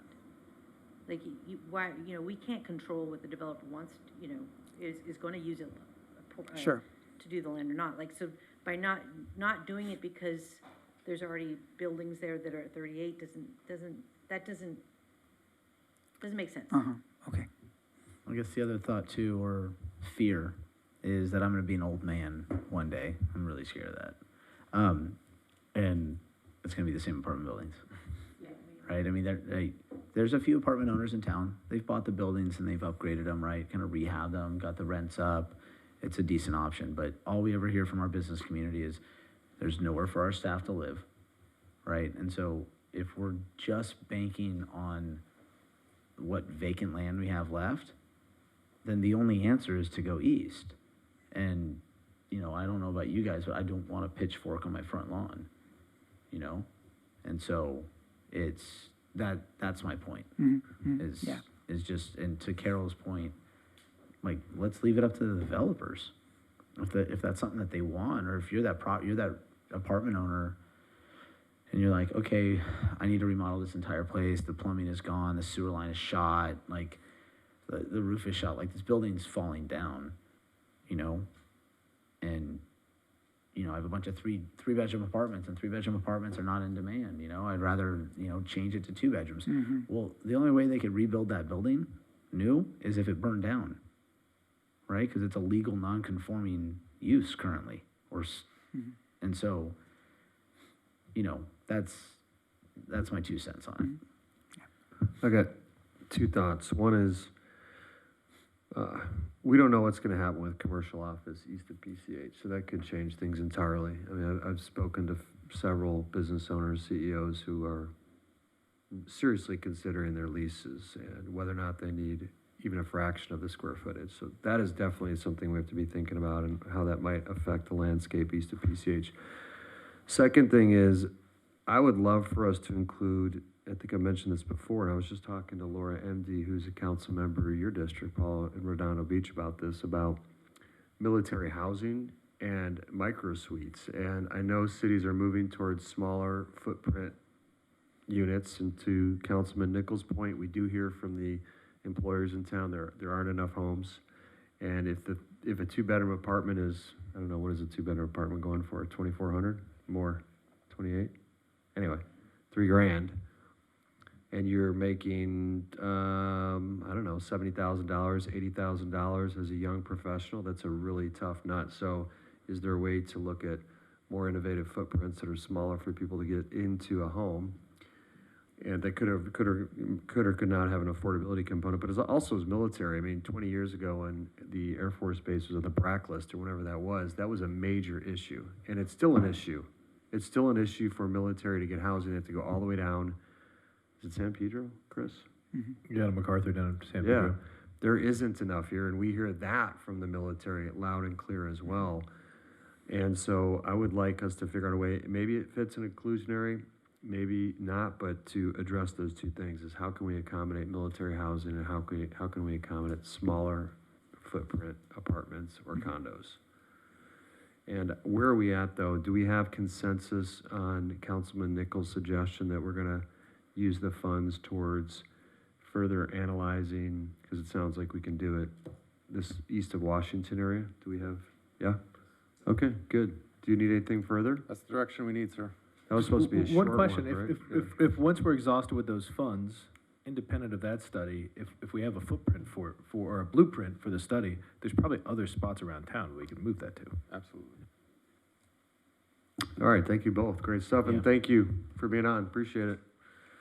All right, let's see. Councilman Nichol and I will recuse ourselves. We both own or rent property close to the downtown specific district. And our names were not on the ping pong balls. That's right, and so does Councilmember Perstick, but our ping pong balls got picked or didn't get picked. So over to you, Mayor Pro Tem. And just since we have an obligation to state on the record with a little more detail, and I don't remember the date at this point in time, but we previously, because of the 3 conflicts, had we drew straws, if you will, and under the rule of necessity, under the Fair Political Practice Commission, and Councilmember Perstick was the one that was allowed to continue to participate. So just so the record's clear on that, thank you. Thank you, City Attorney. Item 11, this is the temporary outdoor dining permitted during the pandemic in the public right-of-way in the downtown area. Mr. Lilio, who will present on this? Mr. Allen will. Thank you. Mr. Allen, the floor is yours. Thank you, Mayor Pro Tem. So it's the late hour. I'll try and keep it brief. So as we know, we're the pandemic is winding down. The orders that restricted inside occupancy limits for restaurants and retail establishments has disappeared, and what originally gave the impetus for allowing the outdoor dining and encroachment into the city's right of way is no longer there. So we're faced with the question: is what do we do with the outdoor dining that exists today? There's no argument that it served its purpose and its benefit, and the benefit was realized. I think that across the board, most of those business owners will tell you that they like it, they'd like to keep it, and I think most patrons would tell you that they like it and they'd like to continue dining al fresco. That being said, there's several issues that staff need to unwind before we develop a permanent program. There's the main reason is that the outdoor dining primarily sits in the public right-of-way. In the city of El Segundo, the public right-of-way is structured through an easement. And that easement is for a public transport or public transport of goods. So any use of the right-of-way, long-term, permanent, needs to continue being for the public transport or public transport of goods. If we were to unwind that, then we would need to abandon our easements, abandon the right-of-way, and give it back to the adjacent property owners. There's several legal concerns, there's several legal considerations that we need to further study and really dive deeper into. We also need to engage the community and find out what desire is there, what do we want them to look like, where do we want them to be, where's the siting, how should they be designed, and there's several public safety issues as well that we need to confront, as council might know, and it was in the staff report. There were at least 2 accidents that we know of late in the evening or early in the morning on Main Street, and so there's public safety issues that we want to make sure we can address. So we're here before you tonight asking a couple of pointed questions. One is we'd like to immediately eliminate a few public safety issues that we're facing today. That is taking the existing outdoor dining that is in the current travel lane only, immediately pulling those back out of the travel lane. So if you picture Main Street, there's a couple of restaurants that have the outdoor dining that encroach into the lane of traffic, and there's a lane closed in each direction. So we're asking for immediate direction to pull those back out of the travel lane to address that public safety issue. There's other public safety issues related to Can I ask you to clarify on that? Yes, sir. So those are ones that are just taking up more than one lane, or getting them entirely out of the lane and moving them into the parking? They would only be in the parking lane. Yeah, so they would come out of the travel lane and only go out as far as the parking lane. There are other public safety issues related to the space heaters, the gas heaters, the canopies that are not flame retardant, the several unpermitted electrical conduit or wiring that's been extended across sidewalks, lighting, televisions, things like that we'd like to address right away as well.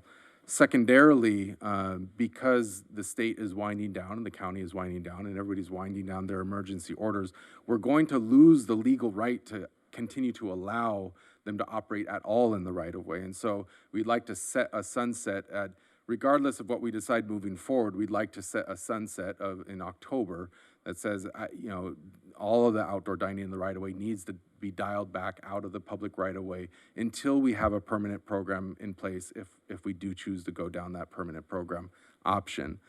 The third is giving us direction to pursue a permanent program or not. That would involve community engagement. That would involve us probably getting together with staff and identifying a strategy, whether it's incorporating it into the downtown specific plan study, whether it's us engaging with another consulting firm or doing it at a staff level. We need to come up with a game plan to identify what that path is.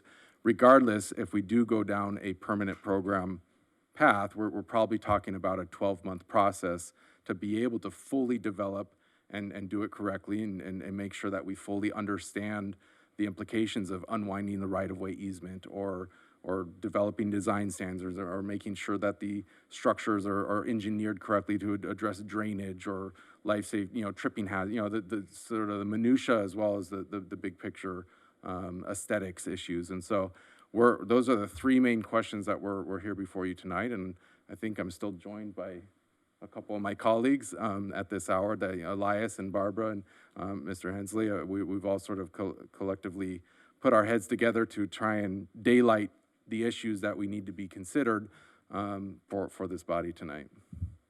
So many moons ago, pre-COVID, we were looking at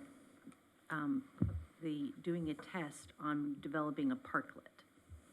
Out, like taking over a couple of parking spaces in certain areas and develop like outdoor seating to encourage walkability downtown. And I know a lot of effort and work went into that, and I know we had gotten to a point where we actually had contracted with someone to do a design. So I know I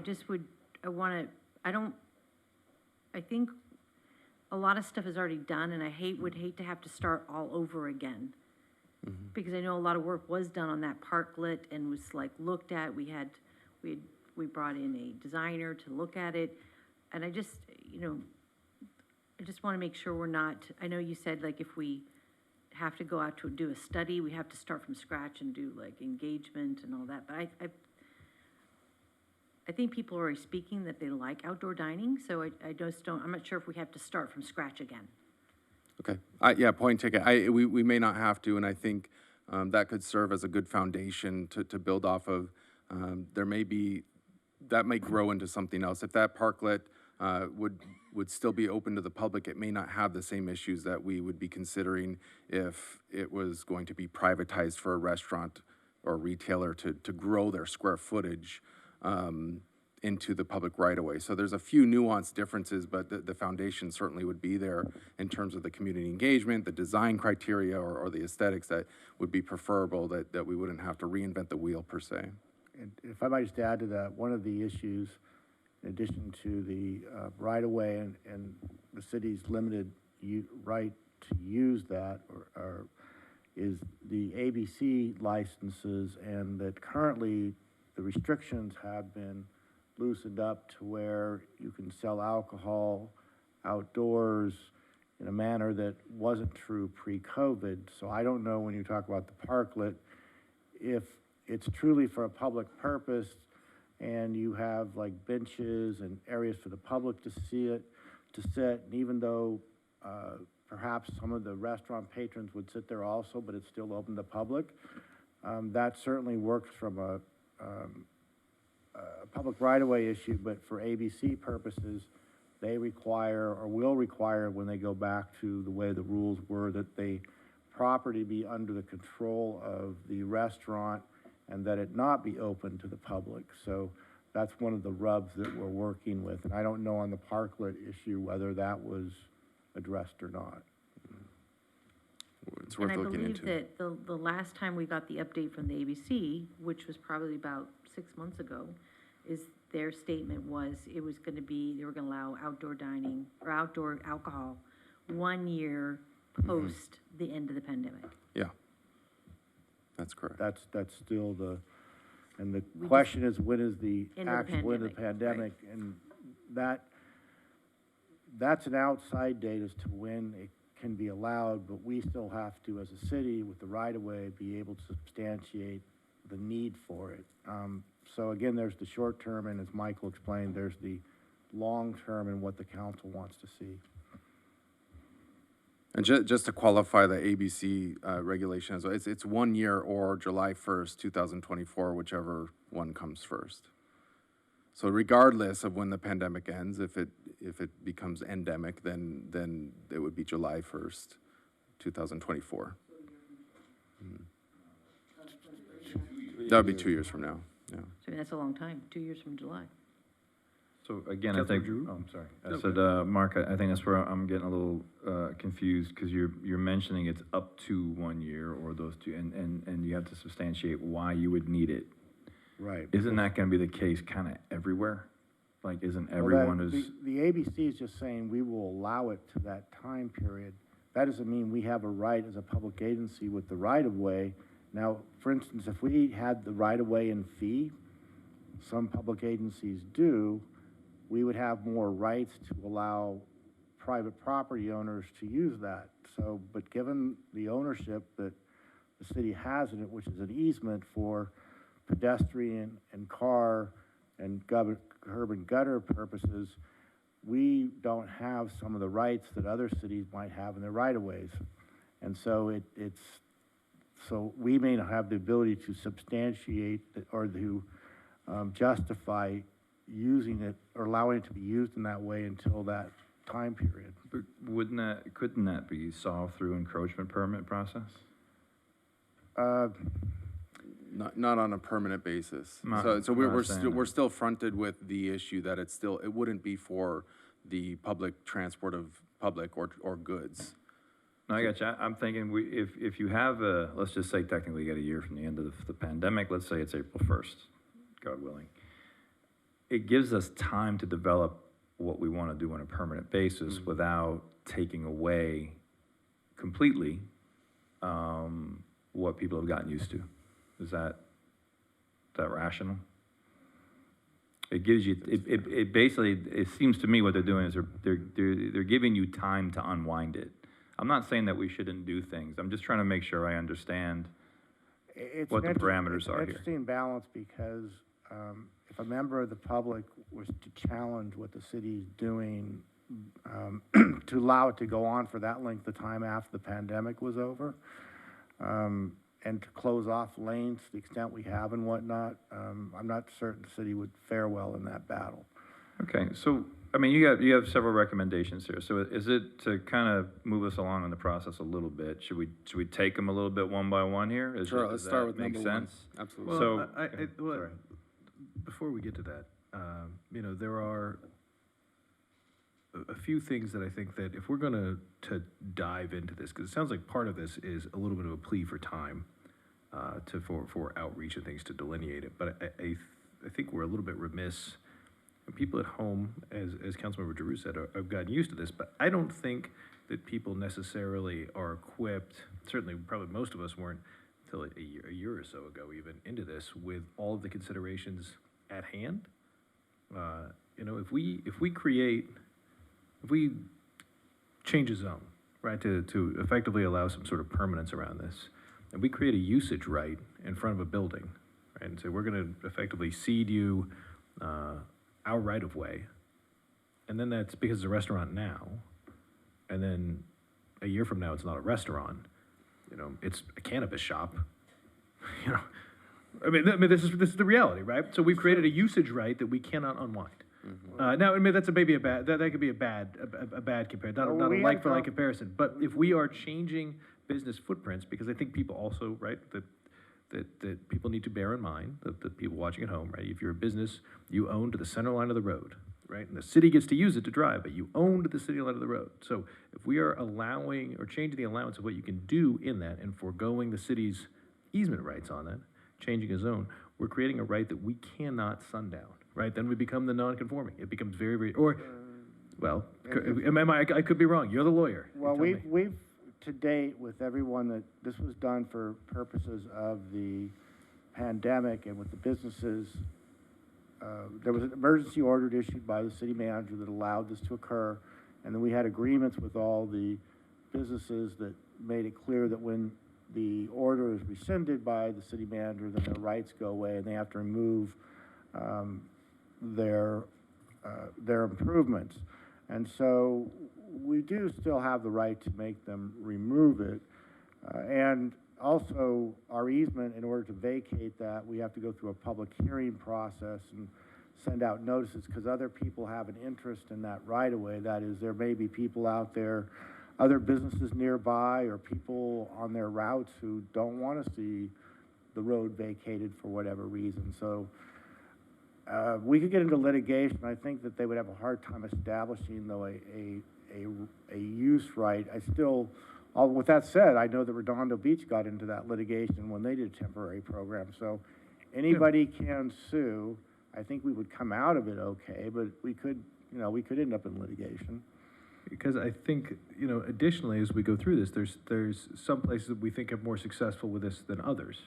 Right, but we're not in a position now, absent a broader plan, to pick and choose, you know, which things out of travel lanes we want out of travel lanes, that we want it in this block, get out of the travel lanes, that block we don't. Then we're in the horns of a real legal dilemma. Well, that's a discussion we had, was just because something today, as you pointed out, is this, that doesn't mean tomorrow it will be. And many of these restaurants don't own the property that they're operating, they're leasing it. So what does their owner want? And you can't have this sort of, well, it may not be desirable to have sort of a checkerboard out there because the pieces might move around as far as what the uses are, which then gets into the specific plan. And should the uses match, if you're going to close a right-of-way, then you probably want uses that are retail and restaurant and not a hardware store and whatnot. So it is a complicated puzzle. I mean, this is clear. This is one of those things that clearly calls for a broader plan. If we're going to displace people's parking, then where are we displacing it to? All of those considerations are things that we are not positioned to do currently at this moment, right? Because we just don't have that at hand. We don't have a plan for it. So, again, sort of my spiel, but to Councilmember Giroux's point, I guess it behooves us to roll through these. And the first one is the easy one. Do we want to receive and file this? Do we have consensus to receive and file for item 1? And then we get to the meat of this. It's receive and file and require immediate outdoor dining improvements to be removed that don't meet building code.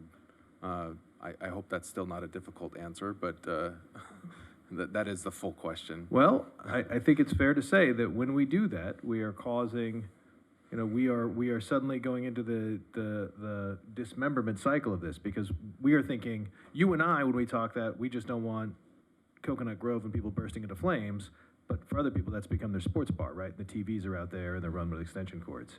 So, I mean, to that, can we cut item 1 in half first and do the receive and file, and then get to the meat of crowbars and chisels? Sure.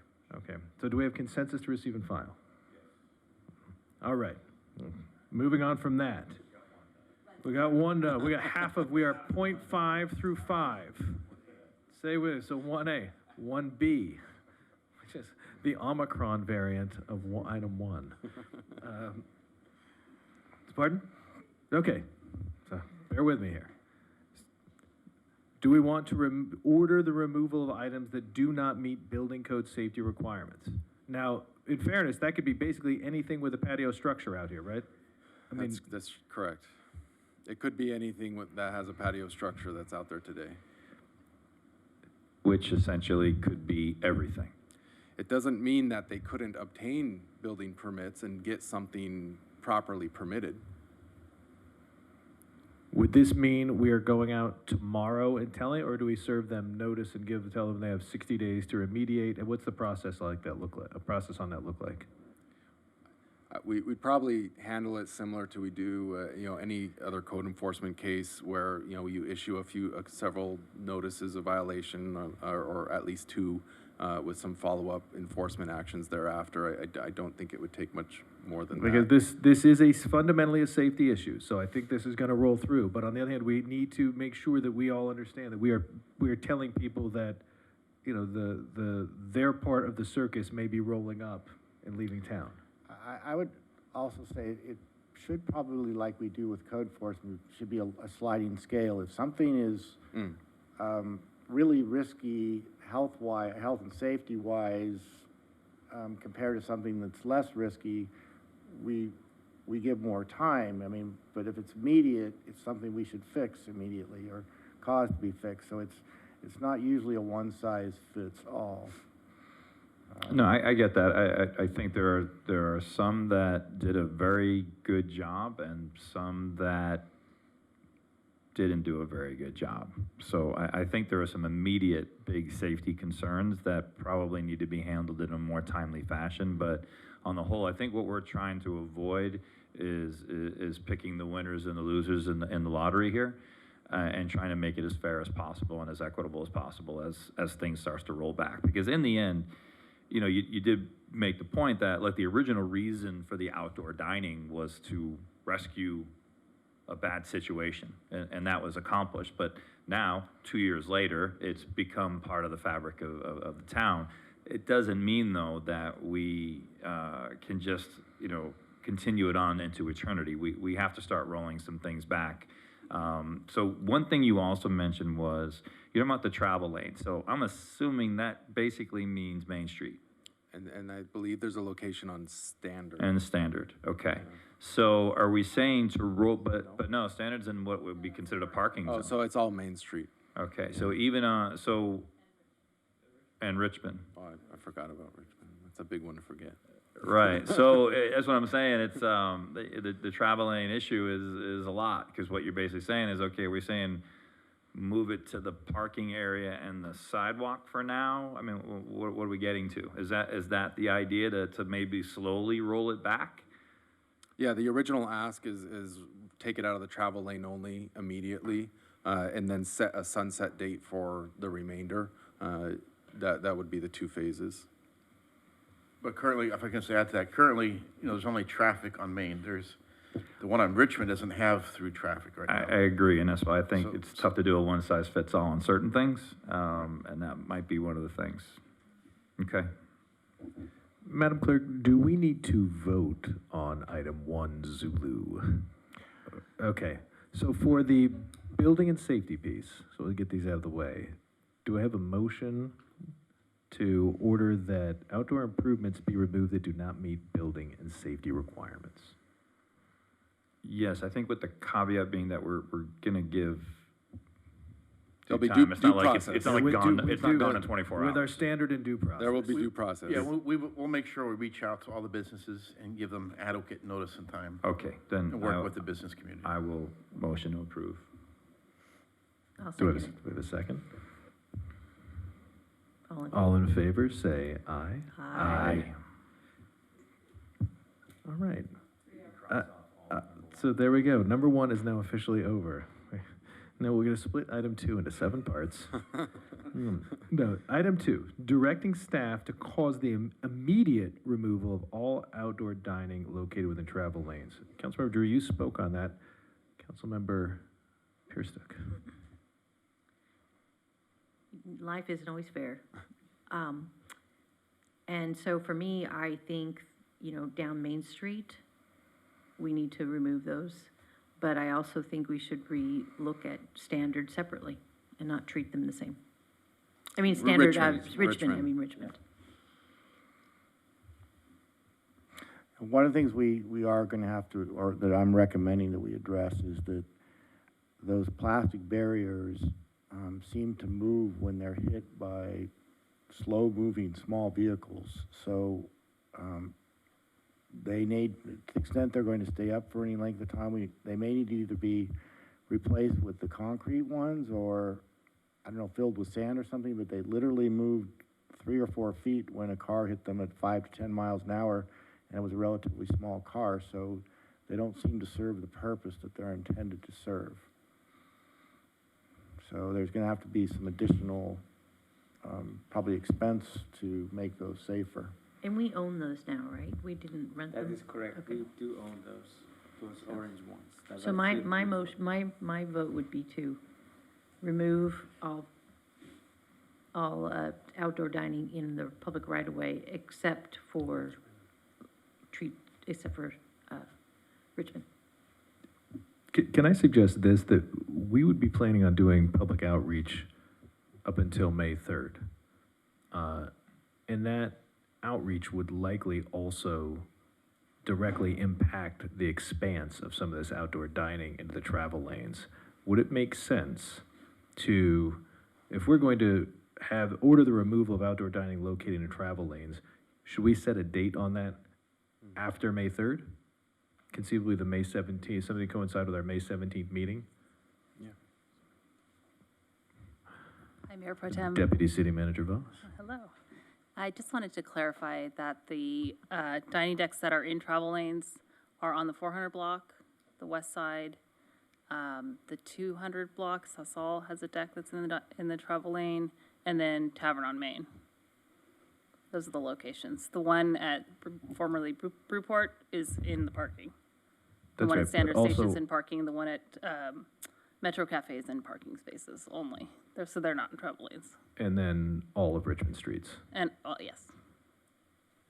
Yeah, so I think the suggestion is set a sunset date for the travel lane piece sometime between May 3rd and the next time we come back to My the thinking on council. this is that rather than us be in the position of I think Councilman Drew phrased it very eloquently, of feeling like we're picking winners here, is that this gives us at least time to sort of figure out, there is a huge piece of this that is the impacted neighboring businesses, right? The impacted neighboring businesses that cannot park because they're just flooded with people who are eating outdoors, parking in their spots. Figuring out that piece of it, I think is something that up until May 3rd, we would be doing. And then rather than, I can think of a scenario where we're having people pull up their outdoor dining in the public right of way and then turning around on May 3rd and saying, on second thought, we loved it. Put it right back. So that's my thinking on giving a sundown date into the future as opposed to the term immediate, though I'm open to be persuaded. My only thought on that is that there's clearly a difference that we've identified between Richmond and Main Street, and that staff believes that the encroachment into the travel lane on Main does present a different level of risk than that on Richmond. And so, and just my own windshield survey, the space that is being used and allocated in the travel lane wouldn't be difficult to be reallocated within the parking lane or sidewalk if they had to pull it back.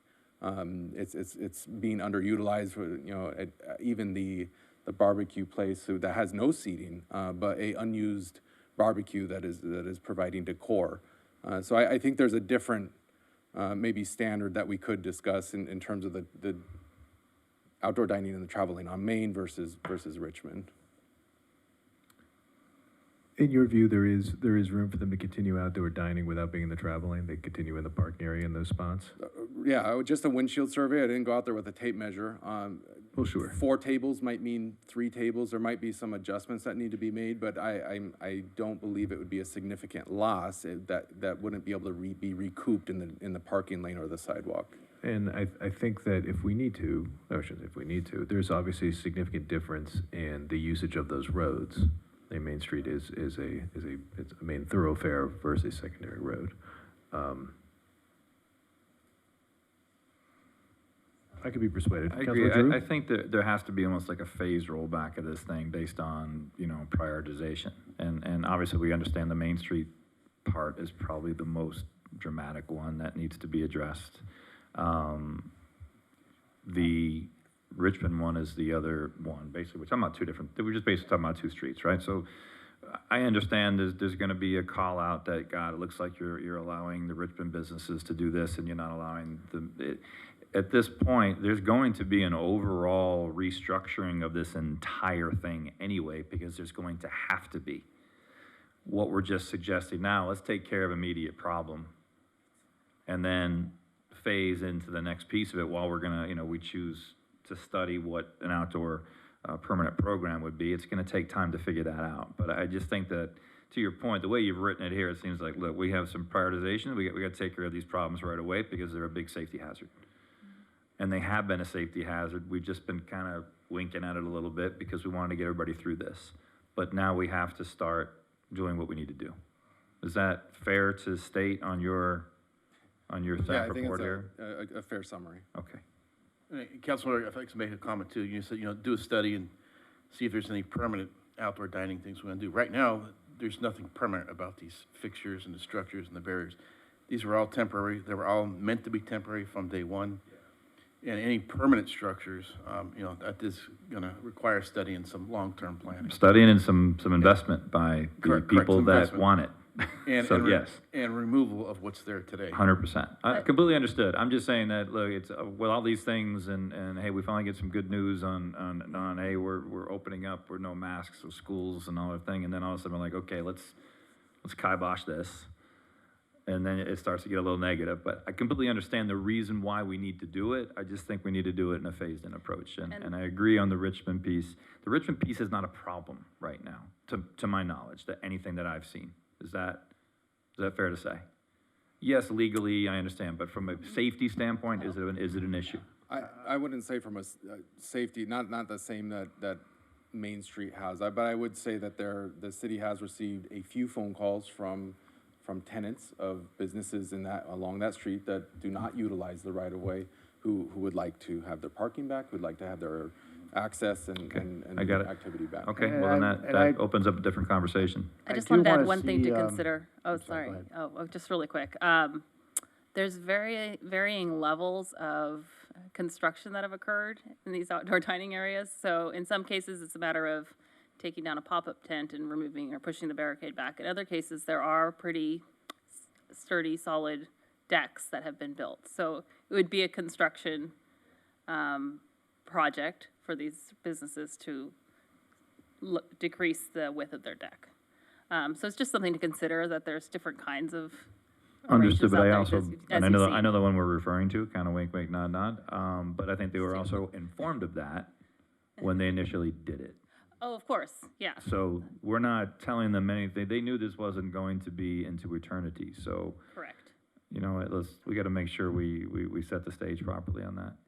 I just think when you're thinking about the timing and how much time it will take them to enact these changes, I get something you. to That's what I'm saying, let's phase it in, Yeah. right? No, I just wanted to add that I do want to spend some time with looking at these orange berries with lias, because I was, again, quite shocked at how much they move, which, again, they don't seem like they fit the purpose. And if we're going, even, when we do the farmer's market, we put up barriers that are probably safer than those. So we may need to swap out barriers like. Elias, can't they just fill it with water? They already filled with water. In fact, pardon? Oh, in fact, at the end, if you could visualize, when it comes to these orange barricades, there is a line that is parallel to the travel lane, and there is a diagonal line that starts, if you would, in the diagonal. Okay, we reinforced that. We made, if you pay attention, we made those 2 rows to make it safer. But Mark is absolutely correct. Even if those barricades are filled with water, they are not as strong as a solid concrete we refer to as New Jersey or K wall or K railing, which is in concrete. I don't think we're in a position to be putting more money into this as a city. It would cost a lot So more. The answer, no, we've basically given 2 years free on this, and we've done all the things that we needed to do. I think we've done our part. That's not in the cards as far as I'm concerned. If that's going to be the deal breaker, that we have to put in cement barriers, either they're going to have to pay for them, or we're going to have to move it out. Right. In my opinion. Okay, so can we move back to, okay, so, So on item 2, okay. I'm gonna throw a motion out here. That we will direct staff to cause the removal of outdoor dining located within the travel lanes on Main Street within 30 days and on Richmond by May 17th. Richmond is not a right-of-way, right? It's in the parking lane? No, that's a right-of-way.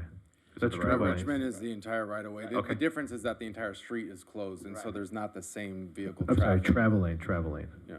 Within travel lanes. That's what I'm sorry. Not- You not said, within you travel lanes. said Main Street and Richmond, or you said Main Street and Standard. Main Street within 30 days. Standard, as I understand, is not in a travel Okay, lane. so that's, okay, got you. So Main Street within 30 days, Richmond by May 17th.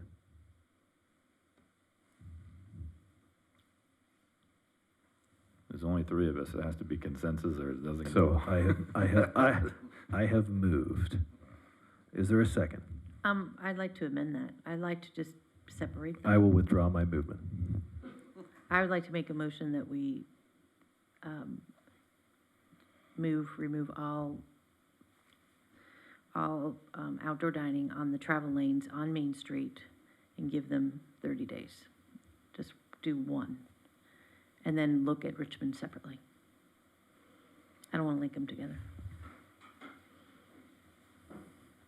I guess, I understand the rationale. We have I a do. motion. Is there a second? Over to you, Mr. Giroux.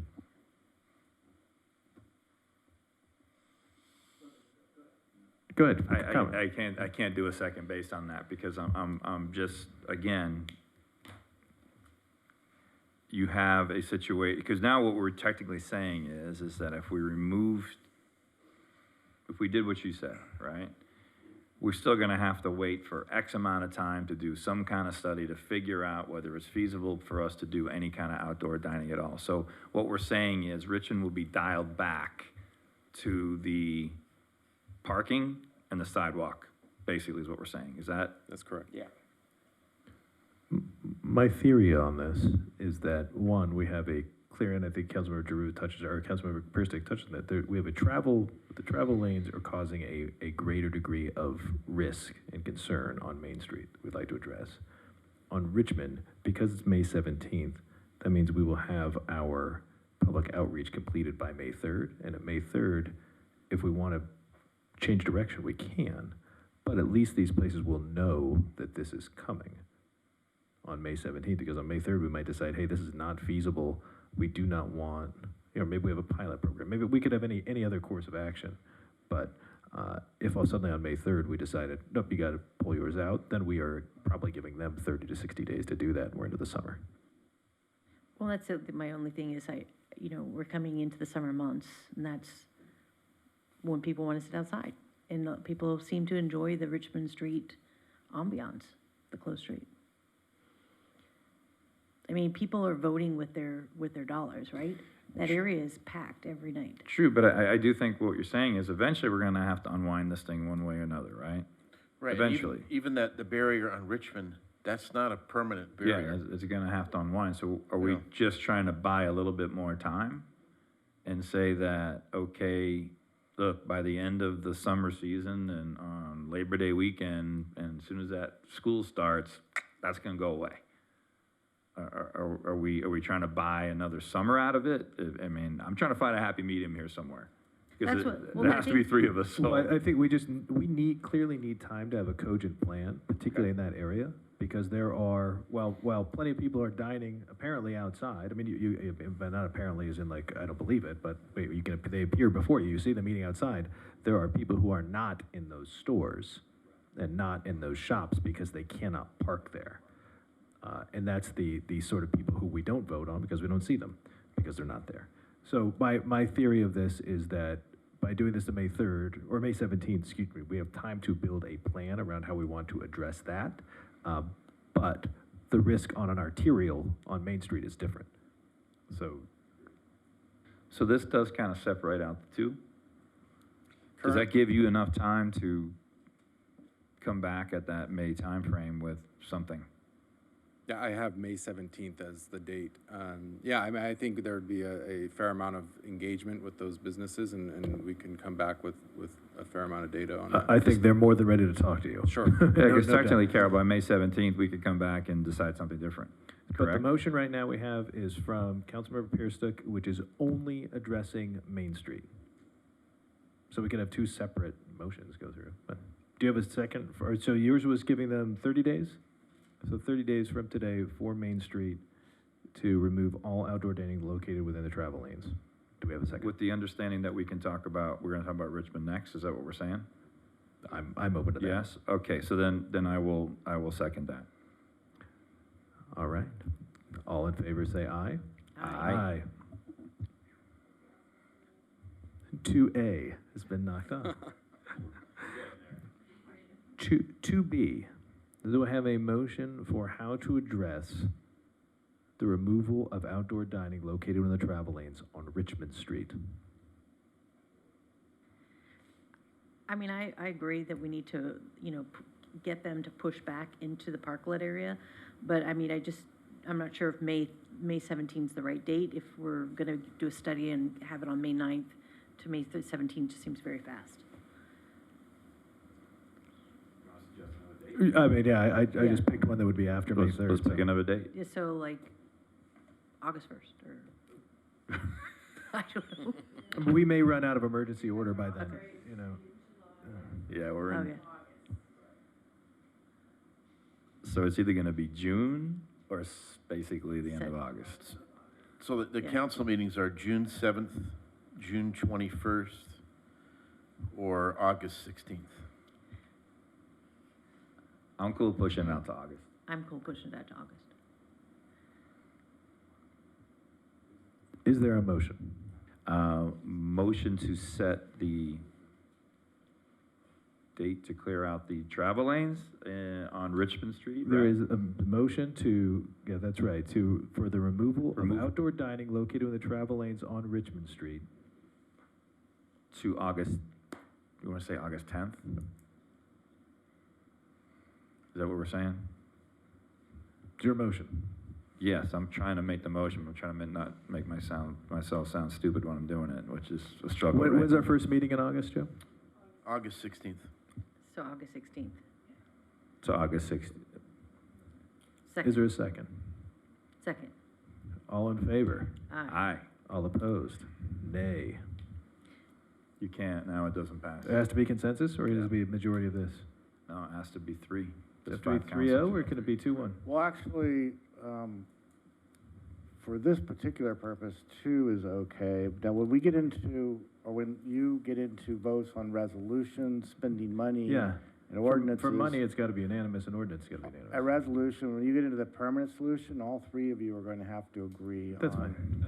Okay. Yeah. So, so that, just so, even though so if that just passed, I mean, if that business wants to start moving out of the right of way and just use the parklet area and the sidewalk, they can do that and then can stay longer, correct?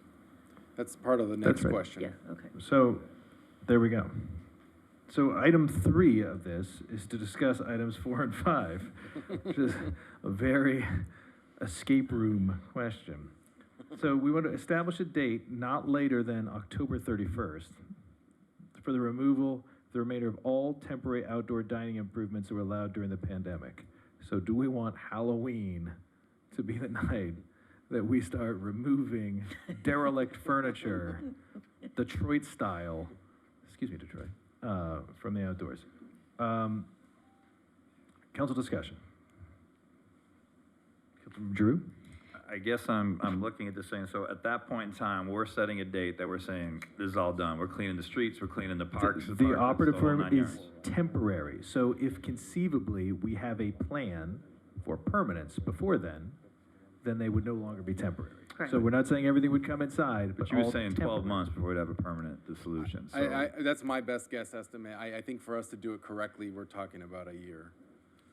We could, you could certainly break that up. We might have a good solution for some, and we could, bring that before the council for consideration if there's some room for utilizing the right-of-way that doesn't require so much lifting. I don't know exactly what that means, but if there's an opportunity to come back before then, before cooking an entire program with a piece of it that makes sense, that we can make a recommendation, then we would do that, or we could do that. So we could say November 1st, or whatever that first Tuesday is, with the understanding that we're working on a permanent solution, and if we don't have it baked, or it's not finished, we can push that date out, right? Or would you rather have a? I mean, we could always amend it. Right. But that would, what we're trying to do is give some definition to businesses and not turn this into a turning in the term paper. I need 30 more days sort of thing. October 31st, a question, what's the genesis of that date? Was that just a I'm looking at Mr. 6 months in the future sort of thing? Or? We've been relatively fortunate the last 2 winters in that it's not rained very much. And, all the storm drains are covered out there. Before you get into the next rainy season, the stuff's gonna be like 3 years old.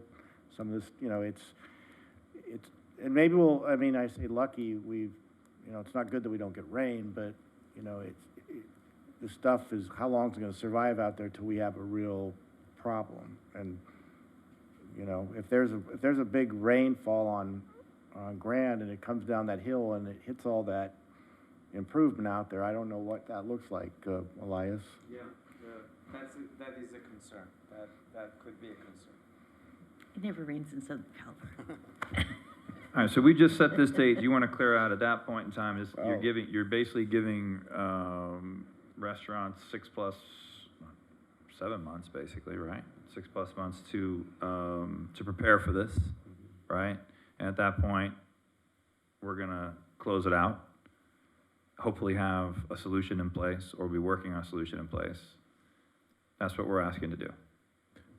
And that's October 31st is a Monday. And the other thought was, with the pandemic where we are, assuming some new variant doesn't come along, we'll probably at that point be at least 6 months past the end of the current governor's order and whatnot.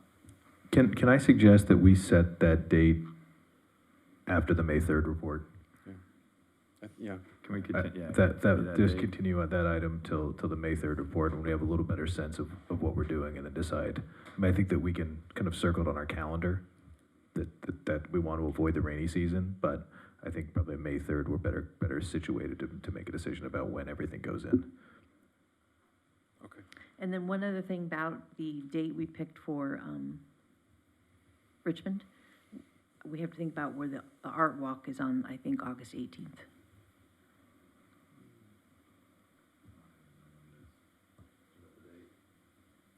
think so.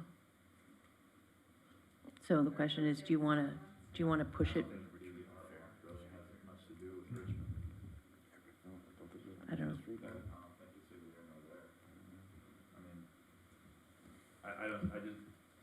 I don't see how that, the art walk is going to affect positively and negatively you're gonna have a ton of people come in. From what I understand, there's one art walk this year. You're gonna try to push for one big event, so it's gonna be an all-day affair. So I think we got the date set for that. I think we should just stick with it personally. And then the last item is, do we need to direct to proceed with further studies and development of a permanent outdoor dining program? Do I have a motion? I'll motion it. I'll second.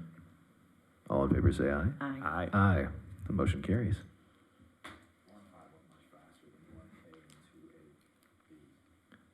All right, Sergeant at Arms, can you summon the mayor back to the building?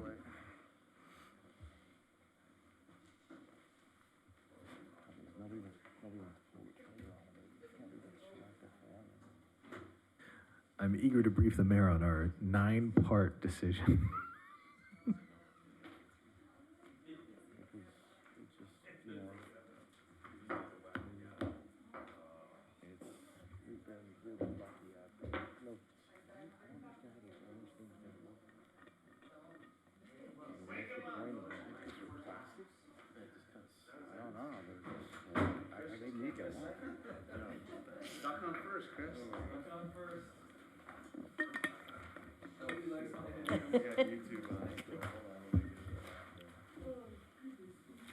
It's a tough one. It's a tough decision, you know?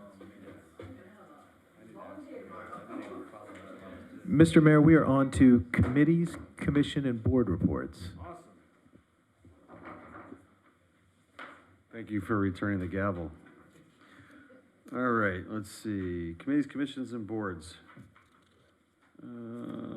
Okay, we've got item 15. Are we gonna, is that part of this? Are we looking at item 15 with the city council committee assignments, or is that a separate item? Okay.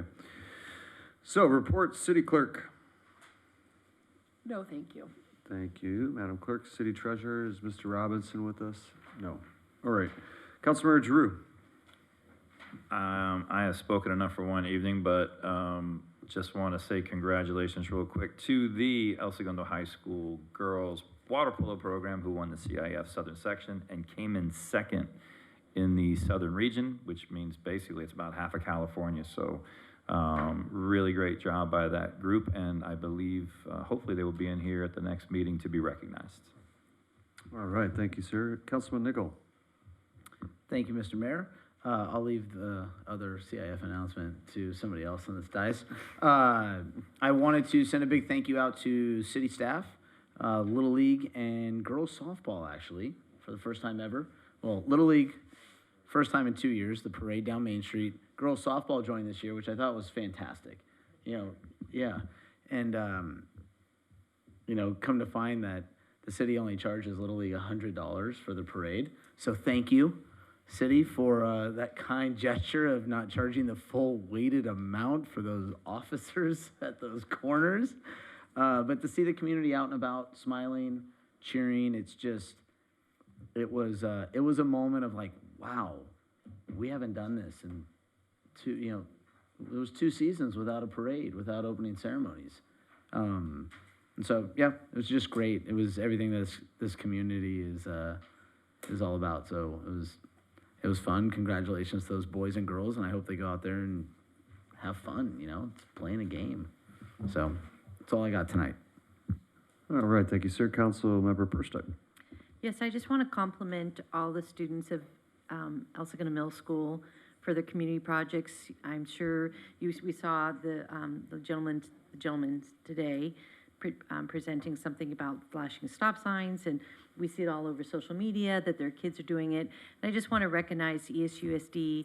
This is part of their IB program, and it really is about engaging in community and learning how to be a conscious member of society. So compliments to all the kids coming up with these new ideas and helping our community be better. And thank you to ESUSD for implementing that IB program that enables that type of initiative and projects to be developed within our town. So thank you. Thank you, Councilmember Perstuck. Mayor Pro Tem Pimentel. A few items, Mr. Mayor. Regionally for transportation, our city weighed in on the electrification of the Silver Line buses. That is an important regional initiative on both an air pollution issue, but also on transit as it feeds in at 2 different points to the Green Line. And those long range, it's actually kind of government at its best. The addition of long range batteries into those buses will allow the Silver Line buses, if you have a 1-seat ride all the way from Pedro, and you can take it all the way to downtown on an electric bus. So that's a nice win for us as a region. Also, though, you will see, and residents will probably receive emails and letters that they may not realize what they're getting, but these things are all going to be queries about putting in new substations along the Green Line, and those new substations would be to amp up the power. The reason you need more power is to add in potentially an extra car to those trains so people can go from LAX all the way to Norwalk. And it really is about getting people off the roads and into trains to get to the airport. It's a number of years off, but it's one of those things where queries will go out to people to see what their public comment is on it. And it'd be an important development, and it's important for the region as well. We have a special election for a new assembly member. The candidate list is now out because our assemblywoman has resigned.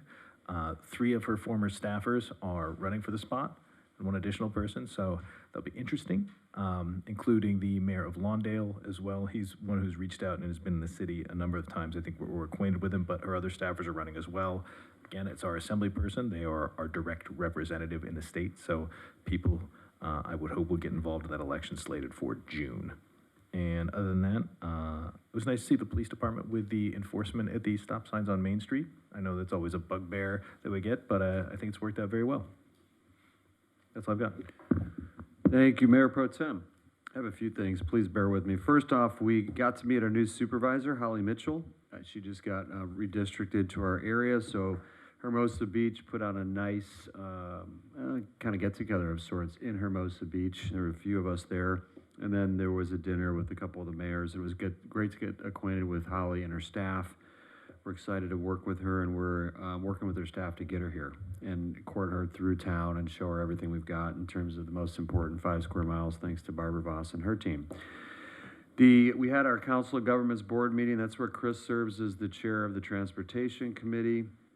And at the Board of Director meeting, we got a presentation on a preliminary look at what the findings will be with the Blue Ribbon Commission on homelessness that's going on with LA County, and it is not promising in terms of how the funds have been spent and the efficiency or lack therein in terms of getting homeless people into situations. And it became clear that there are no quantifiable goals associated with that program, unfortunately.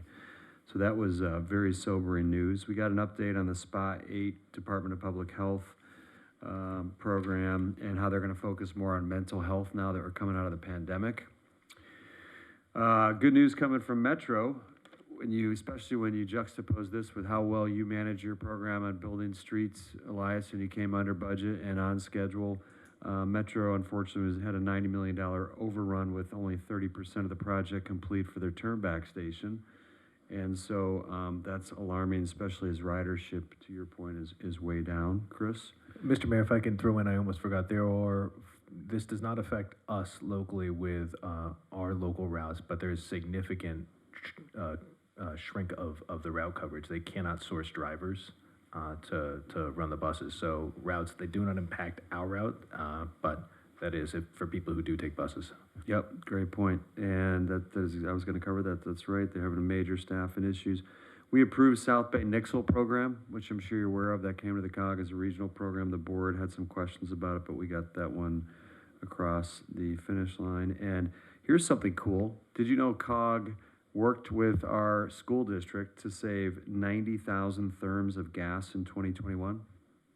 Yeah, good stuff. Great news coming from the COG. We have, District Attorney Gascon has finally agreed to meet with the South Bay City Council of Government. We've asked about 4 times now. He finally agreed to meet with us. We've got a call coming up, more on that as we get the date locked down. I just saw an email from Jackie Backrack today on that. Plug for the General Assembly for the COG, it's March 24th. It starts at, I believe, 9 a.m. at the Carson Community Center. We're going to have many El Segundo businesses featured, including Varda Space, which is in building manufacturing in space.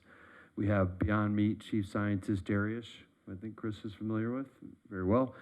We have Slingshot Arrow, Melanie Strickland speaking, and several other top, very high-level entrepreneurs and innovators that are changing the way society will be handled in the future. Last and most importantly, congratulations to the El Segundo High School girls soccer team for winning CIF 2 years in a row. That's amazing, and they're so fun to watch. So great job, Skip and company over there. All right, next up. Item 15, extend the expiration date for city council committee assignments and appoint a representative to the LAX Area Advisory Committee. And let's see, who's going to, this says I'm going to report on this item. Okay. I don't recall bringing this one forward. Okay, here we go. We're going to approve an amendment to the city council assignments to extend the expiration date from May 17, 2022 to January 17, 2023. And is everyone okay with that? Yes, Councilman Nichol. I just had a question. The January date, are we not seating a new council prior to that? No, I think January 17th is the date, which is my birthday. Yes, should be fun So day. November election? November 8th would be your election. And they have 30 days to process it, and then we have to write a staff report and bring it back to you. The first meeting in January is canceled, so we... What about the last meeting in December? Can't there be a special meeting in December? No, you do meet in December, and if we can have the items back by then, you will be seated, but then that gives the mayor that is seated that night the time to put together the assignment list and bring it back on the 17th. Okay, You will be thank you. seated or not seated before that, let's put it that way. We'll know who's by the second meeting You in keep December. pushing these dates out. I am you not, know? by I December, mean, but you that just- you will select a keeps mayor going on that date, and that going. mayor will then select the assignments, which will be brought back on the 17th. Does that make more sense? I understand the words you're saying. Okay, thank you. All right, we are also appointing Corey Zupo to the LAX Area Advisory Committee. May I have a motion on both of those items together? Giroux so moved. Thank you, sir. Persick, second. Awesome. All right, all in favor? Aye. I just, but let me both together. I don't necessarily oppose, but is there a conflict there? Does she work there? No, she just took no, she doesn't work there anymore. New job.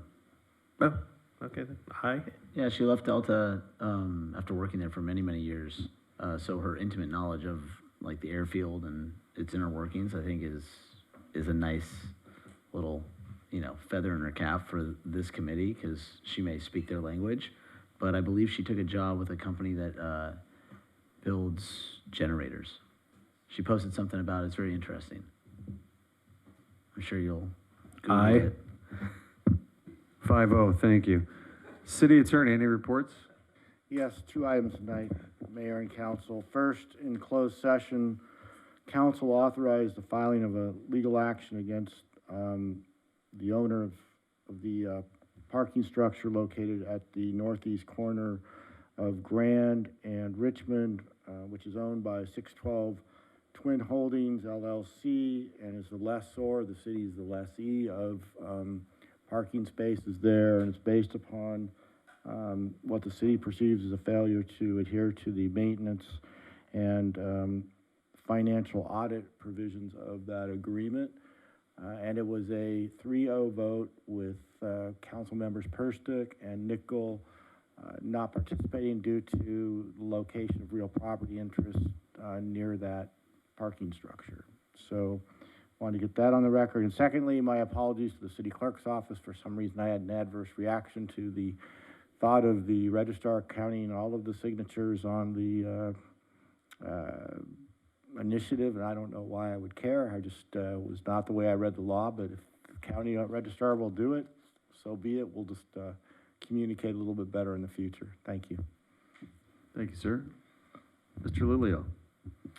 Yes, just a couple of things to touch on. So for next council meeting on March 15th, we have a special presentation, recognition of the El Segundo High School girls water polo team. And a couple other items to mention, 2 public hearings, one on the Pacific Coast Commons project and the other one on Standard Works Phase 2. And then a few staff presentations to touch on. The mid-year budget will be brought before council. A discussion on the fiscal year 2020-2021 financial report that will be brought, and then plunge design agreement, that's tentatively on there, as well as a staff presentation. And then March 9th, department heads will be on an executive strategic planning and team building retreat. So that's from 7:30 a.m. through 2:30 p.m. on March 9th. And that's all I have. I just want to thank City Council for the opportunity to be acting city manager for 2 council meetings. I've enjoyed it. Thank you. You met 2 council meetings, almost, 3 weeks and many hours. So thank you very much, Mr. Lilio. Much appreciated. All right, we're adjourned at, 11:01.